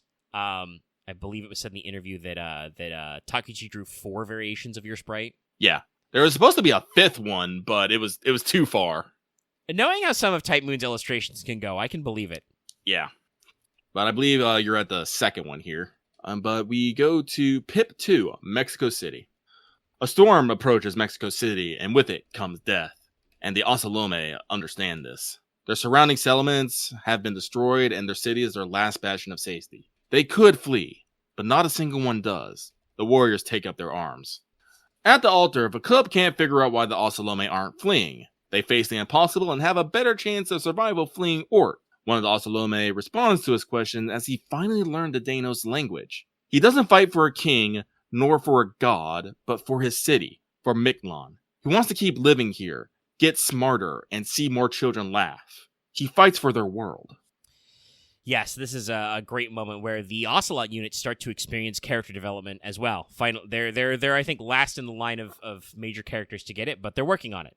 They found their will to fight, not because Tez or Izcali told them, but for the future, for their world. The instinctual desire that living things have to survive and keep living. Yes. The Ocelome starts banging on the altar, asking that if he breaks it, will the sun go back to Chichen Itza? And Vakub is shocked further. God, I love they are this trying. Guy. This Ocelot unit's great. What's his banner? They are trying to protect the sun, even though it won't benefit them at all. The Ocelome understands this and understands Vakub as well. He is a bad Danos, but he only wants to live. He is the only Danos that sees the Ocelome as rival, when the other Dinos don't see them at all. Vakub can't handle all this character from an ape and shoves him out of the way to get the stone that the sun is attracted to. I should have put this in red because you wrote this. Yeah, it was my note. We like follow up to that of like even Vakub is developing some character. Like he's becoming a real boy right now. He's just like, all right, stupid monkey man, get the fuck out of my way. I'm gonna do this. You're crazy. You're talking crazy right now. The Ocelome is grateful to Vakub, so he can go fight now, and gives him the Sugar Skull as payment. Which, by the way, means that was the guy we paid for the Jade Beret. Mm-hmm. Vakub calls after him, asking his name, and the Ocelome responds, it's, I can't pronounce this, Cuauhtémoc. Cuauhtémoc. A name given by the king, a heroic-sounding name. With that, he goes to join the battle. I wrote a note here. This was the name of Mokuzuma's the second successor and the last emperor of the Aztecs. In this moment, Vakub can't hate the Ocelome as much and decides to return what he stole, saying that this is the stupidest thing that anyone has ever done and flies back to Chichen Itza, cursing the young Ocelome the entire time. At this part, they do actually take a moment to, do the narrator bit and explain, the origin of the name. So I didn't need to write that note earlier, but I did, so I left it in. Yeah. Back on the shadow border, Kadak forces us to take a breath lest we die of hypoxia. Literally, we suffocate ourselves because our blood isn't getting enough oxygen. Ort is rapidly approaching Mexico City, and the Ocelot units, our attacks are barely making a dent. We fear the worst, but then we notice that the sun is slowly moving away. We realize that Vakub is winging the sun away, but alas, Ort is gaining on him. Gordoff asks if there are no gods willing to help them as ORT is about to crash through Mexico City and through the Ocelot unit defending the city, defending the center. We get a new reading. There are extremely hot heat sources throughout Mexico City and a huge amount of magical energy gathering. It's a divine spirit class, a spirit origin. Someone speaks that there shouldn't be anyone left in the city. No one should have attachment to it. It would have been the perfect place to vanish after the end. Tenochtitlan cannot believe it though. The Ocelome were cheering as they ran to fight for their home. There is no way they weren't afraid, but they weren't going down without a fight. It was a fight for survival. Complaining the entire time, Tenochtitlan activates her noble phantasm, turning her city into the giant Ometeotl. By the way, that's the matched pair of creator deities which spawned the four Tezes. Yes. That grabs onto ORT and stops it. She screams at ORT to get out of her city. I just have a note here. Bucket wheel excavator. For some odd reason, we likes bucket wheel excavators for some reason. They are pretty cool. They are pretty cool. Tenochtitlan has stopped ORT, so we gotta use this chance to get ahead of it and reach Chichen Itza and the Storm Border. We'll do battle at the second underworld. Despite her efforts, though, Tenochtitlan can barely hold on a minute and ORT shatters her arms. She screams in pain and regrets her actions and wonders why she even did this in the first place. But just as she's about to give up, the sounds of gunfire can be heard. The Ocelome are fighting with their city, fighting for their city. The city that once was never defended or protected and ultimately cast aside. This fills Tenochtitlan with a fierce joy, and she rebuilds her arm determined to stop ORT from destroying this home.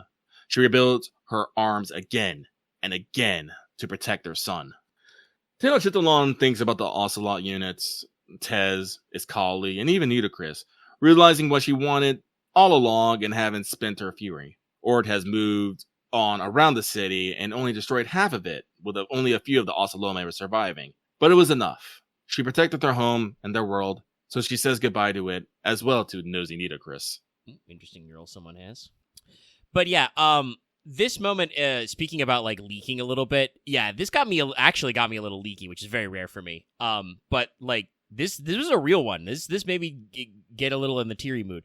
The Ocelome are barely a year old as a civilization, as we understand it. Like they existed, but did not have civilization until Tez saw them and like, those guys, they'll do great for our plan. Yeah. But they have recovered that instinctive spice to live, right? They have something that the Danos very explicitly don't have. They have that innate drive to keep surviving and to protect their home. And then Tenochtitlan awakens her fucking inner Gurren Lagann to deflect ORT. It was very Gurren Lagann. And I want to say, also very impressive. Remember that while obviously we did fight like ORT to a standstill in the underworld in its weaker form, she manages to deflect ORT. Only half the city is destroyed because she formed enough of an obstacle that ORT was like, well, this is annoying and it isn't dying instantly, so I guess I'll go around. Yeah. And that's technically better than Aresh did with 1,000 Gulganas. Like, obviously she gave us a lot of extra juice to make our fight easier, but her initial plan to get ORT to stop or go around didn't work. ORT just punched on through. So, like, she lost 4. Big goat. Yeah, she lost like 4 legs. They were gone forever. No, Tlaloc is the city. Like, because she is Tenochtitlan. She is the that's why she's a pretender. She's something that shouldn't be real, but basically faked it so hard that she is recorded as a spirit origin. Like originally I believe it stated that she was an elemental in the lake, but because they built the city like around and on the lake, she became to inhabit the lake. Yeah. I mean inhabit the city. So she's not a divine spirit because humans never worshipped the city, but because gods were worshipped in the city, she gets to use their authorities. Yeah. But yes, she is, that's why she's pretender. She is recorded as the spirit of the city. She is supposed to be the embodiment of the city itself and all of its like history. That's why she's Tlaloc in her first ascension and Huizapontli, I can't pronounce it, in her second, because those were the twin gods that was worshipped in her city. Mm-hmm. The 2 gods, excuse me. Yes. And then when she uses her Noble Phantasm, she uses the Omaitoto, which are like I said, they are the creator deities who are supposed to be the origin of all the important deities. So yeah, the factor here is that like I don't think they have a like spirit classification for like places with humans in them. Basically, like I don't think Nasu's written that down as a proper noun. She did start as a nature spirit. And normally the way that works is you become a divine spirit with worship. But like I said, she's not really worshipped. Just she basically takes all the juice of the city and that got crystallized into a spirit origin. So like technically saying, oh, she's like the protector of the city, that's not quite right, because she's not like, again, there's nobody gave her that job. Like, she's not worshipped as a patron deity of the city, because there are actually quite a lot of gods that were like that, right? Like, Athens was named Athens because they thought of Athena as their patron deity. So she's, yeah, like, she started as a spirit of something, an elemental, a nature spirit, but became something else. And as far as I know, there has yet to be a entity, heroic spirit or otherwise, that has ever been quite like what Tenochtitlan's situation is. It's rad, though. Give me more women who are cities who are giant robots. Yeah, the way I just think of it is basically she was never a god, but you know, people's love of the city basically just was channeled into her, and what gave her strength. Yeah. And like I said, we should for sure now she is a heroic spirit. You know, kind of talking about how we can make those transitions, but it's a little weird. I do like that they once again get to cheat the you can't summon gods rule by being like, well, she's only pretending.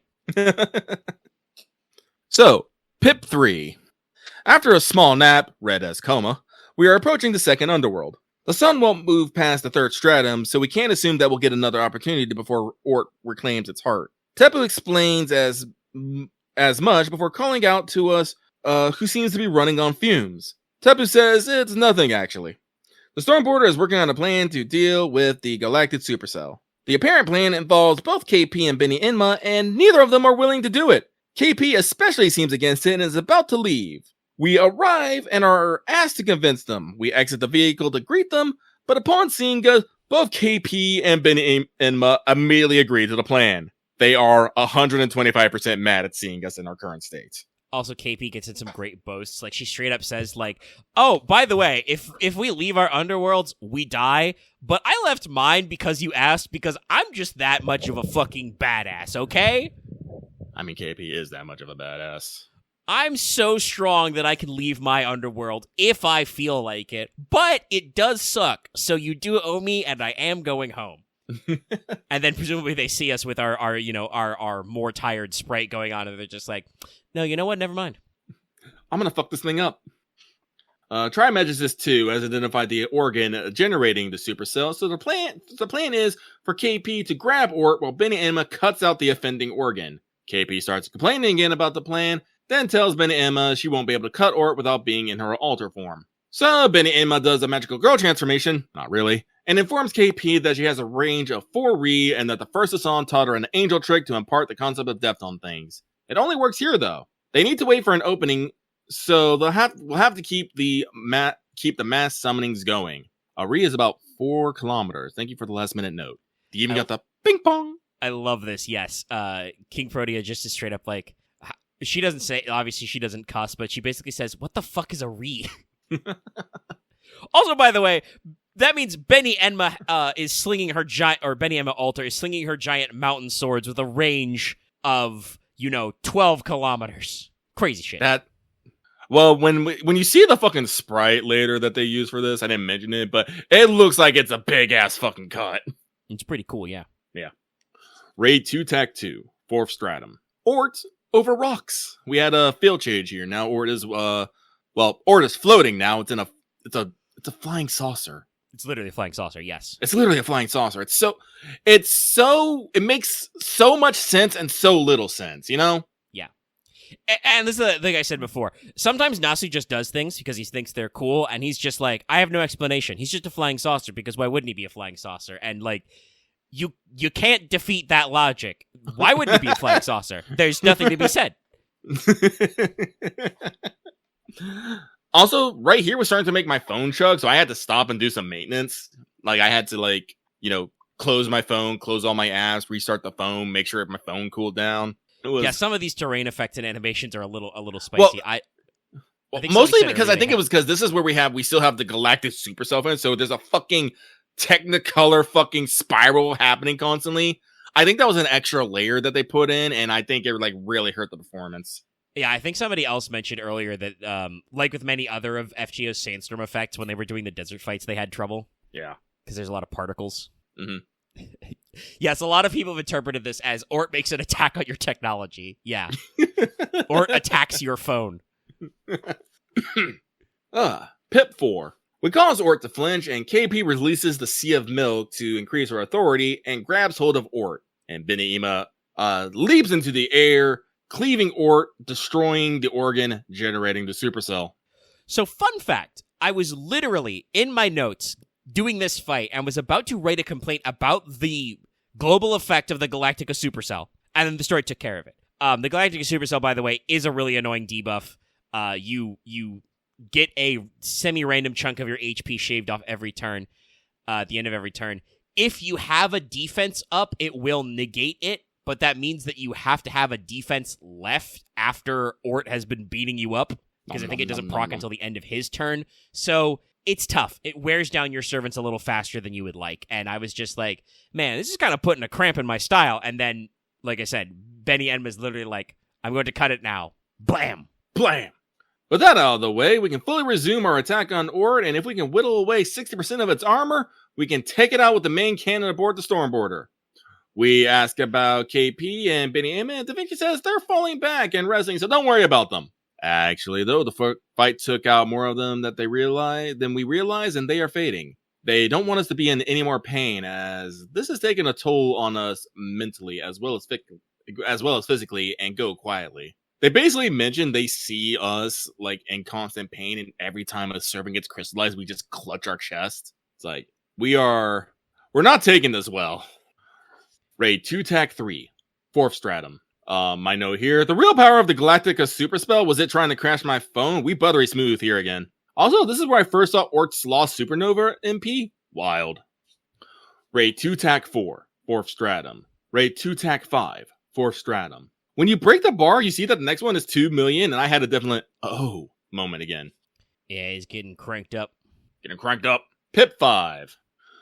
We get word that the sun has returned to the altar in Chichen Itza. Unfortunately, it'll be night in about an hour. Vakub has decreased the output in order to make it harder to detect. Happy Cat says that Vakub must have been a good rival, but Tepu disagrees, saying that Vakub was always a better priest than he ever was. I think it makes sense. Mm-hmm. But yes, we get this beautiful image of sunset in Chichen Itza.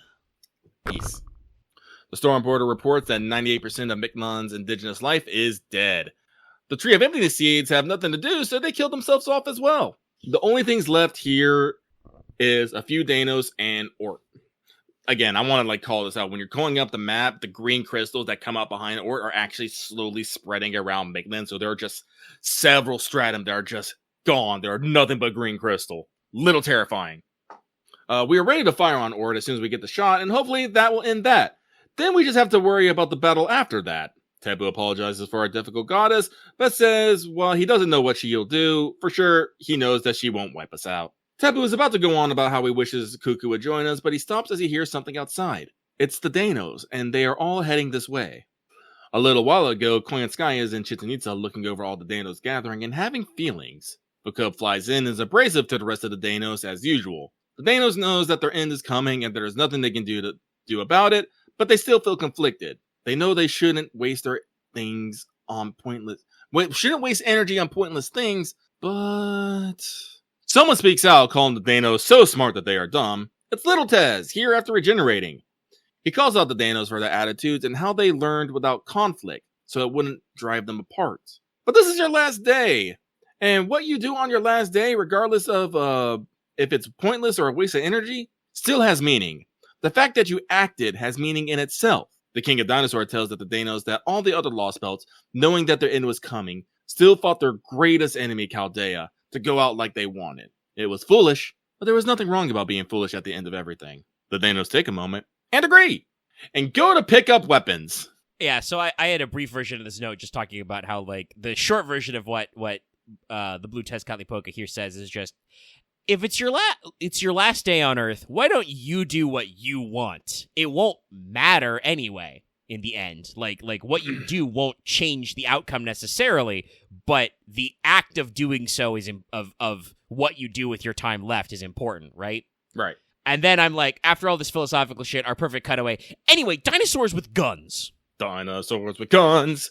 They immediately start discussing the best way to use them and modifying to suit their purpose. Koyanskaya and Vakub are shook. These Danos are about to commit war crimes with these weapons they are making, and Koyanskaya calls them the most dangerous species she has seen yet. The Danos call Koyanskaya an avatar of salvation, but she isn't their god. They're just a convenient means to an end. Koyanskaya clicks her tongue at that. Yeah, she tries to be like, well, you guys love my weapons so much. Do you want to worship me? And they're like, nah, we're good. Vakub and Little Tez have a few more words that despite everything, the Danos wanted to leave their mark here, even if they didn't fully understand it. That even if they weren't thinking about it, they became a little more human. Vakub scoffs at this, but the Dinosaur King says it's up to them to lead them, as it takes the more hot-tempered types to charge into the fray. Vakub doesn't say anything, but seems to grin. Yeah, I love what Tez says to here, and he's like, you? Well, I'm going to ride you into battle, man. How do you think I'm going to lead this army of Danos? The Danos run past us, smiling and waving as they go, and Cian calls to inform us that they are going to attack Ort. We should focus on our mission, though, as the cannon is ready to fire and Ort should enter its range just as we enter the storm border. Gordolf is confused why the gentle and wise Danos are going to now pick up arms and fight when all is already lost. Teppo decides to say his goodbyes here and asks for something simple, like a knife. I'm just going to pause for a beat there. We ask why, and he says he can't be the only Danos that didn't go to fight. He agrees that what they want to do is pointless, but it's the answer that they have arrived at. We give him a submachine gun, and he thanks us, then leaves the shadow border. Mash can't stop herself and chases after Teppo, almost begging him not to go. Teppo is surprised at Mash, but quickly realizes what is wrong. To the Danos, since everyone is equal, no one is special. That means that the death of a loved one and the death of a stranger should be equal as well, and Mash can't bring herself to agree with that. Teppo says it's okay to empathize more with the people that you are close to than those you are not. It is why proper human history has flourished. We always seek connections and joy in our lives. Teppo goes on to say he wanted to save Jaquique from her fate, but couldn't do so. Therefore, he resigned himself, just like the other Danos. Us showing up changed things. He may have been our guide, but we truly showed him a new world. It was fun. So don't worry about the Danos. They are on our side no matter what. Teppo realizes that in all the time the Danos have been around, they have never accomplished anything. He realizes that their very way of life was wrong, as they never did anything good, just avoided making mistakes. Humans are incapable of making the correct choice, he says, because even if they made the best choice they can, they will inevitably learn of a better way later. Being human means that we will always make mistakes, and finally, after all this time, the Danos will be finally able to make a mistake. They will finally become human. Teppo says goodbye once more and thanks Mash for being so wonderful, and Mash can finally let him go with a smile, thanking him for being our guide. And so all the Danos ride out, and they killed one of Ort's health bars. Yeah, so fun fact, they do some description of this, and one of them says, they strip away Ort's infinite lives. That's Teppo using the mystic eyes of death perception on Ort. Nasu very specifically calls out the sound that happens when Ort's bar breaks here, because you don't break it in battle, it just breaks on the map. That's the sign of the mystic eyes of death perception being activated. That soundbite is from Type Lumina. It was supposed to be something that it was just supposed to pass unnoticed, but people noticed it immediately, and it slightly freaked Nasu out. Listen, the eyes are a very distinct sound font. We know. Yeah, no, apparently the dinos that streaked across the sky like lightning was Teppo, and because he could fly with Magecraft. Yes. Which, again, I would love for this Lostbelt to be animated. I absolutely need to hear Teppo go out there, throw off his glasses, and just wail on Ort with a gun. Honestly, I think Lostbelt 6 is still like my favorite Lostbelt, but I think LB7 is like the one I want to see animated the most. There's just so much happening here I want to see. Yeah, and I was thinking of the touching blood scene, but I was like, is Trigger busy? Because like that would just be a great opportunity for her to, Gynax pose and then punch a flying saucer. Yeah. I mean, like I said, like when you think about it, that scene is Gurren logging that shit. She's literally screaming and refusing to give up and just rebuilding her arms over and over again. It is almost exactly like the final episode of Gurren Lagann. It's just arms instead of drills. Not to mention, I want to see the dinos, just gun up and run out fighting Ort. I want to see the bat, all of it. I'm losing my words, but no, it's all amazing. How dare. You're losing your words because it's midnight for you. It is midnight. It's 3:09 a.m. Shut here. up. We've been recording for 4 hours, 36 minutes. We still got more to go. We're committed to this. We got the big climax. No, we're going through. We're fine. Listen, my sleep schedule's been a little off lately. I've been going to bed later. I'm still fine. Could maybe use a snack. I'm not going to stop for a snack, though. We ball, correct. But yes, Pip of the Six. Pip 6. Cuckoo watches impassively as the Danos throw themselves against Orc to little effect, dying one by one. The King of Dinosaur calls her out on this, saying that even at the end, she'll do nothing to help them. Blue Tess says this was fun, but he still couldn't give them the satisfactory end they wanted. 66 million years of ennui is a tough nut to crack. He tells Cuckoo, let's have a real proxy war sometime, and vanishes. Even the little Tez is a baller. Mm-hmm. He's like, man, those dinos are pretty cool. I wish I could have got him to get up their ass sooner. Yep. We return to the storm border and everything is ready to go. The main cannon is ready to fire and it's all or nothing. Either this shot destroys Ort or Ort destroys us. We have to get within 10 kilometers to make the shot. So if Ort can reach us beyond that range, it's up to our defenses to hold out. And if those don't, well, it's game over, man. We are closing the distance with Ort and when at about 23 kilometers, it picks up speeds and closes to 90 kilometers in moments, extending a metal tentacle with a range of 20 kilometers. Full power to shields. We hold down, but it won't last. We need just a few more seconds to get that shot off, and Nemo decides to rely on a trusty ally. He makes a bank transfer to Koinskaya. From the jungle, the Tamamo tank Type 79 emerges from the foliage. Koinskaya had built it in secret with the supply she stole, and from the helps from the Dino 11 who are there with her piloting it. They're about to change things in overtime and score the game-winning goal, and they start unloading on Ort and its tentacles. Yeah, I fucking cheered out loud when this happened. My brothers! They're back!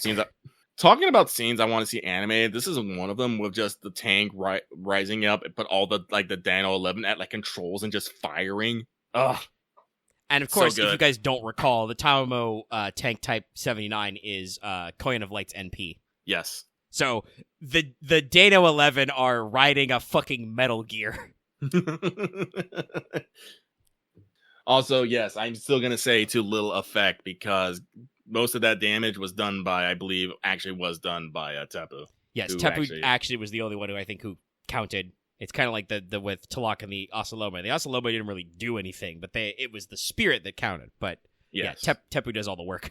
Their attack gives us the time we need to close the distance and fire the shot. Ort reacts and bends the shot around it.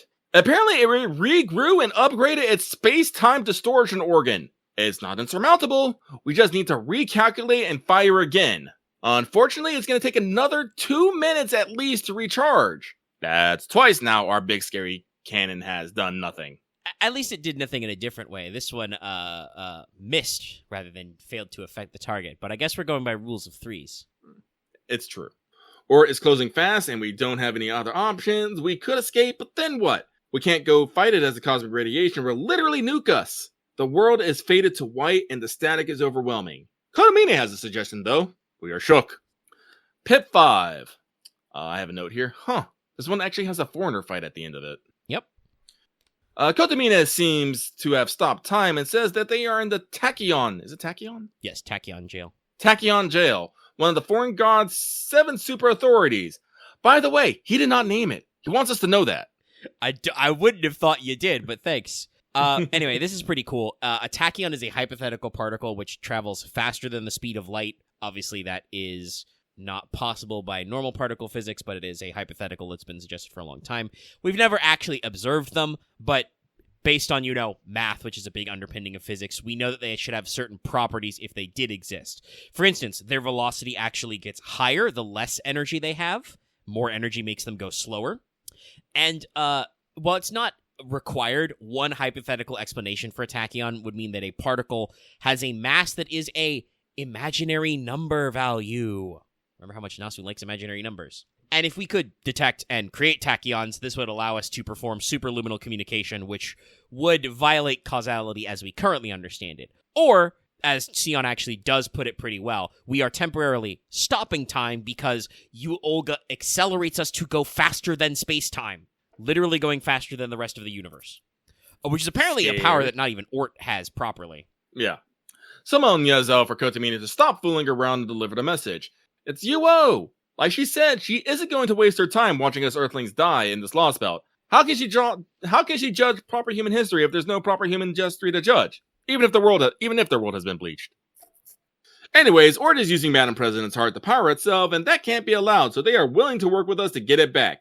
We agree immediately without waiting for approval. They will maintain the tachyon gel and power the ray proof, and in return, they want to use the ray proof for themselves and for us to defeat ORT's main body. Turns out that doing all that damage in the super speed state will overwhelm ORT's regenerative ability, and Kotomini secretly added a bypass to the engines, allowing magical energy to be provided from the outside.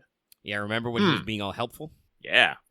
Olga will channel her energy into the engines and blow ORT to smithereens, but first we have to weaken it once more by commanding our servants from the deck directly. Thankfully, as we are back on the storm border, we can use its resources to summon any pseudo-servant we want, even those who are already absorbed. Yeah, this is basically, even though it showed us the raid bar with 3 million, this is a story fight that is the final battle. Mm-hmm. And we get to use everything, and as I said, it's time for definitely the real final battle. There are definitely no more battles after this. 3 million ORT.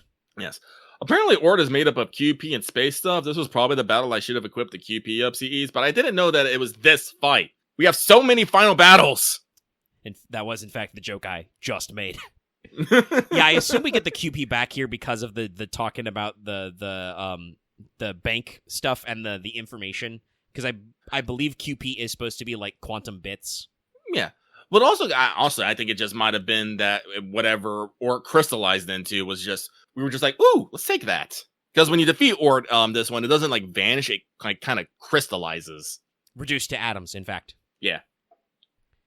So it's time for Olga's time to shine, and she wants to make sure that we are seeing it. She instantly charges the ray proof and hopes that we are impressed by her power. We continue to mess with her, like always. Just one last, annoyed president sprite. Ugh. Olga tells us why she is doing this. Because we didn't kill KP or Bennett Inma, even though they became monsters.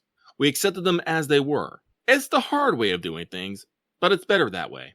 Here at the end, it's now or never. So Olga asks, who was Olga Marie? Was she Chaldea's director? We take a moment to answer, but say yeah. She was a little awkward, but she was still a great director. Olga says, that's a nice dream, and wishes she could have done a better job. Lucky has a note here. I have taken a screen cap of Olga's smile, and I am keeping it close to my heart. ORT is reduced to atoms, but it took everything Olga had and more. She couldn't generate that much energy and survive, not without her heart. Her spirit origin has completely vanished, but she kept her promise. She protected Earth. Complete destruction. Pip 8. Surprise! There's one pip left! I mean, you could all count, but still. Victory is at hand and not a moment too soon. We are so exhausted we can't even walk and ask Mash to give us a hand. But there is a light. Something is being summoned. Trimegistus 2 tells us there is something just hijacked human history, scanned it, and rewrote a virtual timeline to create. Grand Foreigner. One radiant thing. ORT. Out of everything we've faced, this is a true monster. Or to put it another way, we've just killed ORT. ORT definitely died. Which means it's dead now. And thus, it can be summoned as a ghost liner. ORT, pick up, summon, win. Wink at camera. I know from research that ORT did this because it prioritizes survival above all else. But in this moment, the romantic in my heart says that this is when ORT decided that we were a threat and decided to actually face us. It does kind of feel like that. Like, this is the moment where ORT is like, okay, buddy, you killed me. I'm coming down there. Yeah, no, like, because, like, when you think about it, like, before all this, like, Ort was this unknowable, inscrutable, ultimate thing. But in this moment, it has become something that we know. It has become a servant. It has become something small, like smaller, more compact, you know? It's like it's facing us actually one-on-one, not as, like, the giant killing machine it was. Yes, and it while it is a Grand Class Spirit Origin, it did record itself as a Spirit Origin, and apparently used its, unlimited processing power to, I assume, basically simulate a timeline where it could be recorded into the Throne of Heroes. Yeah. No, but in the interview, it does say that Ort will always choose the action to survive. But in this moment, it doesn't. Sorry, I am losing my mind a little bit here. It did not choose the option of just leaving, going on doing his way. It's like, no, I am going to face you, and I'm going to kick your ass. Because as it's plain saying, it doesn't need its heart to survive. It can survive just fine without it. It just kind of wanted it. But now it's like, nope, I'm going to destroy this. I also want to double down on that. It died and rebuilt itself. It doesn't need its heart anymore. Yeah, I mean, it literally should have made a new heart in this form. And still did not just decide to fuck off and go do what it wants. It's like, no, die.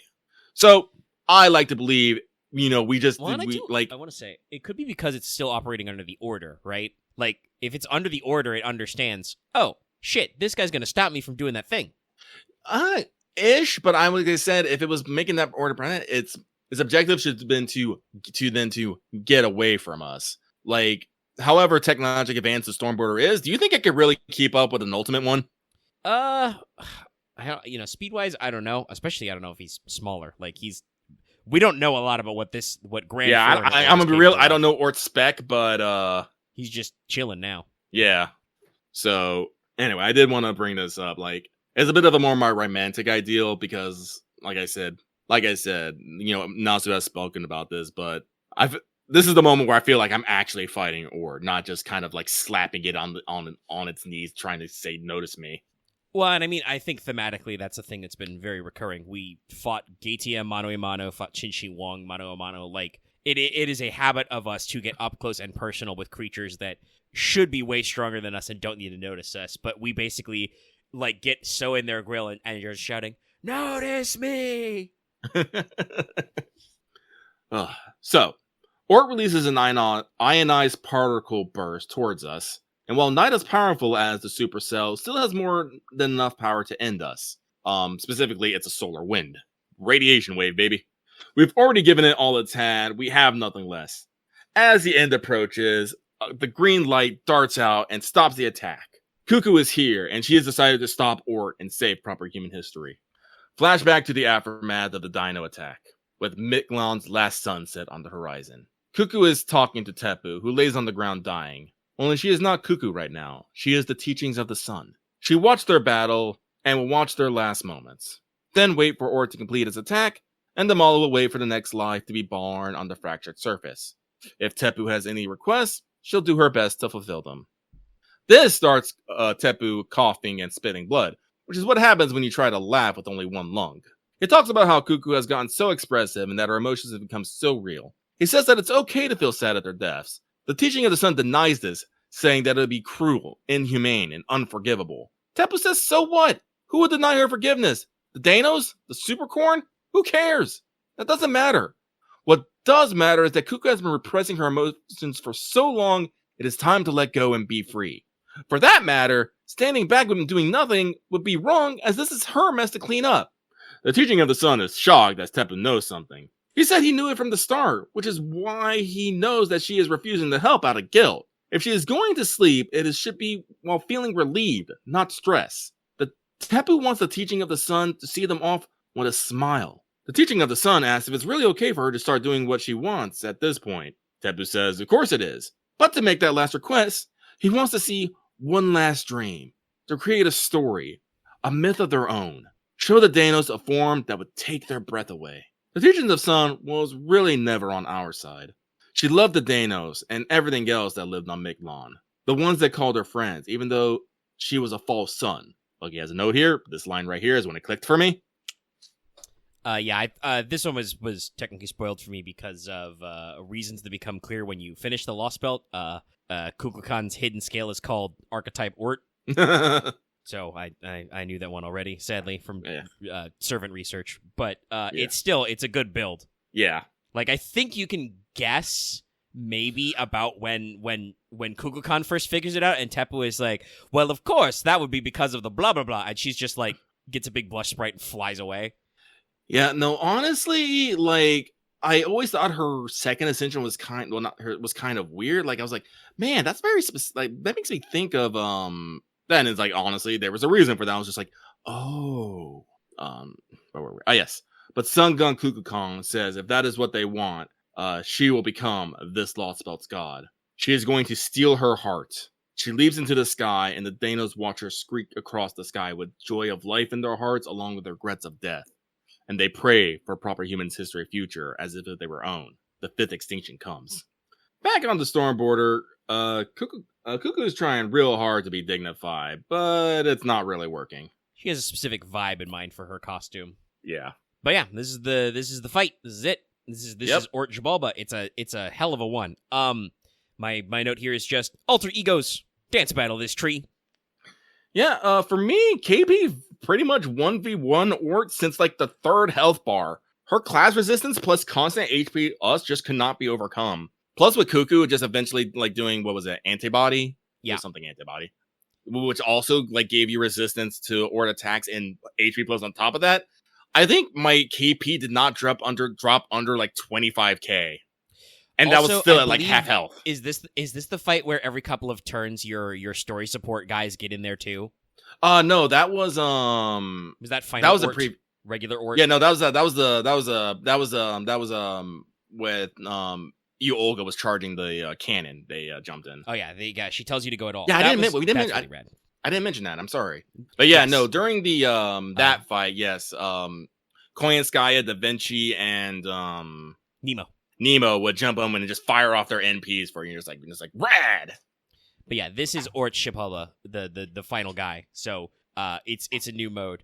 I love the storytelling of this fight, by the way, as like archetype style. ORT counts down all of the history of Mictlan, including, as I mentioned in the pregame, when the sun went out, ORT just takes a little nap. Yeah. No, I thought that was a great touch. It's a little eepy. Like, it's only like for one hit, but I had KP's MP on that turn. I was all like, oh, this is going to hurt. Yes, my solution was Melt and KP in the front, and just KP tanked, and Melt just kept hitting NPs, which, strips all of his removable buffs. No, this fight's great. I especially love the final effect where, like, ORT just starts kicking your members out of the squad, but then your buffs get higher and higher. No, I also love the visual effect. Like, as we broke the bar, because during this fight, like, you're under attack of a constant solar wind, but it changes colors with, like, every break bar. Oh, God, it was so good. No, it's great. So, ORT comes back again, basically because it's the tree, and it seems to just insert itself back into the world since the tree simulates space-time. Or maybe because it was restarted by David, its origin points can be expanded to the visible universe. Basically, we defeat ORT Xibalba again, and then it's like, now receiving data from, 13.8 billion light years. So, technically, a third ORT shows up, and I'm not really sure how he can do this. He just can. Like I said, I think it's either because it is technically still the Tree of Emptiness here, it can just simulate existing again, or this one is the one that's basically like using David's power to summon itself back. I want to say, I feel like there's a lot of interesting medical terminology here because they talk about how this works. Because they call it, the effectors occurring. Effector in medicine can refer to factors which regulate cell and enzyme activity, and zone of origin, because they say zone of origin, 14 billion light years or whatever. That's sometimes referred to speak to where cancer's origin point is, like where a cancerous growth starts, or even the area which the origin for an infectious disease. And so possibly that's how our boy the invasive star cell colony works. So like it's just I noticed they're using a lot of specific language, and I'm just like, I wonder if there's a reason for that. Like, are we comparing ORT to, like, a disease or a cancer? So, we have defeated it once more, but ORT refuses to stay down due to the fact that its heart is still here. So, Cuckoo says our part is done. It is time for her to do her job. She thanks ORT. It was because of them that Mictlan was able to survive, but extinction comes for all things. The Mala has recognized this Lostbelt as a good world, but this was not the only way forward. The sun is ORT's heart, and Cuckoo was born from that sun, which means Cuckoo is part of ORT as well. She will return to the sun and destroy the Ultimate One. Only ORT can defeat ORT. She ignites the sun and incinerates ORT and the sea of trees of emptiness. I guess we already got our ORT pickup summon. The sun fades from Mictlan, and the Dano Sage spends his last 10 seconds grateful for everything that's happened. That those meaningless actions may not be so meaningless after all. In Chichen Itza, Koyanskaya mulls over Kukulkan's choice. The Dino 11 rib her for not helping much, to which Koyanskaya responds that NFF is never meant to be a stall player. Her client has survived, and she still plans on having fun with Chaldea in the future, so she'll be making her servant exit here. She asks what the Dino 11 will be doing, though at the end, they're gonna go play 2-on-2 Zocta game. They'll do what they like, right till the end.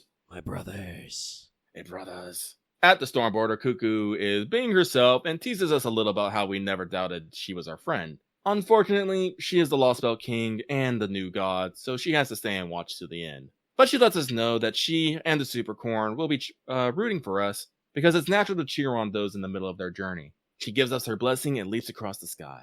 Mictlan begins to fade into darkness. Mash mentions that the storm border is already ascending and will soon reach the surface, but we have a heart attack and collapse. I don't know if it was actually a heart attack, but it seemed like it. Yeah, I think they try and pull like a little bit of a fast one on you, but it's just like slowly fade into the darkness and let the archangels take me. It's true. I didn't mention this, but Cuckoo does mention this. Despite all of her posturing as a villain to us, we never actually fight her at all. Like this entire Lostbelt, we never actually come into conflict with her. Closest we get is fighting ORT. Yep. So here's where I took my notes. Sorry, what were you gonna say? Oh no, keep going.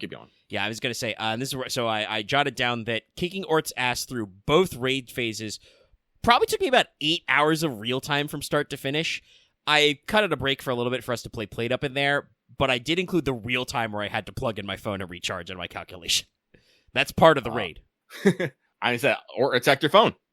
But man, I don't even know how long I've been at this. I feel like this never ends. But normally it wasn't a bad thing, but I was feeling it as I kept looking at the clock and seeing it tick on. It's a lot of work. Like, Lucky was at like 4 p.m. today, like 3 hours before we started recording. I'm just like, ah! But we're not done yet. We still got a little bit to go, but I need to go up and take a bio break. So let's take a quick break real quick. Pausing I will be right back. 5 hours. Let's keep going. Tell me when we restart. We're back in it? Okay. So, Section 23. The Fifth Sun. Pip 1. Mictlanpa.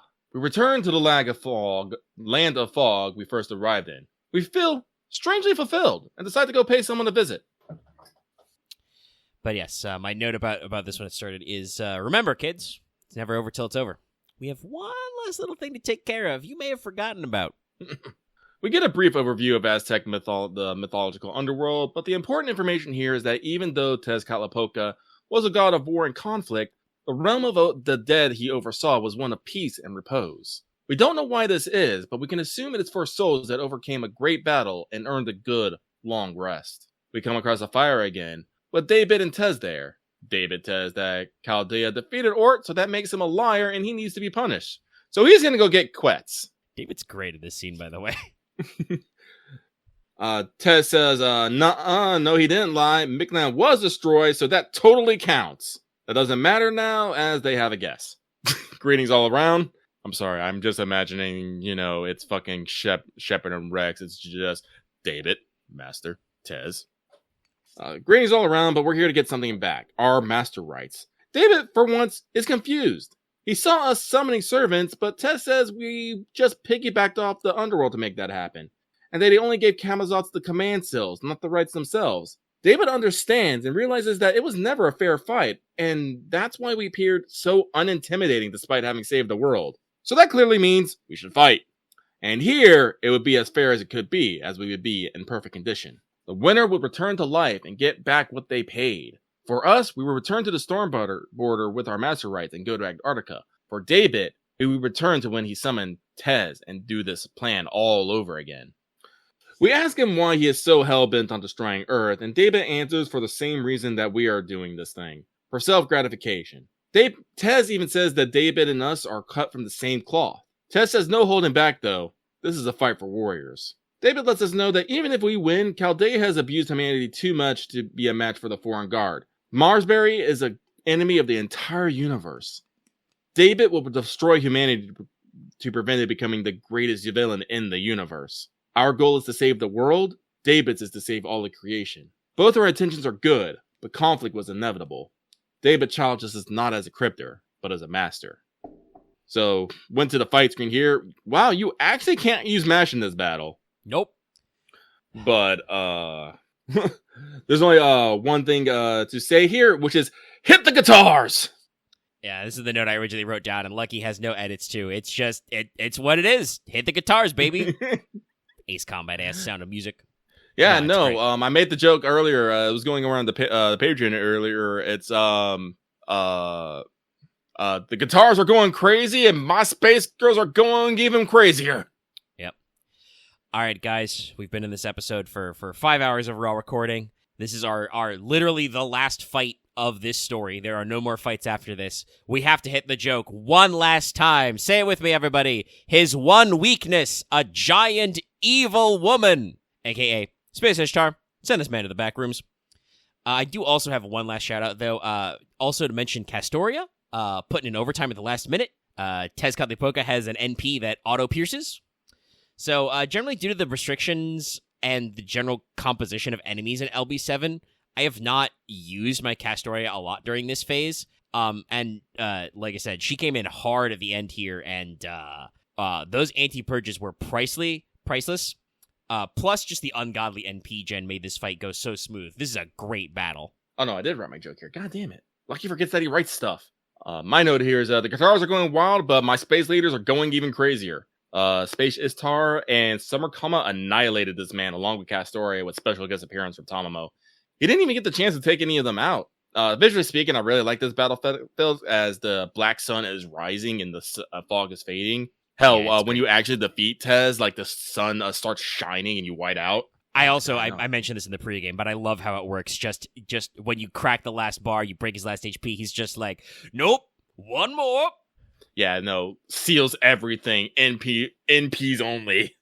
And he's just like, all right, we reset the fight. You've got one go. David says that as a master, we are definitely better than him. But that's it, so later, my man. Except we want to know if using ORT was the only way, and David responds that, for him, it was. He can't make bonds like we can, and by the time he figured out everything, it was too late. He even tried to threaten Marisbury, but the fucker took his own life rather than let his plan be stopped. At that point, David knew that it could only stop the foreign god Chaldeas from the inside. It never occurred to him to fight the old Chaldea with a new Chaldea. He says he likes the name Novum Chaldea. We try to call after him again, but Tez is like, knock it off. He's earned his rest. But this is only a spa vacation, therefore temporary. One day he and David will be back out there and fighting on the winning side this time. Yeah, so David and this asshole are coming back for the finale. like Tez straight up is like, oh, I'm putting him in my best underworld, but don't you worry, we're coming back out there. It's time to go, and we have to remind Tez to give us back our master rights. He does, and lets us know not to dwell on the ending here. He has seen more extinctions and the fall of nations than most, and something always survives. That the time we spent doing things is valuable and what goes with us on our journey. And we get one more use out of the sun and the abyss. It do truly be the Babylonian of Lostbelt, even though technically we didn't use this track in FGO until Merry Christmas in the Underworld. Not to mention it actually uses a leitmotif from Extella. Yeah, it's so weird. It's based on the like menu theme moments of Extella. Yeah. But God, the Sun and the Abyss is such an appropriate track title for this, I swear. Yeah. Section 24, To the Antarctic. We awaken in the Stormboarders infirmary, no worse for wear. Apparently, we and Mash both collapsed on the deck after the battle, and were passed out for about an hour while they checked us over. Perfect bill of health. We should still go rest, though. But first, Gordolf wants to see us. Gordolf and the rest are on the bridge, and Gordolf tries to make it seem that he wasn't worried at all, but everyone else was worried. The rest of the crew completely rat him out, though. Dog I saw that look on man. Yes, I saw the look of her face when we walked in. I wasn't fooled at all. And then guess who shows back up? Foe, you cheeky little fuck. Where were you? Huh? Where was I'm you pretty hiding? sure he was either in Avalon fucking with Merlin or, surfing lava on the surface. Only options. Well, in spite of everything happening, we want everyone to keep acting as they do, so we can keep on going like we have. So we asked Gordolf to do the usual. Gordolf congratulates everyone on the job well done, recaps what they're going to do, and moves on from there. Anyways, the mysteries continue. We now finally ask the questions we should have been tabulating all along, but Holmes is probably slowly pushing away from. What the hell is Chaldea and Chaldeus? What is the foreign guard, really? And for what purpose was the earth bleached? But we got time to rest and everyone heads off. We stay behind for a moment to talk with Nemo. We give him a Zocta ball, the one originally for Marine. Tepu asked us to give to Nemo back when we left for the 7th Stratum, as if he knew he would never return. Tepu says it was proof that 2 different worlds could be friends. Nemo has a small breakdown, but recovers quickly. We depart then, and Nemo promises to never forget this Lostbelt and how wonderful it was. Honestly, there's a lot more exposition going on here, but I think this is a good point for your notes to taper out. Like, this is the climax of the Lostbelt. The Lostbelt's over now. Yeah. And now we basically enter, especially when I describe what happens in the Ordeal Call prologue, basically the Ordeal Call prologue. It's true. Because we snap out to our Legion of Doom moment, and yes, this is the point in the notes were in bold. It says I take over, so I'm taking over. Taking the wheel. Thank you. And we get a conversation that I am so sad has never happened before because it is great. Kotomine and Romani Arakman are speaking. They should do this every day. This is great. Basically, Kotomini and Romani are talking about, and chat, be sure to let me know if I do miss some details here, because we have been recording for over 5 hours. But basically, Kotomini and Romani recap the plan without actually explaining the plan. Yep. He's basically saying, like, oh, what will you do now? I never thought they would overcome ORT. And they're like, I think they even mentioned once again that, like, oh, it was a subspecies, but they're like, nah, they defeated ORT. That counts. That shit counts. But asks him, oh, what are you going to do now? And he's like, oh, we'll just continue on the plan as normal. Losing the president is bad, but it's not the worst. What will you do about Chaldea? Oh, I'll let the Count deal with them. And I think, Romani ends this by just saying, like, oh, well, so you've kind of got everything tied up in a neat little bow. Cool. And Kotomini's just like, yeah, anyway, bye. But he does explain, though, that we kind of had a little reverse grand servant situation here. The foreign planet summoned 7 servants, 7 disciples. 3 of them were for the cryptors. Kotomine, Muramasa, Doman. What the fuck Doman was actually supposed to do for the cryptors, I don't know. I guess just gas them up. Muramasa, it specifically is explained, was there to cut down the tree, to cut down Wodaime's tree. 3 disciples were summoned to shepherd Chaldea. Holmes, Moriarty, obviously, when Holmes did not execute his part of the plan, and the unnamed Count. So we got 1 out there.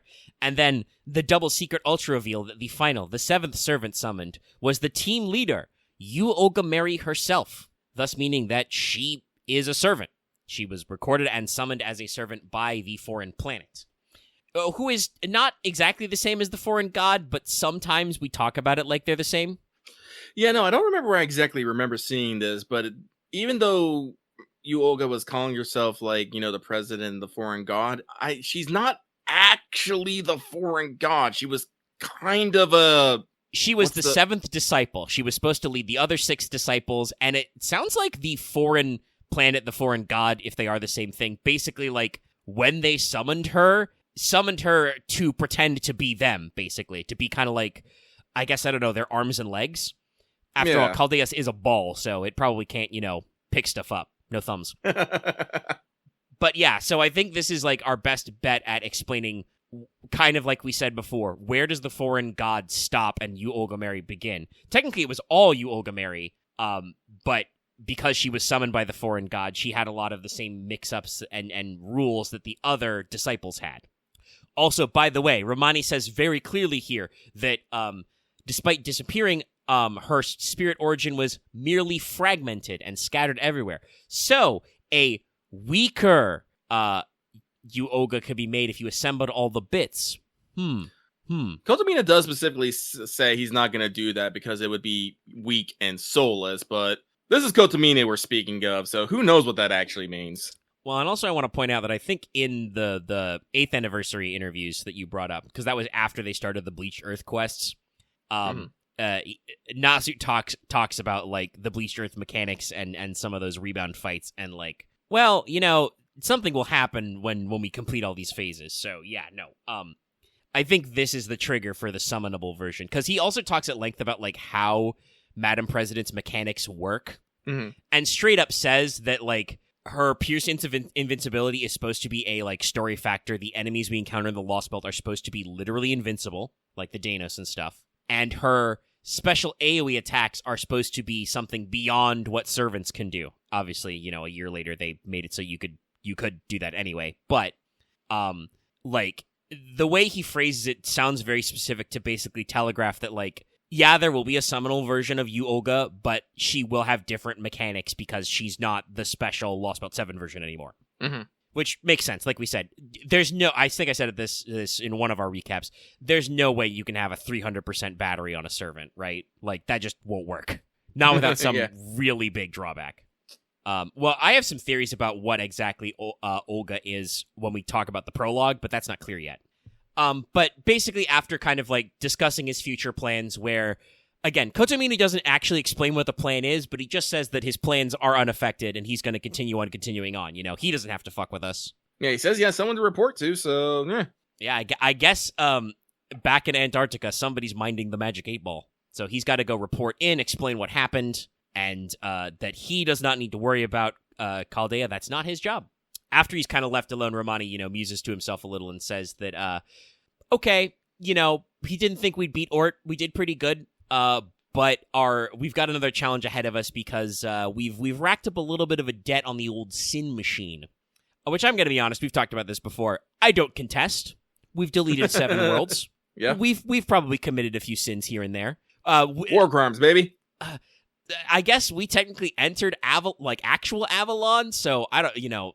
Supposedly only those without sin may pass, but I don't know if the rules were the same anymore. I don't know if Muramasa has a clean conscience, that's for sure. And we could the gates of Morgan's Camelot had the part where she says only those without sin may pass scratched out, so I don't know. Oh, yeah. Also, this is another thing. Yeah, he says the Count might repurpose that, so that probably comes into future mechanics. This is another thematic point. Thank you for grabbing the screen cap. Kotomini says that or Rasputin says that he believes that Yuo has earned a rest. Yes. Which is a very strong recurring theme of this Lostbelt is, like, when you're not dead, you should make the best with the time you have, and even how, if your end is inevitable, how you spend those final moments are important. And, you know, Tezcatlipoca kind of talks about us basically just saying, like, hey, the merit of your journey is where you spend the time with it. That time you spent is what you carry forward, so don't worry about a thing. But when you're done, when you're dead, rest is earned, you know? So lots of setup and themes. But yes, Romani basically says, okay, you know, I almost feel like he's basically telling Kotomini, even though he's left, you probably should actually do something about Chaldea, because they're going to get your ass, but they have something else to do first. And I could, like, elaborate a little more because he has a little more to say on it, but he tells us all of this to our faces in the Ordeal Call prologue, so we don't need to reiterate. Yeah, no, actually, Kotomini also brings up the thing about the enemy bit, and Romani considering us an enemy is not, like, his enemies, per se. We're still in this weird kind of, like, you know, frenemies thing. But at the end of this, Mash finally unlocks her Bond 9. Yay! Not quite Bond 10, but close. And then, like I said, I wrote better notes about the Ordeal Call prologue, which you have completed, Lucky. Yes. So we'll talk about them. But like I said, if I miss anything specifically from the tail end of 2 Antarctica, let me know. But the Ordeal Call prologue, our little extra step here, is also, once again, Oops All Story. So we're basically back after the short break we took at the end of Lostbelt 7. It's, you know, hours later, maybe, tops. We all report back to the bridge. We start with Sion saying that she has finished her critical analysis of subject E, and this is actually a really big deal because this is finally going to let us understand who the fuck David Blue Book was and what Caldeus, at least the model, is. The foreign planet Caldeus still up in the air, but what the model Caldeus is supposed to do, we got it. So, everybody, breathe a healthy sigh of relief. Thank your lucky stars. 2019 Earth, safe. It's good. We once again bring up displacement magecraft, with a very good example, by the way, where Da Vinci talks about if you had a perfect copy of Gordolf. Basically describes the other form of teleportation. If you just transpose a perfect replica of the Earth with another perfect replica of the Earth, they're the same as the real Earth, right? Yeah. So they just use displacement magecraft, which is something that is, being studied by obscure mages, to take the Earth and move it to Caldeus, and take Caldeus' surface and move it to the physical real Earth. Because on an information scale, which is how magecraft operates, they're the same, functionally. Trom was actually a projected version of the surface of Caldeus. It was their Area 51. I love this note where, she talks about how, okay, so Caldeus is supposed to simulate up to 100 years in the future, so it's actually 2119. Why did we see modern equipment in Area 51? Budget cuts. And I love that, this is, either a dialogue options, and Sion's got it in one. It sounds stupid, but it's true. So, Area 51 got their budget cut. I do like, by the way, that Sion just said straight up, oh yeah, Area 51, where they study all the UFOs and aliens. Obviously, we're in Fate, so yes, I buy it, but I do find it very funny that Sion, a alchemist vampire, is just yeah, no, the Americans keep their aliens in Area 51 in Nevada. Sure we do. Well, I'm gonna be real. London keeps fucking angel artifacts in their basement, so you know what? Fair is fair. Yeah, no, I mean, if they get to keep them, so do we. It's fine. Yeah. But yes, so the person who died in the operating room in Trom was a human from the simulated future of 2119, where the Earth was completely destroyed by unknown forces because he was. Go ahead. Yeah, so all those scenes of Daybrook, driving around the bleach Earth, that wasn't on our Earth. That was on his Earth. Yes, the future that will come to pass by 2119, allegedly. Allegedly. This means that this person was effectively humanity's last master. He was the last guy in the tank. And that's why there were so many servants in Trom with so many different conflicting views and using so many command spells. That was basically their time temple of Solomon. It was that simulated timeline's last gasp. But they weren't looking for, to save their world presumably because Caldeus is a simulation, it was not possible, right? The simulated future is coming to pass. So they just wanted revenge on proper human history for fucking their shit up. This means that, like I said, David Blue Book was another Camazotz. He was the last guy in the can. Every single potential of master ability was, ready. Yes, we pushed the Earth and put it somewhere else. Now, why the fuck would Marsbury want to do this? Absolutely unknown. Nobody here can answer this question. We have no idea. I have theories. Oh, yes. No, I think there's a lot of theory crafting to be done. And if you want to spin up a few, we can try. But yeah, I like that we assert that he must have had good intentions because otherwise he would not have been compatible with King Solomon to get his wish granted. But he's a mage and a clock tower lord, so his idea of good must be different from ours. Yeah, so to do a little bit of theory crafting, we have to take what we know. One, he wanted Caldeus to do something that had a range of 13.8 billion light years. Two, he knew that if he did it, things would not like it. So generally when someone doesn't like something, that means because you are adding something or removing something. So either he is going to add something to the range that he specified, or he's going to take something away. So I theorize that either he is going to take energy away from the universe to put it on his fake planet and empower humanity, or he's going to overlay Caldeus over the universe and basically make humanity spread to the stars. Kadok does say, or maybe Sion says this, but one of them brings up that he was always focused on expanding humanity and growing our knowledge. Yes. So, my thing is he's going to take the texture of Caldeus, of Earth, and overlay it over over the rest of the universe at a range of 13.8 million light years and basically destroy every bit of intelligent life out there, which I think conforms to what David says, making humanity the most hated thing in the universe. Yeah. Because we know aliens are real. They're out there. There are intelligent species. There's a whole like life cycle of planets in Nasu's mind that we will explore later. And that would be bad. It would be bad for us to do that. But also, I forgot to take this as a separate note, but I remember it is mentioned that like we have a lot of debates about the morality of Chaldea, which MASH puts a bullet point on at the end. But throughout this, we kind of talk about like, man, so were we doing the right thing? And we're like, no. Once again, you did the right thing by stopping the incineration of humanity. That was bad. Munier even talks about, we didn't realize Chaldeus was bad because it was working as billed by Marsbury up until it was frozen over, right? Like it correctly sensed or was unable to sense humanity's future after the incineration and was a tool that allowed us to solve it.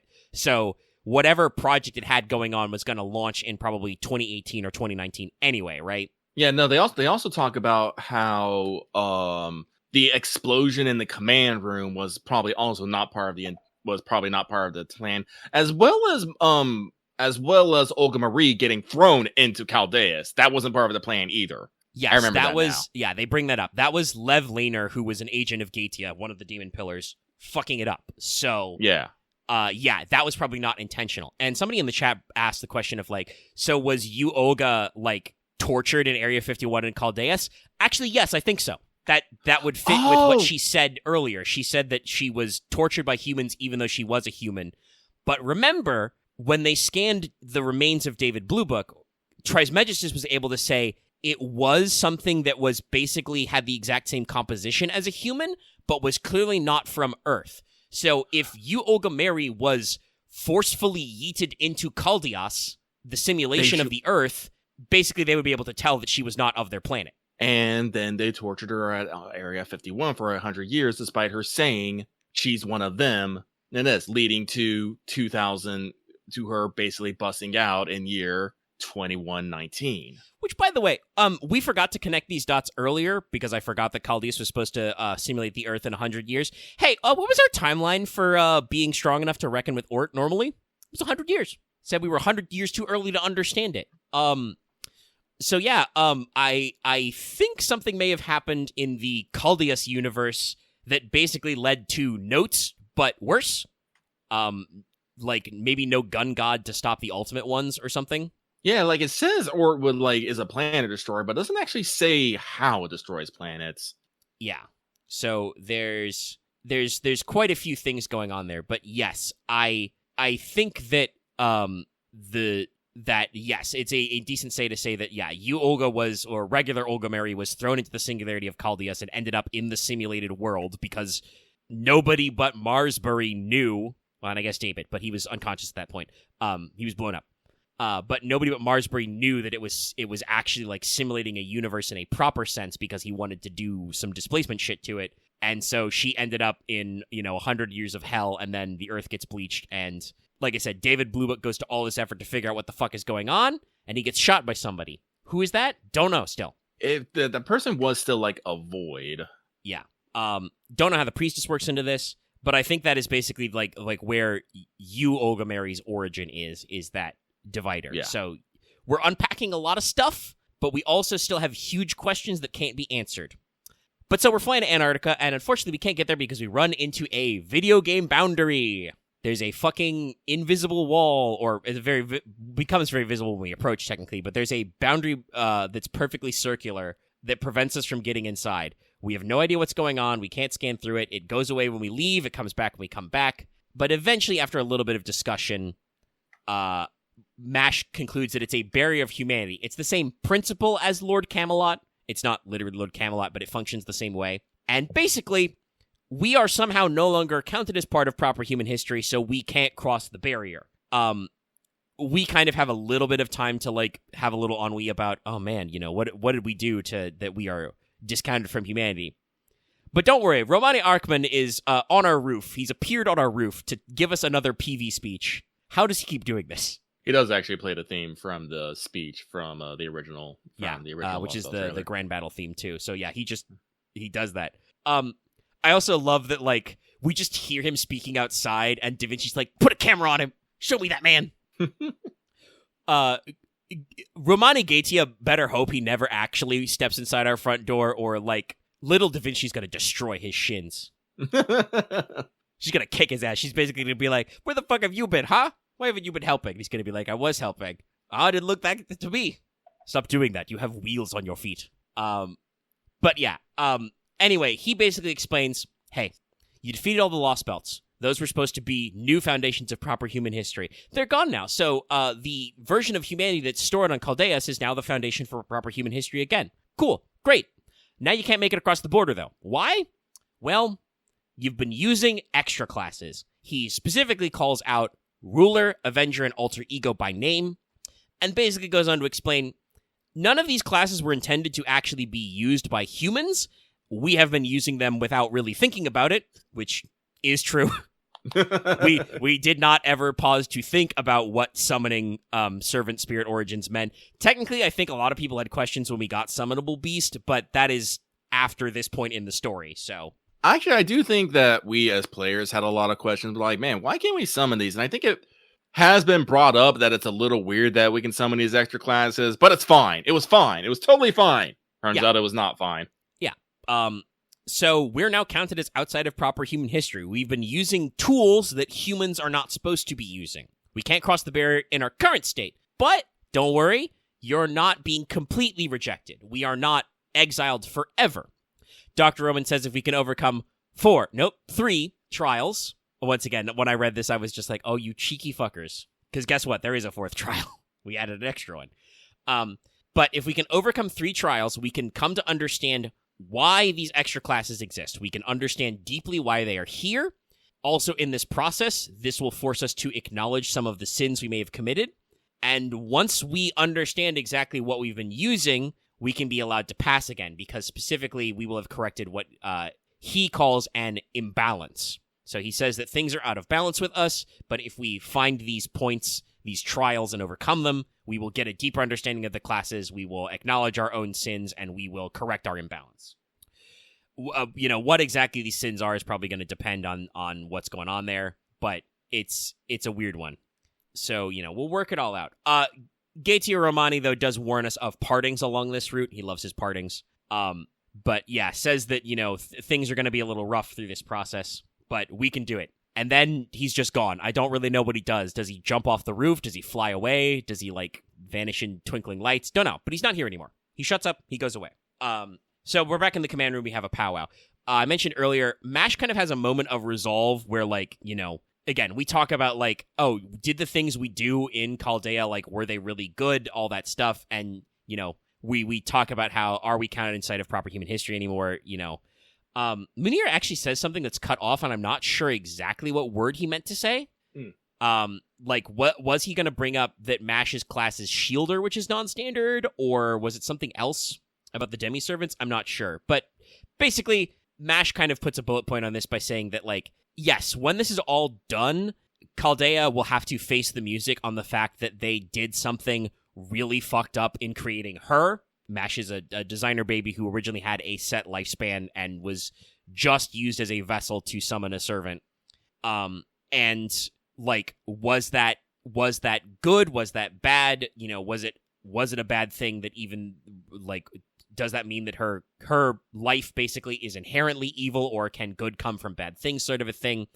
We're gonna have to reckon that. And she kind of asked the question of will I be blamed for my creation at the end of this story? Gordolf, by the way, has a great internal monologue where he's like, I'm going to do everything in my power so none of these people are blamed for this bullshit. He specifically calls us fools.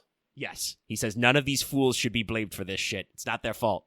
Which, honestly, Gordy, calling us fools, great way to start that argument. Just tell the Mages Association they are too stupid to have done this plan. No way. But yeah, no. Once again, Gordy, a real one. We love him to death. We do. But basically, Da Vinci says, okay, we were planning on flying around to resupply anyway. We're going to fly around and look for some stuff, because if there's trials or distortions out there, that probably means that Dr. Roman up there means we have to fight something like a singularity. We have to find glitches in space-time that kind of were these moments where our goofs occurred and unpack them. That's fine. We'll find distortions in space-time that correlate with our extra classes, and we'll resolve them with courage and wits, star. Quote Da Vinci. She's very upbeat. She says, we're going to resolve it as usual, and we're going to move on. So we're going to start flying around, resupplying. Gee, I wonder what our future Bleached Earth quests mean. Maybe we'll find some more information, etc. Yeah, Nasu is, of course, being very out there. I love his works. Again, I do want to just say, like, Nasu has had something about when Romani said 3. Nasu just said, yeah, no, it's not a matter of if, it's more a matter of when. Please look forward to it. Yeah, basically he's saying we're probably going to add an extra one to the schedule. We don't know exactly how. Like, I bet they didn't plan on it being like back-ended into a summer at the start. That's just where it fit, but they did it. They did it. And then after, Da Vinci hits us with that big zinger of just like, don't worry about it. We will overcome all of our challenges in due time. We actually played the preview. Yeah. So we get our dialogue of this, narrated by Da Vinci, kind of explaining everything that's going on, what we'll do, how we fucked up. Once again, specifically call out Ruler, Avenger, Alter Ego. And obviously we can infer from the way that the summer into Ordeal Call 3 work that Moon Cancer is included in here, which is good because otherwise that would also be a very obvious skip that would be like, no Moon Cancer? But yeah, Ruler, Avenger, Alter Ego. So Foreigners and Pretenders not counted? Question mark? Who knows? Well, we talked about this. Didn't we talk about this earlier on mic? About how Pretenders probably should not count since they are not something meant to be understood? I forget. Yeah, Foreigners are out of human, literally beyond human foundation anyway, so maybe not even proper human history can reckon them. And Pretenders are a little weird. People did actually bring up in the chat, I thought Oberon was classed as Ruler at some point. Maybe that was a guess people had. I think his playables are all normal classes, so maybe not as much, but they did definitely pull that trick with Tlaloc. And I think there might be... Are there any other Pretender fights that are faked out Rulers? They do a lot of annoying things with faking us out with Pretender classes. But still, I think he may have said that he could have been a Ruler. It's weird. Yes, Robin also brings up, this is a good point. Sion takes a lot of... blame for this. She says, she starts by saying that would mean a half. No, a third of this situation is my fault. I do believe that Sion will get significant amount of character focus in one of the Ordeal calls, so this may be another, like, cute little touch. Maybe? I don't know. Yeah, it could be just a math thing. Obviously, her talk about the Atlas Institute makes a lot of sense. They literally keep super weapons in their basement. Yeah. But yeah, so it's a really interesting one, and I like the PV. They also do the same thing they always do with these previews. They throw a lot of words at your screen. Most of them do make sense in context, I think. Yeah, after the fact, yes. But out of context, they're all just nonsense. Like, one of them is literally Dubai, but, like, they blocked out the last 2 words or letters. Yeah. So, yeah, it's going to be one of those moments. But, yeah, we're setting up for Ordeal Call. Like I said, the front half of this is super illuminating of just being like, lucky, they answered our question. They're like, how are we going to fix the bleached Earth? Well, guess what? Our Earth wasn't bleached, so we just got to switch them back. Yeah, that's like, great. Woo, great, okay, cool. Now we just got to get through the fucking wall to push the button. Yeah. No, it will not be as easy as pushing a button.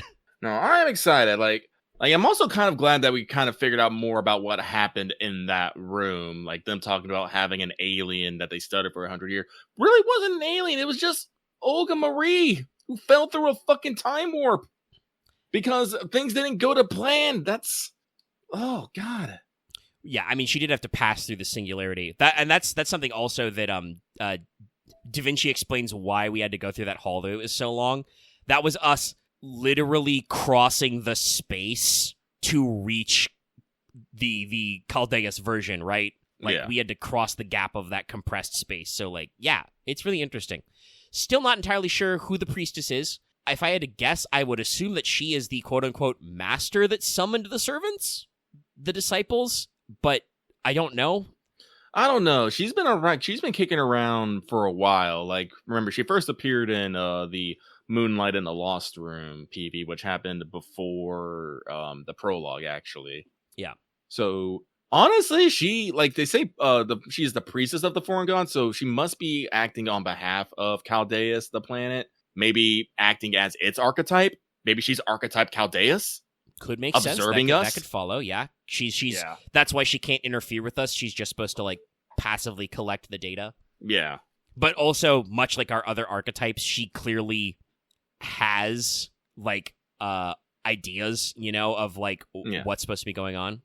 Well, if she is an archetype, allegedly archetypes are supposed to resemble the prime species of the planet. So Chaldeus humans are not quite like us. They're the same but different. And there's a lot of stuff going on here. And yeah, I'm not entirely sure about why we would be so hated. But like you said, I'm sure it's like the process of how we expand our sphere of knowledge would have some kind of intrinsic cost, whether that's to like Gaia, our home world. I mean, I don't know if you know. Do you really know? I know because of future knowledge, but they might trick you. You don't know. Don't actually say it or outside of spoiler tags, just in case people don't know. But you know what I mean. We do like bamboozling here, though. Bamboozle. But yes, it is now 4:20 a.m. Just Blaze. That is the Ordeal call prologue. We could speculate about what's going on there for probably another hour. Let's not.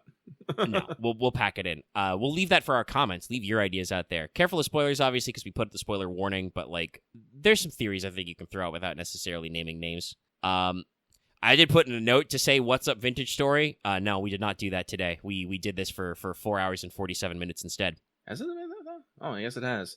But we are continuing to play Vintage Stories. We're actually having a lot of discussion of it. Everyone's falling into roles. We're making plans. Probably gonna finish up our first year, get through the winter, and start a new one with mods. It's gonna be great. Yeah. Luckily, I did check the wiki. It says that if you do server side mods, it's really easy. The server just gives you the data files. Yeah, I know. And actually, the mods are really easy to install from the website. There's a one-click install. It opens up the game, just installs the mod. Like, that was one of the things I was doing while we were while you were talking. I was like, I'm gonna install some mods. And it's so funny to me, now. right? That like actual gameplay of Vintage Story is like so hyper fixated and so complex in areas. You have to manually fucking lay down your clay to fire them in the right shapes or chisel your ingots to form your tools. But like when it comes to the tech side, they're just like one-click mod install. It lets you know where their head is at. But yeah, it's a really fun game. If you want to see us actually play it, we streamed it this week instead of Final Fantasy XIV. Don't know if we'll do that again next week. We might. We really like Vintage Story, and we got a lot to do, and not a lot to do in 14 right now, yet.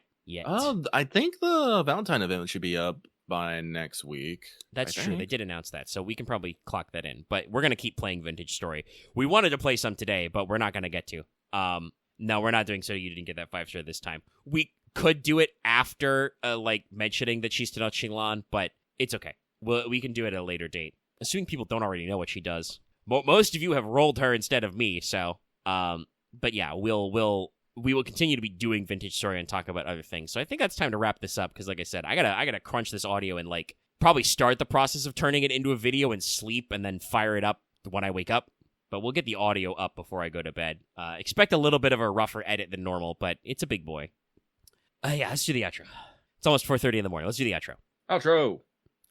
If you've watched or listened to all of this, like this video on YouTube, please. If you've put up with this for this long, fire the like button. Make sure to leave a comment. You can head our Discord up as well. Discord links are in the description. Make sure you're subscribed for more of this. It'll be a little while before you get another episode quite this long, but I'm sure it'll happen again. We do have another story release this year, so check those out. I don't actually know when Ordeal Call 2 comes out. I think it's early next year, similar slot.